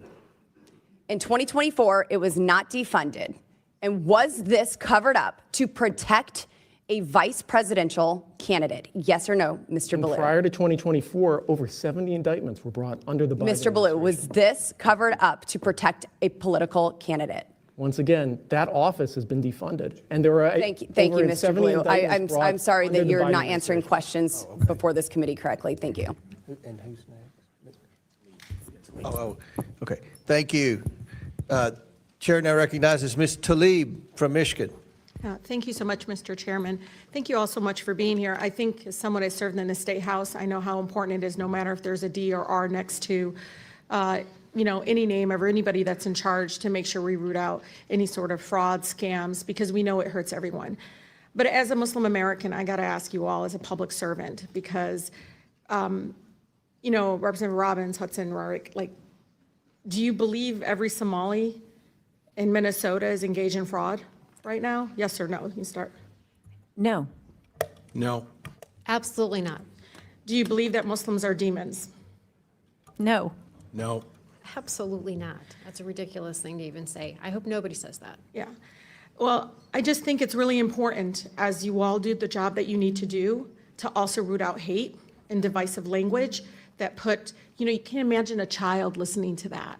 You know what I mean? And they're seeing that. And I'm telling you, as somebody that grew up Muslim in America, sometimes you're just listening to that and you feel othered. You feel like you're less than, that maybe the things that are being said are true. And so, Mr. Chair, I have to submit for the record, I know this is not your only source. I heard you. But, unnamed source in a viral Minnesota Somali fraud video is a right-wing lobbyist who called Muslim demons. But why this is more disturbing, and I don't know if any of you shared it, but I want you to know that who shared it, despite this, and all the falsehoods that my colleagues have already highlighted in a very, very shameful way, that this video has been shared widely and proudly by Attorney General Pam Bondi, by FBI Director Kash Patel, by Vice President J.D. Vance, who actually called the video, quote, far more useful journalism than any of our winners of the 2024 Pulitzer Prizes. The video creators, Nick Shirley, has built this career, right? But on a lot of Islamophobia and dehumanization, that I just feel as public servants, as you root out fraud, and you have to, that you don't make it out that it's about the Somali community.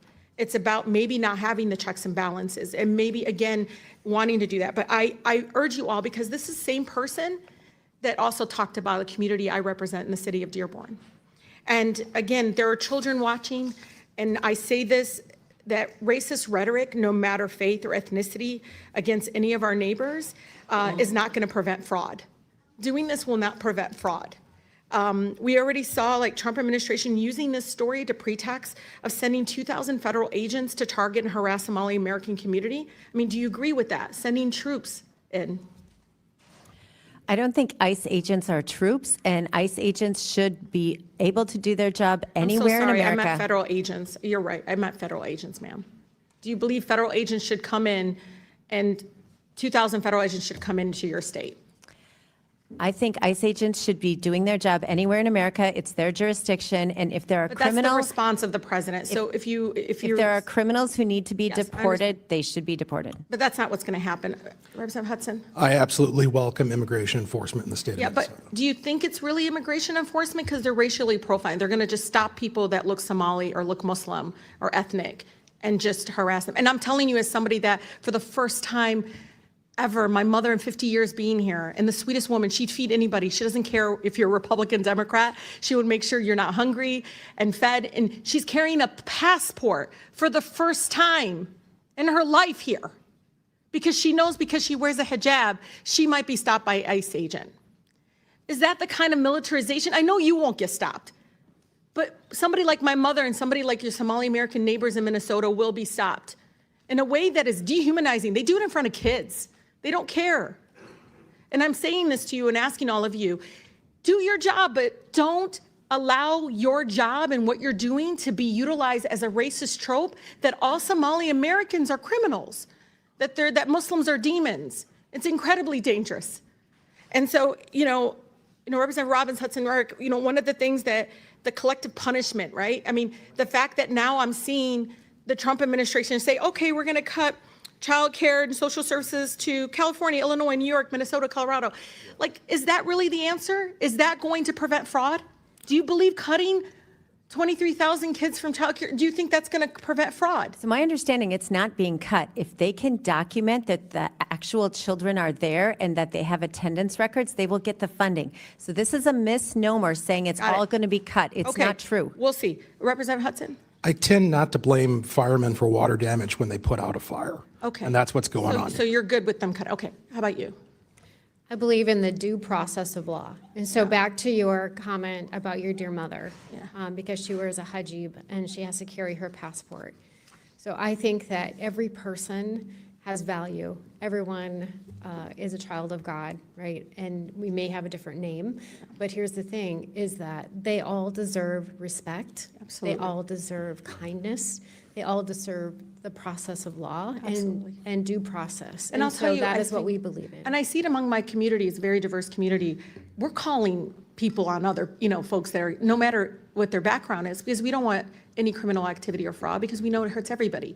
But I'm asking all of you, as you do this, your job, call out against the racist comments.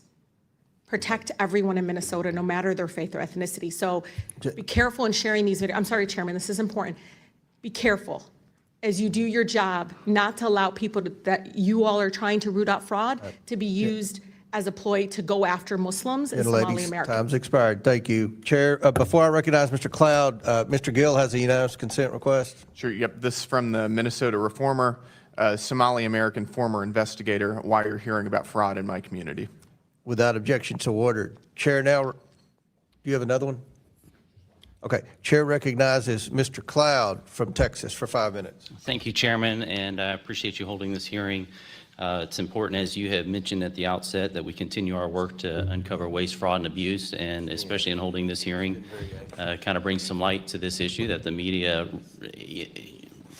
really, they were scooped. And so in a sense that they're having to cover this issue when really they should have been the ones to investigate and reveal this is telling.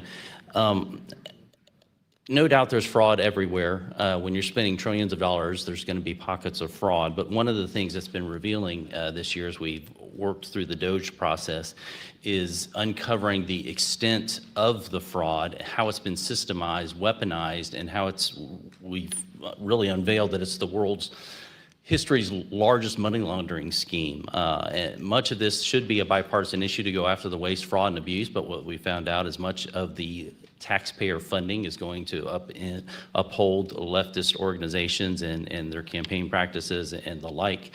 What's particularly telling about this issue in Minnesota isn't the fact that there's waste, fraud, and abuse. No doubt that's happening in a number of states, and we need to continue the work to clean it up. But the way that this has been systemized, institutionalized, and the corrupt and corrosive nature and even criminal coercion that went on from the governor's office and his administration is particularly troubling. I think it's notable that the Biden administration was aware of this, even as they tried to sell the the Harris-Walz administration on the American people, and perhaps that's why we didn't see this come to light as we should. But Representative Hudson, I appreciated something you said in your testimony, in the sense that you said how the structure of these programs creates incentives that reliably produce the waste, fraud, and abuse across multiple service areas, regardless of the program or intent. And this is kind of what we see oftentimes, that for good intentions, maybe Congress upstands these programs, but over the decades, what we've seen is they've expanded to where many of them almost end up being a system of waste, fraud, and abuse with a veneer of care and concern for people. And our job in Congress is to help bring the tools to make sure that that doesn't happen. And so the ranking member said, where fraud exists, we should look into it. We should hold people accountable. What we see coming from the left a lot of times is they're fine with the reactionary. We're fine in bringing prosecutions after the fact because the money's already gone out. We're fine with prosecuting people who do ballot harvesting once the ballots are in the pot and we can't separate them. But it's far better for us to prevent it. I'd like to talk to, I'll start with you, Mr. Hudson, but if y'all want to jump in, what controls states should be putting in, but really it comes down to us in saying whatever federal dollars you are receiving, you should be getting these controls in place. So could you speak to the institutionalization of this fraud and the schemes that are in place, maybe list some examples, and then speak to some of the controls that you would recommend that we take on legislatively to make sure states are doing their job? It's a very big question, and I'll try to be concise. So I haven't put a whole lot of thought into what Congress should do, given my state legislative role, but I can tell you that states are primarily responsible for the administration of these programs, for setting up rules, for engaging in verification and compliance. And so what I imagine Congress can do is provide either incentive or some form of, for lack of a better term, punishment to states who fail to do that. Currently, states are actually incentivized, in a sense, to game the system against the American taxpayer. 100%. Yeah. Absolutely. And so the programs in Minnesota need to be redesigned from top to bottom. I mean, it needs to be like a demolition and a rebuild, because the way they're currently structured, I think most Americans, when they think about benefit programs, they think about like their neighbor and how they would help out their neighbor. But that's not how these programs work. It's not relational. It doesn't come with expectations or gratitude or an incentive to make your life better. It is set up to create a perpetual industry out of taking money from taxpayers. Yeah, that's troubling. Would you like to speak to that? Yes, I think one of the most practical things you can do is to require documentation from the recipient and from the provider. In Minnesota, most of these providers are set up and the recipients based on attestation. And nobody then goes and checks, are they really eligible? Are the services actually being provided? We had the Housing Stabilization Program. They estimate 90% of it was fraud. Nobody checked if services were actually being provided. And I think you could also require repayment to the feds if there's fraud, and that would make states pay attention to administration if they had to repay the money if it was not spent on the proper services. Thank you. Those are a few good tips. We'll hopefully stay in communication. My time's up. Chair. I know we opened up a can of worms there that could take another hour or two, but thank you, Chairman. I yield back. Thank you. Chair recognizes Mr. Min. Thank you, Mr. Chair. Appreciate today's hearing, and I am deeply concerned about the allegations of fraud that we are learning about around the disbursement of social services funding in Minnesota. This is fraud of the worst kind. It's literally taking food out of the mouths of hungry kids so that people can enrich themselves. And just for your clarification, I've actually spent my career fighting fraud. My first job out of law school was at the SEC. This was in the aftermath of another major set of frauds, the Enron and WorldCom accounting scandals, which of course from the private sector, not the public sector. In Congress, this has been my just over a year at this point, but I was happy to sponsor H.R. 1156, a Republican-led bill that came before this committee last year. And I think that we need aggressive enforcement and accountability when it comes to taxpayer dollars and their disbursement. That being said, I have concerns about this hearing, as well as recent actions taken by the Trump administration. And it's hard for me not to look at this hearing and the context in which it's taking place and not see this as a partisan and racist hearing. And for the reasons mentioned by my colleague, but we have not had other hearings when it comes to fraud that takes place in Republican-led states. We've not had hearings in this committee, as far as I'm aware, or in any other committee this year, as long as I've been in Congress, that go after those who are not Somali American. And so I hope you all can appreciate that by holding this hearing in isolation of any other hearings around oversight or fraud, that it looks like we're going after one community in one state when we know it's rampant. So I guess my first question to you all, and you all can raise your hand, or if you don't want to raise your hand, feel free to not raise your hand, but do you believe that fraud only takes place in Democratic-led states? No. Okay. No. And do you believe that fraud only takes place in Somali communities? No. Absolutely not. No. Would it surprise you to know that the Congress has not done hearings on either frauds that have taken place in Republican-led states or on frauds that have taken place in non-Somalian communities So this year, since I've taken Congress, or that this oversight committee in particular in this session? the Minnesota legislature, we are literally drowning in fraud. That was a yes/no question, And so I'm going to so reclaim my time. So thank you very we much. spend all of our time And so I would just say doing that if this was a serious hearing, if this was a more serious attempt at oversight, we'd be looking across the board.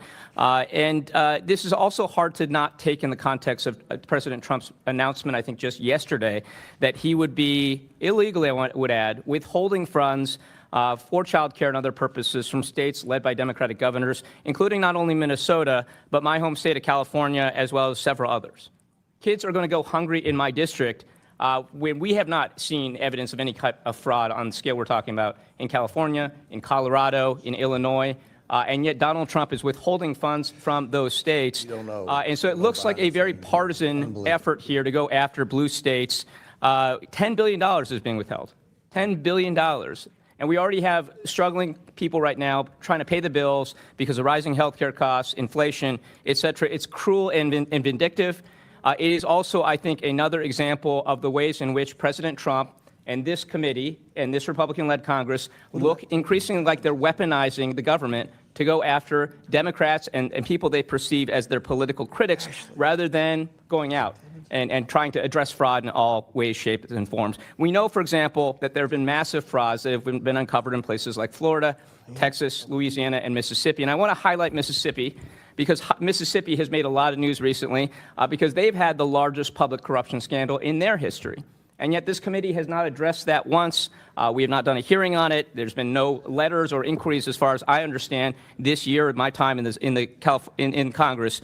So this is quite problematic. It includes celebrities like Brett Favre, we all know about. And so it's very problematic to me that we are not actually doing this. Now, Mr. Ballou, you mentioned earlier that it's hard to uncover fraud or know about fraud or know the motivations when we are getting rid of Inspector General. I think that was your implication. And I just want to lean into that just a little bit because I think what the Republicans have done in your state actually makes a lot of sense to me. Receiving tips from the public, investigating those tips, and then trying to provide transparency around your findings. And yet that is, Mr. Ballou, that is what Inspectors General do, right? That's precisely their job. And would it surprise you to know that this committee, which is tasked with overseeing the federal government, has done 0 hearings since Donald Trump fired all the inspector generals at the beginning of his term? That's unfortunate. We really can't have a discussion around fraud, misuse of taxpayer dollars, or waste if we aren't talking about the fact that we just got rid of all the people that are supposed to oversee that. So I have one last question here. And No, your time's expired. You've gone over a minute, but you No, I did go over a criticize minute. firing the 7 inspector seconds general over. when you 7 seconds admit there's massive fraud in Republican states too. The IGs have failed. Can I Why ask should we you keep funding point of these parliamentary- agencies when there's evidence that the money has been defrauded? I have a parliamentary inquiry for you, sir. Well, go ahead. Are we allowed to use this committee's resources to only go after fraud or states of one party? No, we can go after fraud in any part. So are we going to look into Mississippi the way that we're looking into Minnesota? If you bring stuff forward, you have whistleblowers come forward, we'll look after it in any state. You will hold a hearing. Do I have your commitment? Well, it depends on the evidence. Chair now recognizes Mr. Burleson from Missouri. Unanimous consent Thank to you, Mr. introduce an Chairman. article And into the I would- record. I've already recognized I'd like Mr. to- Burleson. Thank you, which Mr. is- Chairman. I appreciate it. And actually, I'd like to remind the committee that this party, this side of the aisle, has dedicated tremendous resources to rooting out waste, fraud, and abuse. In fact, the chairman set up a committee called DOGE that the other side of the aisle demonized and criticized in our efforts in which we had multiple hearings to identify waste, fraud, and abuse throughout all of the government agencies. And so I applaud the chairman and this side for the work that we've been doing.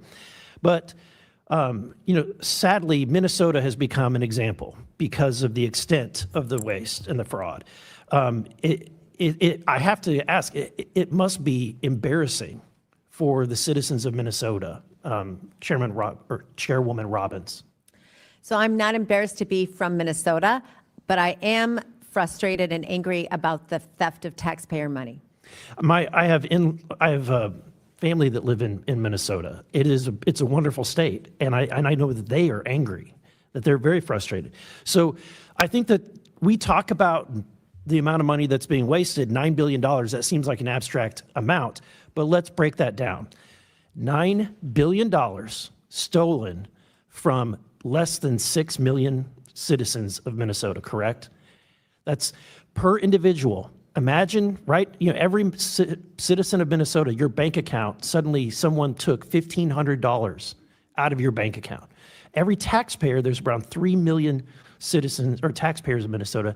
Every taxpayer just had $3,000 stolen from their bank account.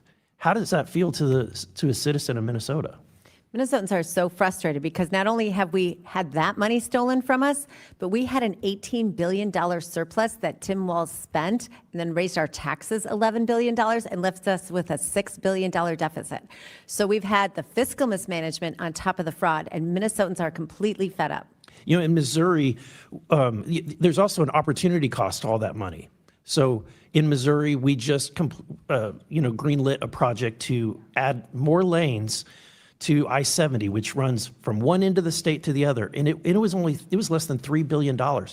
You could imagine people in Minnesota could enjoy adding additional lanes on interstates, on 3 of your interstates, I-35, I-94, I-90. Don't you think the people of Minnesota would love to have wider lane or more lanes added to their highway infrastructure? They absolutely would. But even if we stayed in the social service realm, there was $104 million in 1 year that was fraudulent in the Housing Stabilization Service. If we could have taken that $104 million and put it into supportive housing, we would have done a lot to solve the homelessness problem. So every time these dollars are fraudulently stolen, it is a huge opportunity cost for Minnesotans. Absolutely. And you've been sounding the alarm for quite some time. Why has it taken until 2025 for these to fully come to light?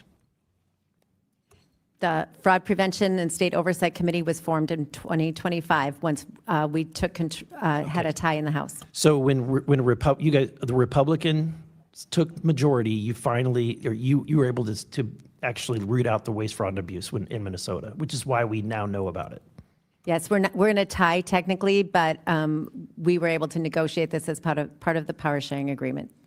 I seek unanimous consent, Mr. Chairman, to enter into the record a article from the New York Post. Former Homeland Security agent claims prosecutors ignored Minnesota daycare fraud cases. They just evaporated. Without objection, so ordered. Thank you. So there's been investigations been going on for some time. I understand you don't report them or have really kind of bypassed the state agencies. You report directly to the federal government. Can you elaborate on why that is? It's pretty obvious why, but. So when my staff, we have a very small staff. We have one researcher on our committee, and then we as members also do a lot of our own research. And when we get an investigation that is credible, we do as much research as we can. But as I said earlier, we don't have access to bank records, health records, or the state payment system. And so based on that, when we get something that's credible, we turn it over to the Office of Legislative Auditor and to the U.S. Attorney's Office. I have been accused of hiding whistleblower data from the department, but when the department comes to hearings, we provide documents every time. I flagged 72 child care centers. We've given them lists of all of the housing, multiple addresses where there's more than 5 providers, sometimes up to 22 providers at the same address. They've done nothing with it.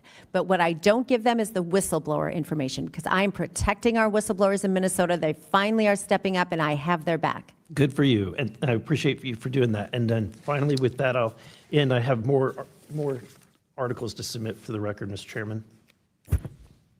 Do you want to submit them now, or are you going to submit them? Okay, go, proceed. Okay, one is an article produced was about child care welfare fraud.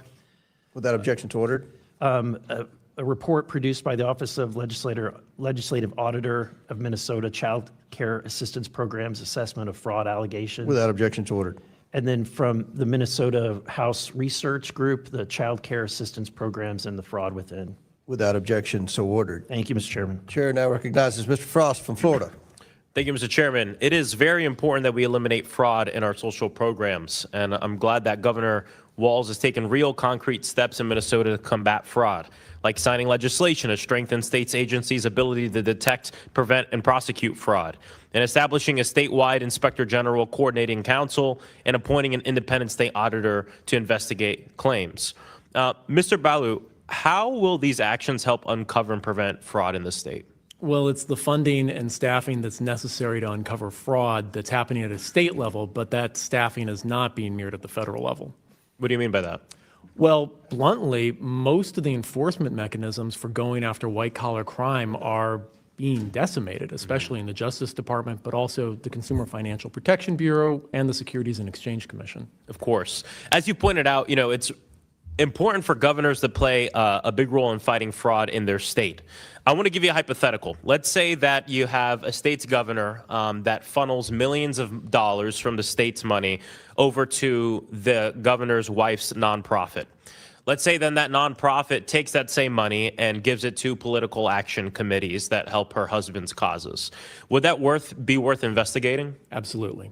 What say the rest of the witnesses? In that hypothetical, is that something we should also investigate? So I don't think we're in a place to talk about hypotheticals, but thank you for the question. The rest of the witnesses? You don't think we should investigate fraud? What do you think? I think I came here prepared to talk about the fraud that's taking place in my state. And Okay. contain my testimony to the purpose of the hearing. Representative Robbins? I think we should investigate credible allegations of fraud wherever they are, but we don't know Thank the you. I specifics of 100% that agree with you, Representative. And circumstance. actually, I want to talk about something that's really important because my colleague Dave Min just brought up something. Chair Comer, you had said if there's credible allegations, if there's evidence, we should look into it. And I have something for us to look into.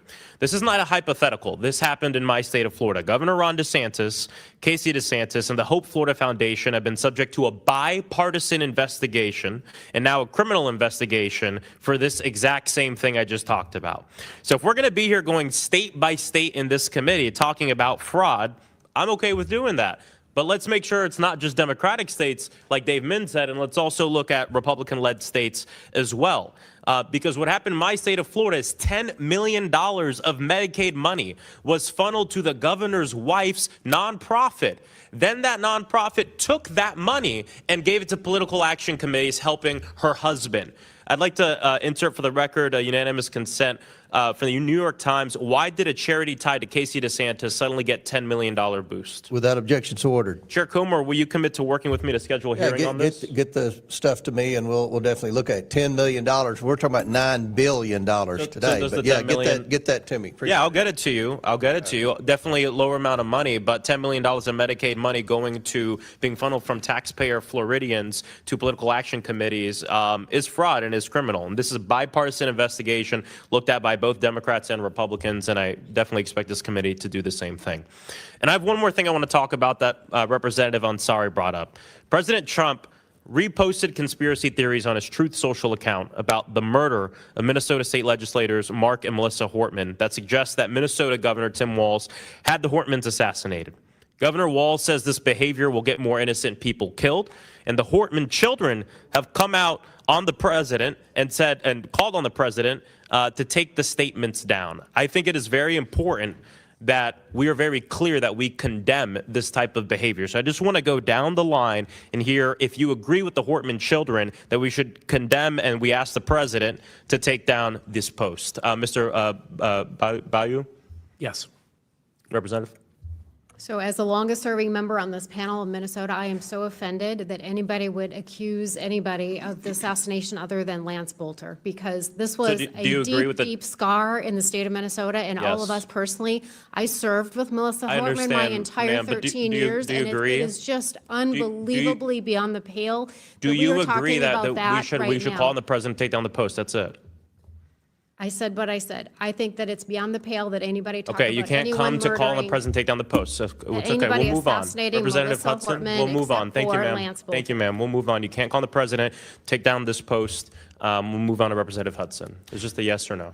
I cannot deceive the committee by giving it a binary. I have spoken to this many times. I have renounced the content of these ridiculous conspiracy theories, and I've called them ridiculous on multiple That's occasions. great. Do you think it's appropriate for the president of the United States I to am repost not it? going to engage in the silly condemnation game. No. This is not. In a No. This is not context- silly. This is the What president. did you have to say about the Hey, my assassination time. I'll of Charlie reclaim my Kirk? time. I'll reclaim What did you have to my say time. about Jay I'll Jones, reclaim my who's the time. chief I'll law reclaim my enforcement time. officer I'll reclaim in the my state time. of Virginia, I'll reclaim my time. fantasizing I'll about reclaim my shooting time. Republicans I will and reclaim watching my kids time. die The gentleman in their will mother's stop arms. talking I'm not on playing my this game time. in The that gentleman will context, stop talking on my time. Order. We'll give you a few seconds to A few close, sec- Mr. Frost. I have to comment on this because this is not silly. It is not silly to expect good behavior from the people at the highest levels of our government. Do you expect from including, Jay Jones? No, not your time. Do you expect from Jay Jones? Not your time, including the President of the United States. I yield back. Gentleman yields back. Chair recognizes Mr. Timmons from South Carolina. Is that right? Yeah, Mr. Timmons. Mr. Chairman, we're only 1 week into 2026, and the Democrats are having a tough year. Here we are. This should not be a partisan issue. We've uncovered $9 billion in fraud. It doesn't matter if it's a red state or a blue state. That's $9 billion. And you got to remember, the purpose of these social safety nets is to help people that need help. And when we have that amount of fraud, it undermines the purpose of the social safety nets. The people that want and need the benefits that they are deserving because they're American citizens, they're unable to get them because people are stealing money. And it's even somewhat comical because just a few days ago, when the Trump administration executed the most incredible, they technically executed a warrant on Maduro, a narco-terrorist, they were able to not have a single casualty from our military. They limited collateral damage, and they executed what is truly just a perfect tactical military operation. And the Democrats have gone ballistic over it. Gone ballistic. This man has had warrants out for his arrest for 5 years. He's had a $25 million bounty, which was increased to a $50 million bounty. This is not a partisan issue. He has killed hundreds of thousands of Americans over the last few decades because he's sent drugs here for Americans to use and they've died from it. This is not a partisan issue. Venezuela was a huge step in the right direction. Peace through strength works. We got to get together and we got to work on the issues that the American people want us to work on. And seeking out waste, fraud, and abuse, seeking out $9 billion in theft of social safety net money is something that should not be partisan. And the fact that my colleagues across the aisle are going ballistic over these ridiculous ancillary issues and trying to cast shade over what should not be a partisan issue is just ridiculous. So get it together. We need to do the job that the American people sent us here to do. I want to actually point something out. So Representative Robbins, my understanding is that around $250 million in fraud was found in the 4 years of the Biden administration. There were a number of indictments, dozens of indictments. Is that number about right? Yes, I think now they're up to about $310 million for the Feeding Our Future. All right, thank you. So in the last year, we're at $9 billion. Is that the number you got? Yes, the U.S. Attorney has estimated that the total fraud in the Medicaid portion, which has nothing to do with Feeding Our Future, so it's on top of that $310 million, is half of it is fraud. Thank you. Mr. Blue, you see where I'm going with this? So you're saying that we have had, we've decimated the budget of the IGs, which, by the way, weren't doing their jobs because we've uncovered, $8.6 billion more dollars in fraud with less resources. So how do you explain your testimony earlier that we've decimated the entities that are designed to investigate fraud when we've uncovered exponentially more fraud with less resources? How do you explain that? what we've been talking about today is not just regular fraud, but public corruption. And So this is the thing. We are not having a hearing on public corruption. We are having a hearing on $9 billion in fraud associated with Minnesota social safety nets. And so you keep pushing back on that you keep pushing back on this narrative that we should be seeking out waste, fraud, and abuse everywhere by saying that the Trump administration has decimated the entities that are designed to seek out waste, fraud, and abuse. And yet those same entities have uncovered exponentially more fraud. The problem is that they haven't charged any public officials, and the public integrity section has your been logic is flawed, and you know your logic is flawed. I just wanted to point it out. It's okay. So I guess I want to get to this. We have a limited amount of money. We have $37 trillion in debt. We run a $2 trillion annual deficit. And we have spent much of this year seeking out waste, fraud, and abuse, trying to get our fiscal house back in order because we're running out of time. So this cannot be a partisan issue. We cannot solve these problems without a bipartisan approach. So I have a bill that I filed. It's called the TABS Act. And what it does is it uses technology to confirm income eligibility. So $1.5 trillion every year go to social safety nets that are means tested, meaning depending on where you live, if you make too much money, you don't get them. And so if we use technology to real-time verify, you can actually give the social safety net to the person that's seeking it way faster, in most cases immediately, and then you can remove them from that social safety net in real time. In the big, beautiful bill, we changed it from once a year to twice a year, and that saved $10 billion. If you do it in real time, you are going to save 20% of the money. So if you extrapolate that over 10 years, it's about $2.5 trillion in savings for means-tested social safety nets. These are the kind of things we need to be doing. This is not a partisan issue. We all agree that people fall on hard times, and we need to help them up. We need to help them up. But if we have $9 billion of fraud in Minnesota, imagine what we have in California. Imagine what we have in New York. Imagine what we have across this country, and we've got to get a handle on it because we're running out of time. We can't keep spending money we don't have. With that, Mr. Chairman, I yield back. Thank you. Gentleman yields back. Chair now recognizes Mr. Palmer from Alabama. Thank you, Mr. Chairman. Ms. Robbins, how long do you think the corrupt activity has been going on in Minnesota? We have whistleblower reports dating back from 2013 or 2014, so through the Dayton administration and the Walz administration. Over a decade. Okay. Why is it that we're just now seeing, having this fully uncovered, and I'm not sure it's fully uncovered yet. Why is it, I mean, you've got an attorney general, you've got a governor who claims to be pure as the driven snow, and you get a lot of snow in Minnesota. Why is it just now coming out? Well, because it's been a failure of the administration, particularly our Office of Management and Budget, who has responsibility constitutionally for this, and they have not been doing their job. But because we were able to create this oversight committee, it's the first time in the history of our legislature we've had an oversight committee. Would you agree that with this fraud going on over a decade, and basically the lackadaisical or disinterested approach from your government, that's why it's necessary for the Oversight Committee here in Congress to take this up? Would you agree with that? I do. We're grateful for your help because we don't have the resources and we don't have subpoena power and some of the tools that you have. Well, the reason that, one of the reasons that I don't think we need to bring Mississippi in here is because they've been very aggressive in their investigation and prosecution along with the U.S. Attorney's Office. And I just want to point that out, Mr. Chairman, that we wouldn't be sitting here today asking the questions that we're having to ask if the governor of Minnesota, Walz, and the Attorney General and the other people that are responsible for oversight had acted expeditiously in investigating this themselves. So that's why we're here, isn't it? Yes, sir. I appreciate all of you being here. The charges and reports of fraudulent autism centers in Minnesota are shocking to me. Could you describe to us your committee's findings in this area, Ms. Robbins, and how these fraudsters were operating? It is really shocking. So there were autism centers that are a Medicaid waiver program, and people were getting paid kickbacks to sign their kids up to participate in the autism center so they could build Medicaid. And these children didn't necessarily have autism. We have substantiated, court documented in by the U.S. Attorney how the parents were getting their kids falsely diagnosed with autism so that then they could get a kickback to participate in billing Medicaid for autism So services. It's not just the fraud in terms of money, it's the abuse of children by their parents that has taken place here. And they were able to defraud the EDIBI program millions. Yes, I think we're just at the tip of the iceberg in understanding it. There's been a handful of charges, but we expect more. Mr. Hudson, do you think General Ellison or Governor Walz was aware of the fraud prior to the exposure that has been brought now? Oh, there's simply no doubt. I mean, again, referring to the exhibit that I submitted with my testimony, 2,500 pages of OLA reports citing all of the red flags and risk factors, and they did not take appropriate action.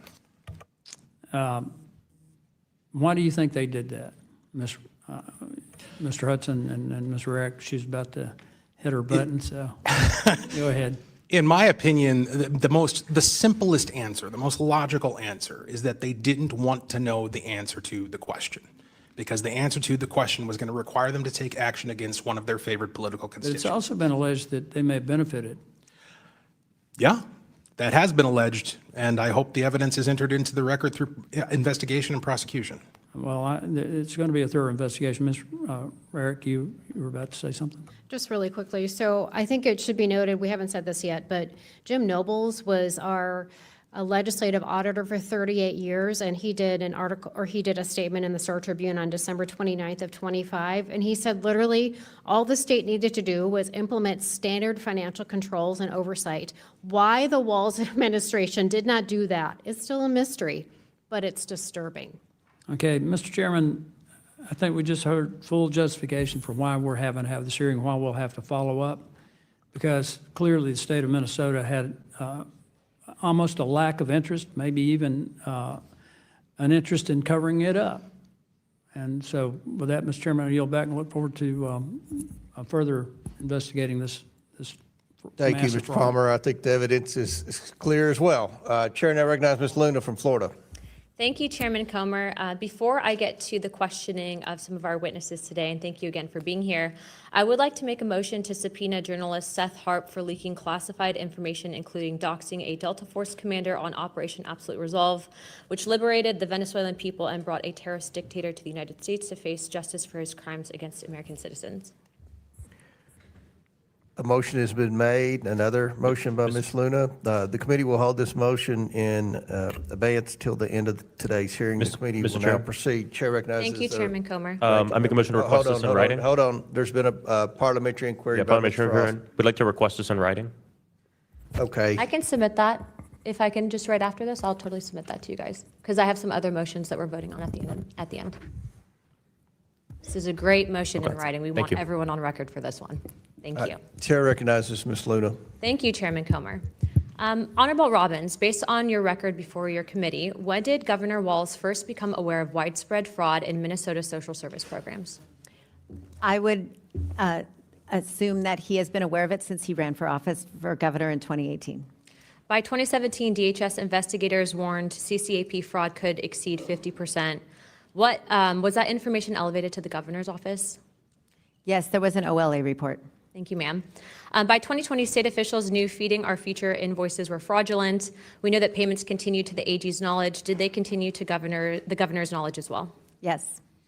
Attorney General Ellison agreed on tape to fight Minnesota's own Department of Human and Health Services in exchange for Somali political and financial support.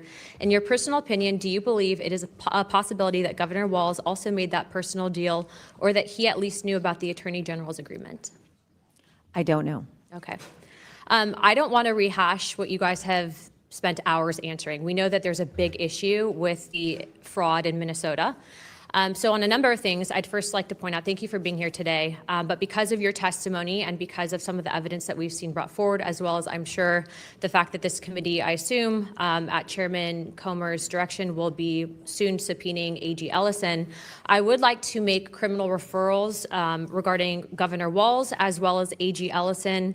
As you know, U.S. Code 371 and U.S. Code 2, which deals with criminalized conspiracies to defraud the United States and establishes liability for individuals individuals who knowingly aid or abet the commission of federal offense, includes willful blindness or deliberate inaction where duties to act exist. So I will be referring them later on today.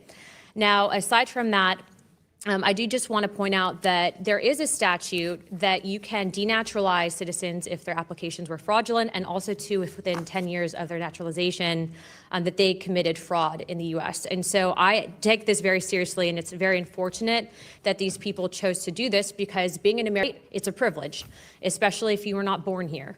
And so with that idea in mind, I would like to say that these criminals took advantage of the very country that gave them refuge. They do not deserve the privilege of remaining here, and frankly, they don't deserve to even be imprisoned here, which is why, as the chairwoman of the El Salvador caucus, I work very strongly with President Bukele, and we also know that CCOT has proven to be a great facility to house people that are denaturalized and deemed not worthy of U.S. citizenship, and I will be making referrals for those individuals if they are found guilty. Thank you for being here today.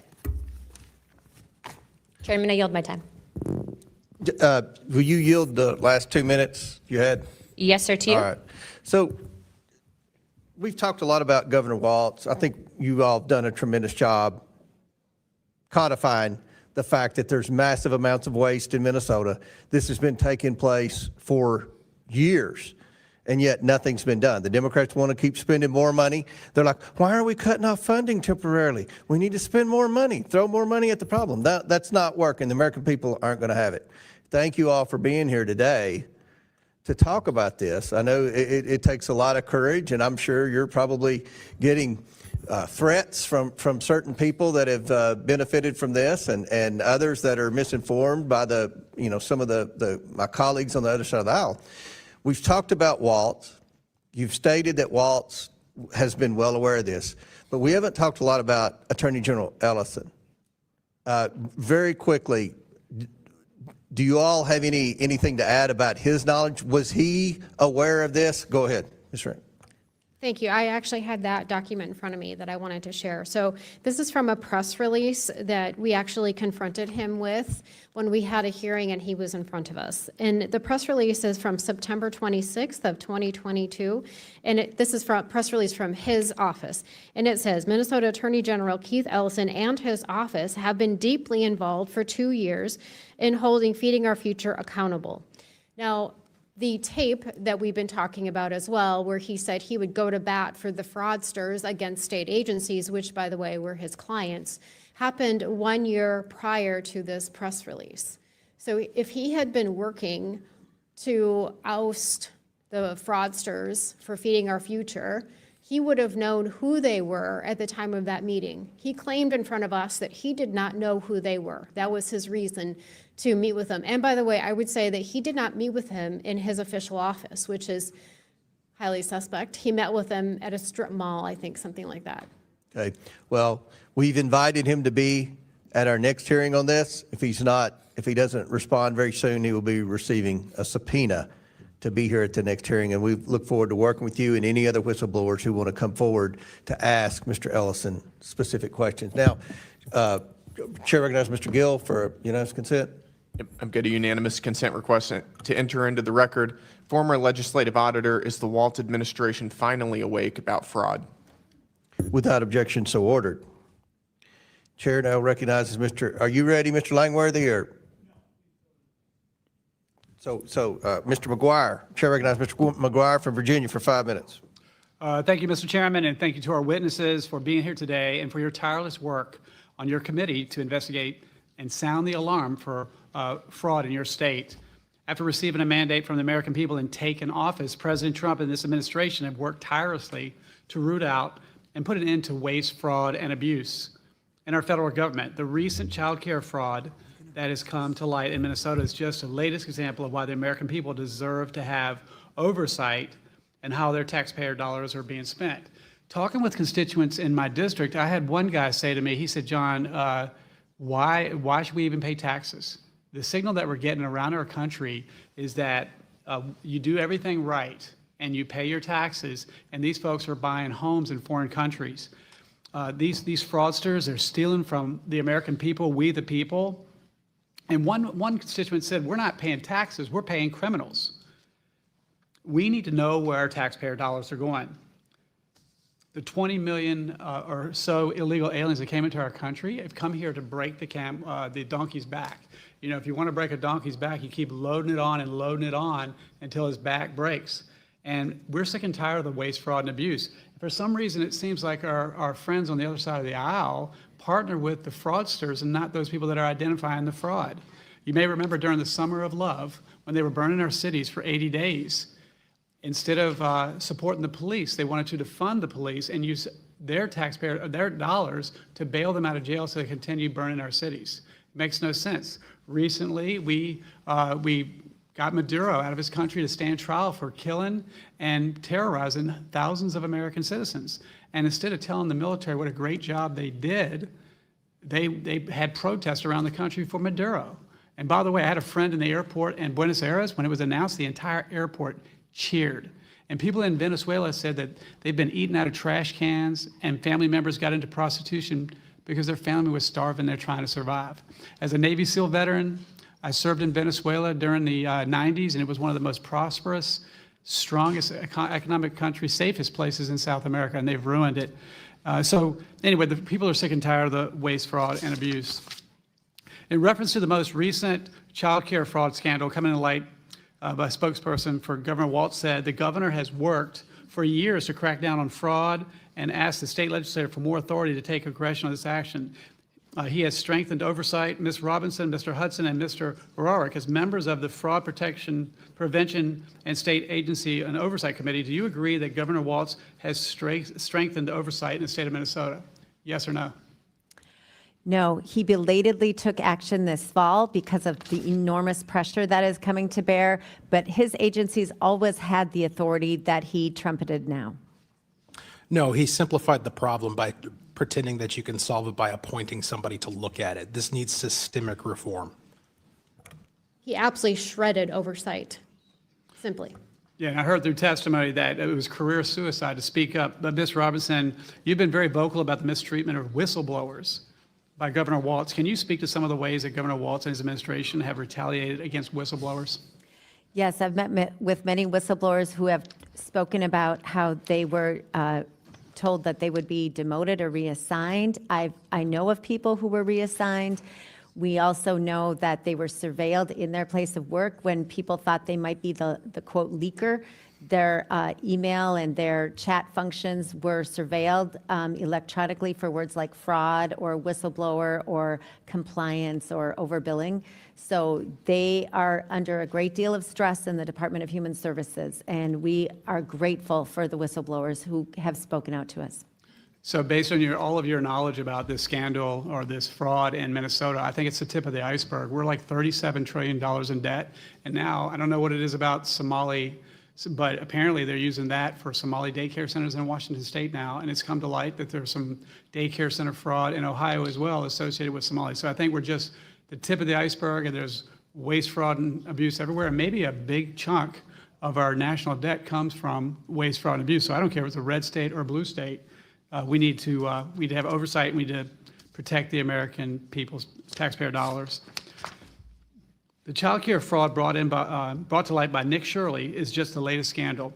In 2022, federal prosecutors charged 47 defendants, majority of whom were from the Minnesota Somali community, for the role they played in feeding our future. Are they still in power in Minnesota? The Democrats? No, the Feeding Our Future. What's going on with them now? So that program was a COVID-era child nutrition program, and that is over, but there's ongoing child nutrition programs that could be fraudulent. So I think they're still working their way through the Feeding Our Future case, but I think there will be need for ongoing oversight of child nutrition programs. With that, I yield back. Thank you. Chair now recognizes Mr. Langworthy from Buffalo, New York. Okay, Chair recognizes, we will go to Mr. Stauber, are you ready, prepared, or Ms. Fishbach? Yeah, Representative Fishbach prior to me. Thank you. Okay. Chair recognize, we're going to get to our wave-ons, and we may have a few more that will come in. We have a few more Republicans that haven't asked questions yet, but Ms. Fishbach. You're recognized for 5 minutes. Thank you very much, Mr. Chair. And before I begin my remarks, I want to enter into the record an email shared by DHS whistleblowers. The email was written by a senior DHS official and sent to other DHS leaders. In the email, the DHS official talks about using military intelligence resources to track down whistleblowers' exact location. And this issue, and I believe this email was alluded to by Representative Rarick in her testimony. Without objection to ordered. Thank you so much, and I have one more, and I ask for unanimous consent to enter into the record an article titled "Minnesota Government Whistleblowers Claim They Were Electronically Surveilled, Had Promotions Denied," in the New York Post, dated January 3rd, 2026. Without objection to ordered. Thank you, Mr. Chair. And first, I would like to say thank you, Mr. Chair, for allowing us to wave on. This is an incredibly important issue in our state and across the country. It's something that comes up all the time when we're out in the district. And so I thank all of the legislators for being here and for all of your work that you do in order to expose this and dig into it and really figure out what's going on. And I think it was Mr. Burlinson who asked if we were embarrassed. But I'm not embarrassed to be from Minnesota. What I am is really sad that this is happening, and this is what Minnesota is known for now. This horrible fraud, because there's wonderful things that Minnesota does have to offer. And so as a lifelong Minnesotan, it makes me sad that this is what we're having to talk about. And while some may want to downplay this fraud, I want to be clear. This is an explicit and egregious cover-up on the theft of taxpayer dollars. And hundreds of millions stolen from programs intended to help feed children, provide housing, provide childcare, even help individuals with autism. And we also have reports that some of this funding is going to terrorist organizations, like was mentioned earlier. Democrats have been in charge in Minnesota for years. And I was in the Minnesota legislature, I know. And they specifically wrote and passed legislation that reduced oversight when handing out federal funds. Democrats seized on COVID in particular to yank back fraud protections, just so that they could hand out money as fast as possible. That was the whole thing. That was the mantra during COVID, is we've got to get it out fast. So we can't have all these regulations and checks and balances on them.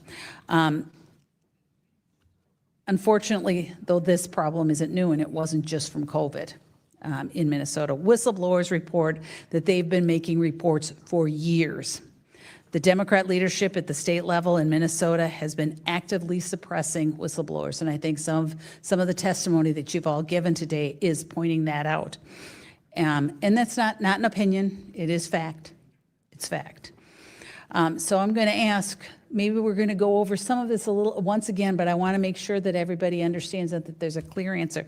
Representative Rarick, the tweet, where did my sign go? I have a sign.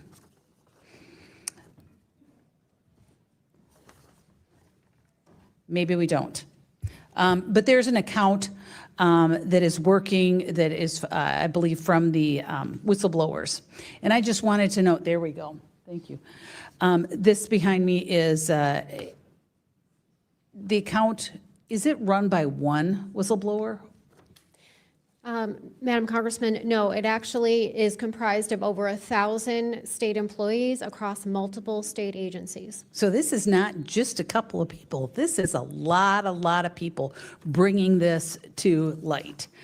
And were the whistleblowers ever made to feel unsafe on their attempts to report fraud? Yes, absolutely. I can give you 2 quotes that they have in the 7-page document that was submitted for this committee hearing. 2 things that they said is, think about your home and what if you lose your job? So these are things said to whistleblowers. Second thing was, we need information about where your kids go to school and where their bus stops are. And Representative Rarick, that's just incredible stuff. And I know you mentioned it before, but I do think it's worth repeating, because we had whistleblowers. This could have been happening, but there has been Democrat administration after Democrat administration, including Walz and the newer, they have not addressed these things. And they have not said, hey, whistleblowers, we believe you. and we're going to do something about it. And so that's the concern. And I just want to, I'm running low on time, but I wanted to just ask Representative Robbins, and I'm sorry, Mr. Hudson, but you've had some really good moments today, so I'll go to Representative Robbins. As chair of the committee, if these claims of retaliatory action are true, then it violates the law. So if these claims are true, then a state agency is violating our own state whistleblowers laws. Is that correct? Sorry, so the whistleblower statute is for civil penalties. There is no criminal penalty for whistleblower retaliation in statute currently, but we are looking at that for the next session. But that's why when people say, why haven't these people who've retaliated against the whistleblowers been prosecuted, it's because there is no criminal penalty in statute. Has there been anything by the Attorney General's office, and this is maybe a question that I'll ask if he's comes, anything by the Attorney General's office that would deal with that? No, we passed a law this session to expand whistleblower protection because prior to this session, they could only report up through their supervisor or to the state attorney general. And when they did, they were either ghosted or they were retaliated against. So we expanded it so now they can report to legislators and they can report to law enforcement. And that's how we got this just deluge of whistleblower reports because now they have somewhere safe to report. And you have been very indulgent, and I'll just say, after 15 years of Democrat administration in Minnesota, this massive fraud is coming to an end because we are going to get to it, and I appreciate the work that you have done on your committee, and we will do whatever we can to continue to bring it to light and prosecute those folks involved. So thank you very much, and Mr. Chair, I thank you very much for your indulgence. Thank you, Ms. Chair asks unanimous consent. Who said that? Oh, yeah, Mr. Bell. Mr. Chair, I ask unanimous consent to enter into the record this May 2025 report from the Senate Committee on Homeland Security and Government Affairs entitled Undermining the Watchdogs, the 19 independent inspectors generals fired by President Trump uncovered billions in fraud, waste, and abuse. Without objection, so ordered. All right, our next Minnesota wave on is Mr. Finstead from Minnesota. Thank you, Chairman Comer. Thank you for holding this important hearing today, and thank you to our great Minnesota legislators for being here. God bless you and your work. It's been so needed, and you have amplified and created such a voice and opportunity for us to get to the bottom of this, so thank you. Governor Walz's incompetence has put a spotlight on our state by enabling rampant fraud across federally funded, state-administered programs. And for those that aren't from Minnesota, in Minnesota, the Democrat Party goes by the DFL, Democrat Farmer Labor. Well, I'll tell you what, they kicked the farmer out a long time ago, and that F now stands for fraud. And that is wholly owned by Governor Walz, Lieutenant Governor Flanagan, and it's on them, and it will be on them forever. Minnesota taxpayers have had more than $9 billion in counting taken from their pockets, yet the Walz administration has failed to take meaningful action to stop this. Since Feeding Our Future scandal came to light, not a single individual responsible for ensuring accountability to these federally funded programs has been fired. Not a single. This would not stand a second in the private sector. I don't care if you're a bank CEO. I don't care if you're a greeter at Walmart. You would not have your job with the incompetence that Governor Walz has displayed in Minnesota. Since I was first elected in 2022, I've joined my Republican colleagues in the congressional delegation, sending numerous letters to Governor Walz and his administration to expose the lawlessness occurring in our state with no response.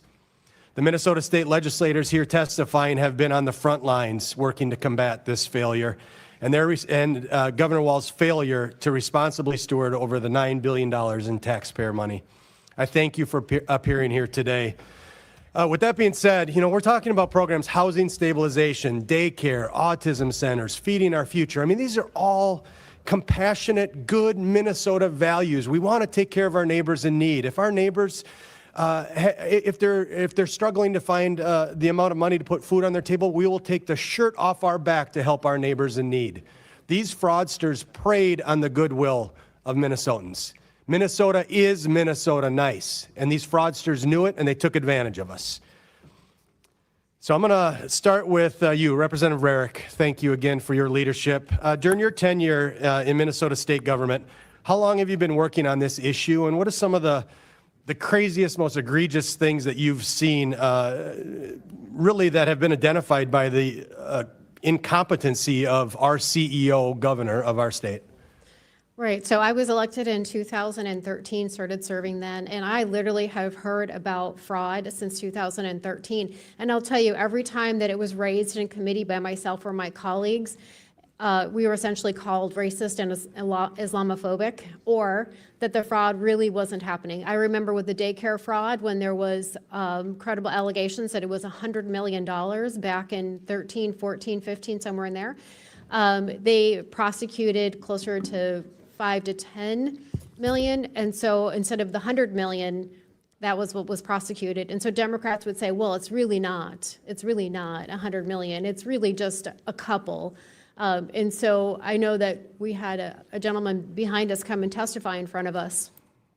And he had a tracker, and they spent the entire time besmirching his good character as opposed to actually talking about the fraud. And that's what we've experienced nonstop every day. So thank you for that testimony, but also thank you for being strong. Because the politics of intimidation, name-calling, race baiting, they want us to shut up. They want this fraud to continue. And so thank you for being strong. You know, I represent 750,000 of our neighbors in southern Minnesota. It's God's country down there. And, you know, I hear from my neighbors the Democrat control and what it's done to decimate our daycare industry, the affordability, the access. We just struggle with daycare in southern Minnesota. And I can't help but think that, wow, $9 billion sure would go a long ways to help our neighbors in southern Minnesota. You know, the Walz administration has done crazy things. They've weaponized the administration. Heck, we have daycares in southern Minnesota getting fined for leaving chapstick on their office desk. They can find the time to do that, but they can't find the $9 billion. Ridiculous. Representative Robbins, the Democrats at the state and federal level, so we're talking everyone from Angie Craig, Ilhan Omar, Tina Smith, Amy Klobuchar, Tim Walz, Lieutenant Governor Flanagan. Have they helped at all in your committee work? Have they been a part of it? Have they said, hey, we want to help try to get rid of this fraud? No, I don't know of any Democrats who have called out the Walz administration for their absolute failure to protect taxpayer dollars and our vulnerable citizens. So this is just unbelievable to me that we cannot, in the face of this horrific fraud and crime that's going on, we can't for a brief moment rip the R and the D off our sweatshirt and put the USA on and say enough is enough.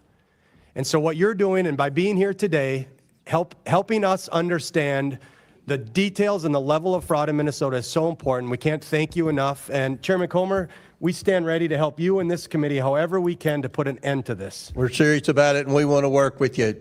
Chair recognizes Mr. Langworthy from Buffalo. Well, thank you very much, Mr. Chairman, and thank you for putting this hearing together so promptly after all of this fraud was unveiled. I'm not going to get into belaboring all the facts that have been revealed here already today, but Representative Robbins, how long do you believe that this fraud was allowed to operate in Minnesota before anyone in state government actually decided to act? Well, we've had all this going on since 2014 at least, and the Walz administration's been in office 7 years, and they very belatedly took a few actions this fall. So they only came to the table to help pause program and have required audits because of the public pressure. So we're looking at fraud going back 11 years at this point in untold sums of money. And with the years that this has gone on, who in your mind knew about this fraud, and who do you think looked the other way? I think everybody in Minnesota knew about it. There's been so many great local investigative journalistic stories on this. And I think the governor, the lieutenant governor, the attorney general, and all of the agency heads have looked the other way. I really want to salute you and your colleagues that were on the front end of this, trying to get people to pay attention to this. And when you raised attention to this fraud long before Nick Shirley's outstanding reporting, Governor Walz and Attorney General Ellison actually refused to take your claim seriously. Isn't that correct? Yes, we gave them a list in February of last year of 72 child care centers we thought were problematic that should be investigated. And to my knowledge, they didn't do anything with the list we provided. Now, as an elected official, you obviously are out in the community. Is this blatant fraud something that people on the street are talking about? All the time. They're furious. And they know it, it's in plain sight, everyone knows what's going on, but no one will act. Well, we're doing our best to act at the committee. You are, but the people that are actually in power, I come from New York, so I understand what blue state living's all about. It's infuriating because we see the same thing in our home state. And when you have people in power that refuse to do the right thing, even though the problem is an obvious one, it's really disheartening to the constituents and the taxpayers, the hardworking men and women paying the bills. And Representative Robbins, do you think that there was a political calculation that was made by the people that turned a blind eye, that it was more beneficial for them to allow and kind of green light the fraud? Or were they afraid of political consequences if they actually did something about that from a constituency of Somalis? Yes, I think they chose to protect the fraudsters and the criminals over the whistleblowers and the taxpayers because, as the Somali investigator said, that feckless fear, they had feckless fear from the establishment, politicians, and state agencies when they were confronted with charges of racism and Islamophobic. So they were afraid of being called racist or Islamophobic, the Democrat politicians, and standing up to their base. So they just turned a blind eye. And with this, Somali population, this is part of the Democrat Party's base at this point in Minnesota, isn't that correct? Largely. Largely. So they were basically renting a constituency through the fraud at the expense of the taxpayer. That's wild. You don't have to answer that. I think that we all know the answer to that. And Representative Hudson, there is a child care affordability crisis right now, and young families in my district and across the country are making really tough choices to afford quality care. What impact has this fraud had on wait lists and staffing and simply making resources available for legitimate child care centers in your constituency? Well, as Mr. Finstead pointed out, in Minnesota, there's been a long-standing attack upon family-based childcare where folks would run businesses out of their homes. And when you're out of the city, that's usually the type of childcare you would have access to. And so in a climate where there's already been reductions in the availability of people to be able to receive childcare, again, going back to the firefighter putting out the fire analogy, yeah, it causes damage with the water, but it's necessary in this time because even though it hurts, because of the blaze that walls allowed to explode. It's amazing. This $9 billion in fraud went uninvestigated, ignored, swept aside for years. Not a single rogue bureaucrat, but by every Democrat official in the state of Minnesota who presented with clear, damning evidence chose to look the other way blindly. I cannot wait to see Tim Walz and Keith Ellison in those seats where you're sitting right now. But to everyone here, we cannot ignore who truly benefited from this failure beyond the perpetrators of the fraud. And it's Governor Tim Walz and the entire Democratic leadership throughout a constituency's votes that they bought by looking the other way and letting this happen. They effectively greenlit this theft of billions of dollars in taxpayer money through years of willful ignorance. And every single American taxpayer deserves full accountability because this isn't limited to just Minnesota. We have a lot of other states to start to look at. I mean, all the big blue handout states. I live in one of them. We have to open the Pandora's box here and find out how much money has been siphoned off from America's taxpayers. I yield back, Mr. Chairman. Well said. Chair recognizes Congressman Jack from Georgia. I also want to echo my support for Congressman Langworthy's remarks. Certainly associate myself with them. It is all political, and it's very unfortunate. I want to thank the witnesses for testifying today. I also like to thank our chairman for convening this hearing so expeditiously. Less than 2 weeks have passed since the nation was caught in this just horrible crisis, watching this unfold, and here we are with action today. We've talked a lot about the $9 billion in fraud. I like quantifying it because more often than not we throw around the biggest numbers here in Washington, and sometimes it's hard to quantify it.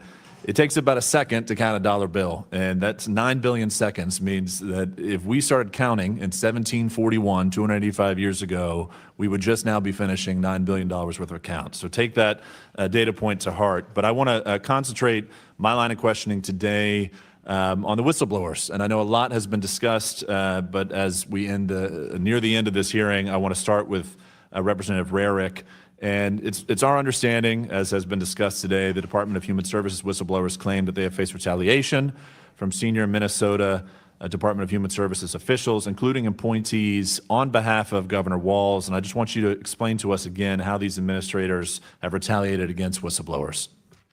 Right, so the threats were pretty intense, and as I've said, their jobs were threatened. They had strange questions, demanding answers about where their children went to school, where their bus stops were. They were told that if you don't do what we tell you to do or not do what we tell you to do, you'll lose your job. You'll lose that job with cause, which means in Minnesota that you don't get unemployment insurance. You also could lose your retirement plan. Also, you'd be blacklisted off of all state agencies, and I would note that that also includes Hennepin and Ramsey counties, our biggest counties, because they are Democrat-run, and maybe even the University of Minnesota. I'm going to throw that into probably some of our biggest cities, like Rochester, Duluth, that are very Democrat-leaning. So it's a very vast threat. They've also threatened them with sort of a vague military intelligence. So there was one, I have the email right here that was just submitted, I believe, by Congresswoman Fischbach, and it says things like, I would like to use my former colleagues in the Army to locate where you are using your IP address, and I don't have that. He says, I don't have that technology anymore, but I can get it in a heartbeat. So there were vague threats, and I believe there was more threats beyond that, but it was very expansive threats. Well, I'm glad you mentioned that. I actually wanted to talk about that. As I understand it, it was and I think it's to your point, she entered it into the record, but the interim Deputy Assistant Commissioner of Operations, for the folks watching at home, the Department of Human Services Minnesota allegedly was trying to use a contact in the military during the Biden administration to track whistleblowers' whereabouts. I presume this is illegal under Minnesota law, but would love for you to indulge us as to whether or not it is.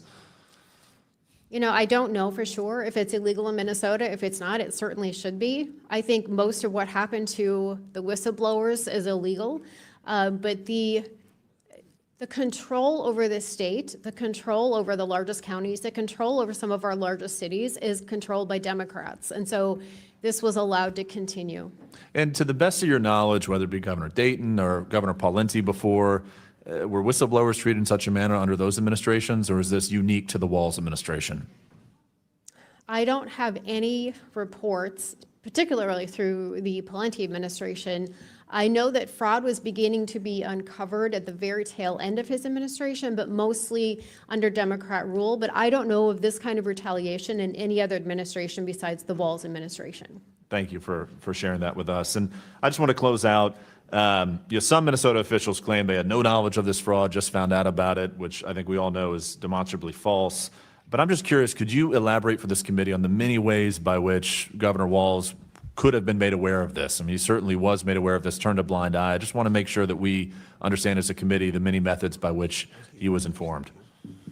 So there were a multitude of legislative auditor reports, so much so that I had read into the record what Jim Nobles, the last legislative auditor before Judy Randall, he had been the legislative auditor for 38 years, and he was so disgusted by the actions of Governor Walz that he wrote a couple comments in the Star Tribune saying that they literally just needed to do basic financial controls, and it's behooving to him, or confounding to him, I should say, as to why they didn't. So he is very much a nonpartisan, non-political person, and he was shocked at what he found.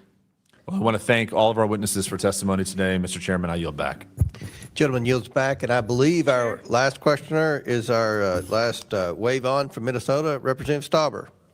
Thank you very much, Mr. Chair. And after all the conversations today, you wonder why the Department of Justice can't get the voter rolls out of Minnesota, and the Secretary of Ag can't get the SNAP benefits from Minnesota to make sure there's no fraud.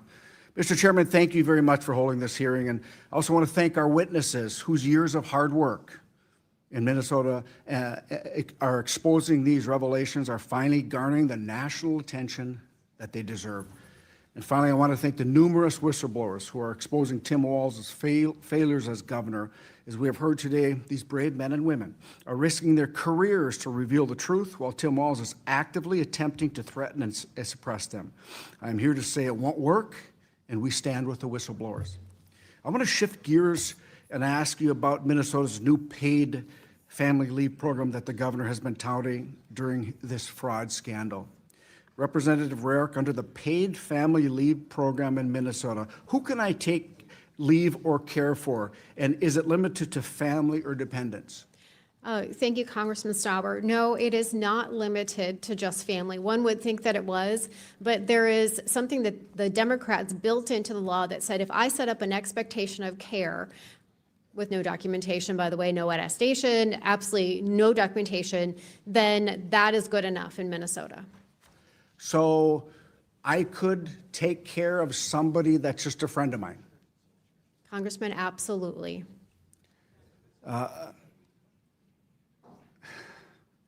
So it doesn't matter if they're related, if I've had a past relationship or closer, I can just go and ask or tell my employer I'm leaving for 12 weeks or 8 weeks and get 90% of my pay and take care of that person, right?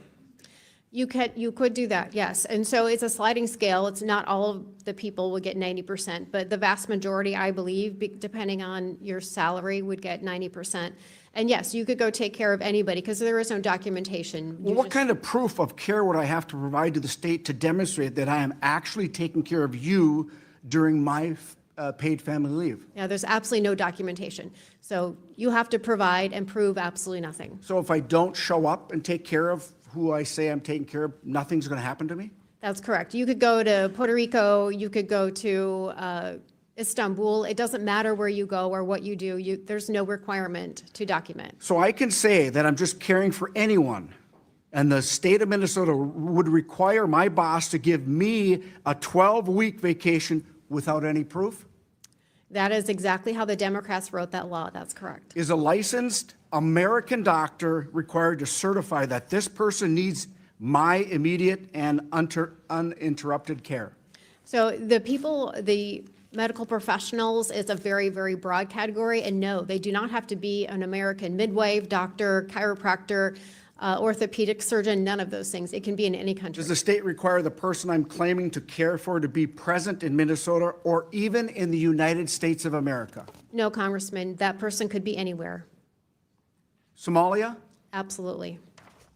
So you're telling me I can get a foreign doctor without an American license to just check a box, and I get a state-mandated paid vacation to Somalia or any other country. Is that correct? That is how the law was written by Democrats in Minnesota, yes. This is incredibly concerning. With what little time I have left, I want to open this up to the entire panel. Is there anything else you would like to address regarding the paid family leave program? And I'll start with Representative Robbins. Thank you. We always talk about how important it is to stop fraud on the front end. So our committee held a hearing on this paid family leave law that took effect January 1st back in November. And we grilled the Department of Employment and Economic Development, trying to get them to shore up some of these definitions, trying to put some guardrails on this program. And they just assured us over and over, they've got it covered. There won't be any fraud. Don't worry about it. But I've already had whistleblower reports since the program started, January 1st, of fraud. So we're going to have to get a handle on this, and I think it's the next fraud frontier in Minnesota. Representative Hudson, anything you'd like to add on the paid family leave program in Minnesota? Just to put the points that Representative Rarick put as concisely as possible, it is humorous but true that you could quite literally have a witch doctor approve your vacation to Somalia. That's how loose the rules are written. Listen, I'm proud to be from Minnesota. I was born, raised, I'm living in Minnesota, raising my family there. This is going to stop, and you folks are at the front of it.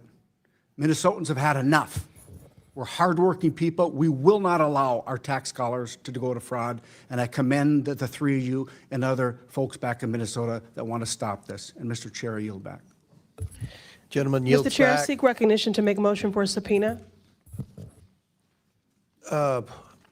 State your motion. I would like to make a motion to subpoena the Department of Homeland Security for all documents and footage related to the murder of a woman by ICE that took place in Minneapolis, Minnesota today. A motion has been made. The committee will hold this motion in abeyance till the end of today's hearing. And we will prepare to close now. That concludes all of our questions. In closing, I want to, again, thank our witnesses for being here today. Welcome to the House Oversight Committee. This was a pretty cordial committee hearing for us, so and very important. Before we adjourn, I want to yield to Ranking Member Garcia for his closing remarks, and then I will give my closing remarks.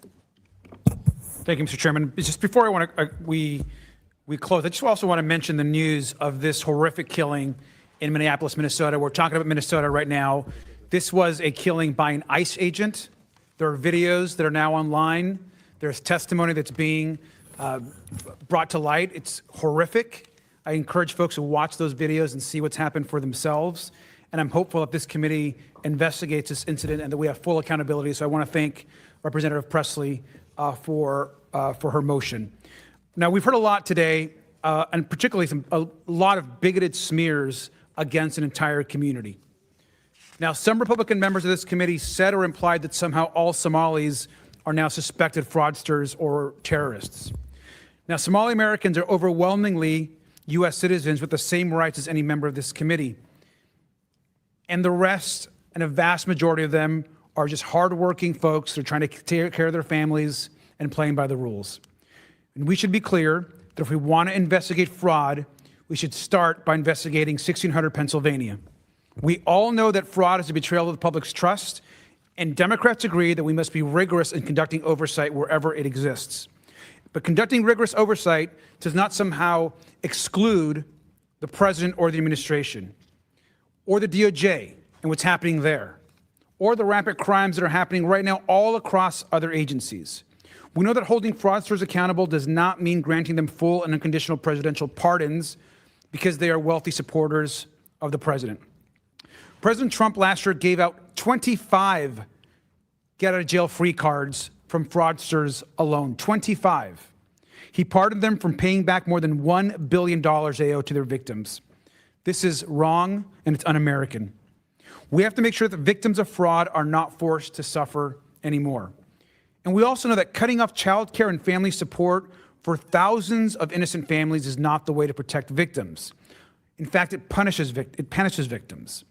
These attacks are harming parents, children, and child care providers as we speak. Many child care providers, not just in Minnesota, but across the country, are receiving death threats. Child care centers have been vandalized, and the children's information has been stolen in some cases.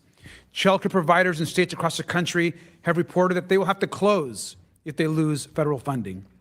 Parents are saying they have to quit their jobs because they will no longer be able to have child care for their families and while they're at work. These cuts will make it harder for families to put food on the table as grocery costs continue to increase. We should be protecting those families and children who are being hurt by all of this. Let's go after the big fraud in our government, and that includes the fraud and corruption at the White House. And with that, I yield back. The ranking member yields back, and I will conclude by saying today we have heard about the shocking, rampant, and long ongoing fraud in Minnesota's social service programs. This fraud has shocked and outraged the American people, and rightfully so. The scale of this fraud is not just something we've seen before, and I'm pretty confident this is just the tip of the iceberg. The Trump administration has taken a whole-of-government approach to rooting out fraud. The Trump administration has already uncovered at least $9 billion in fraud. These criminals have stolen taxpayer dollars from all Americans to fund lavish cars, homes, and vacations here in the U.S. and abroad. Some of this stolen money is even allegedly going overseas to support terrorists. Our witnesses, the chairwoman and two members of the Minnesota House of Representatives Fraud Prevention and State Agency Oversight Policy Committee, have been sounding the alarm on this fraud for years. Democrats have attempted to distract the American people from this widespread fraud and accuse investigators of racism. This should not be a partisan issue, but they clearly do not take this issue seriously. Either they don't take fraud seriously or they just don't care. It's one or the other. The most vulnerable are suffering as a result. These programs are meant to feed needy kids, provide services to autistic children, house low-income and disabled Americans, and provide health care to vulnerable Medicaid recipients. The Waltz administration has kept this money flowing for years, oftentimes behind closed doors. When whistleblowers came forward about this fraud, the Waltz administration retaliated against employees who warned and alerted the administration to fraud occurring within these social programs. There's supposed to be checks and balances in our system to prevent this, both on the federal and state levels. Every agency that lost hundreds of millions and even billions of dollars has well-paid staff that are supposed to prevent this. That's their job. They're inspectors general. That's their job. They have huge staff. We have jurisdiction over the IGs. Many have failed, and they need to be held accountable. Now, I want to close by saying we've had 4 Minnesota Republicans to waive on this committee. If there was a committee hearing about fraud in Kentucky and I wasn't on the committee, I would want to waive on the committee. But not a single Democrat requested to waive on the committee from the state of Minnesota. And there is one member of the Minnesota delegation, Representative Omar, who coincidentally is of Somali descent, did not request to be in this hearing. I will publicly invite her to come to the next hearing. And she doesn't have to, but she can request to be waived on, and I will gladly grant that request. Now, I'm doing this motion. I ask unanimous consent to enter into the record an application unsealed by the United States District Court for the District of Minnesota on December 18, 2025, for law enforcement to execute a search warrant on Ultimate Home Health Services, LLC, for defrauding Minnesota's Independent Community Supports Medicaid program. This fraudulent provider's negligence resulted in the death of a man who suffered from severe mental health illness. I referenced this tragedy in my opening statement. We're not going to, this isn't it. This is just the beginning. We want to, again, thank you for being here. We're going to work with you to see that these federal funds go to people in Minnesota who they're supposed to go to. I support President Trump putting a halt on all federal funding to these government social programs in Minnesota until we get a handle on where this is going. And thank you all for doing that. We will work with you and do everything we can to hold people accountable and to stop the fraud and get the backs of the American taxpayers. Pursuant to the previous order, the chair declares the committee in recess subject to the call of the chair. We plan to reconvene at 4 p.m. The committee now stands in recess and the witnesses may be excused. Thank you all.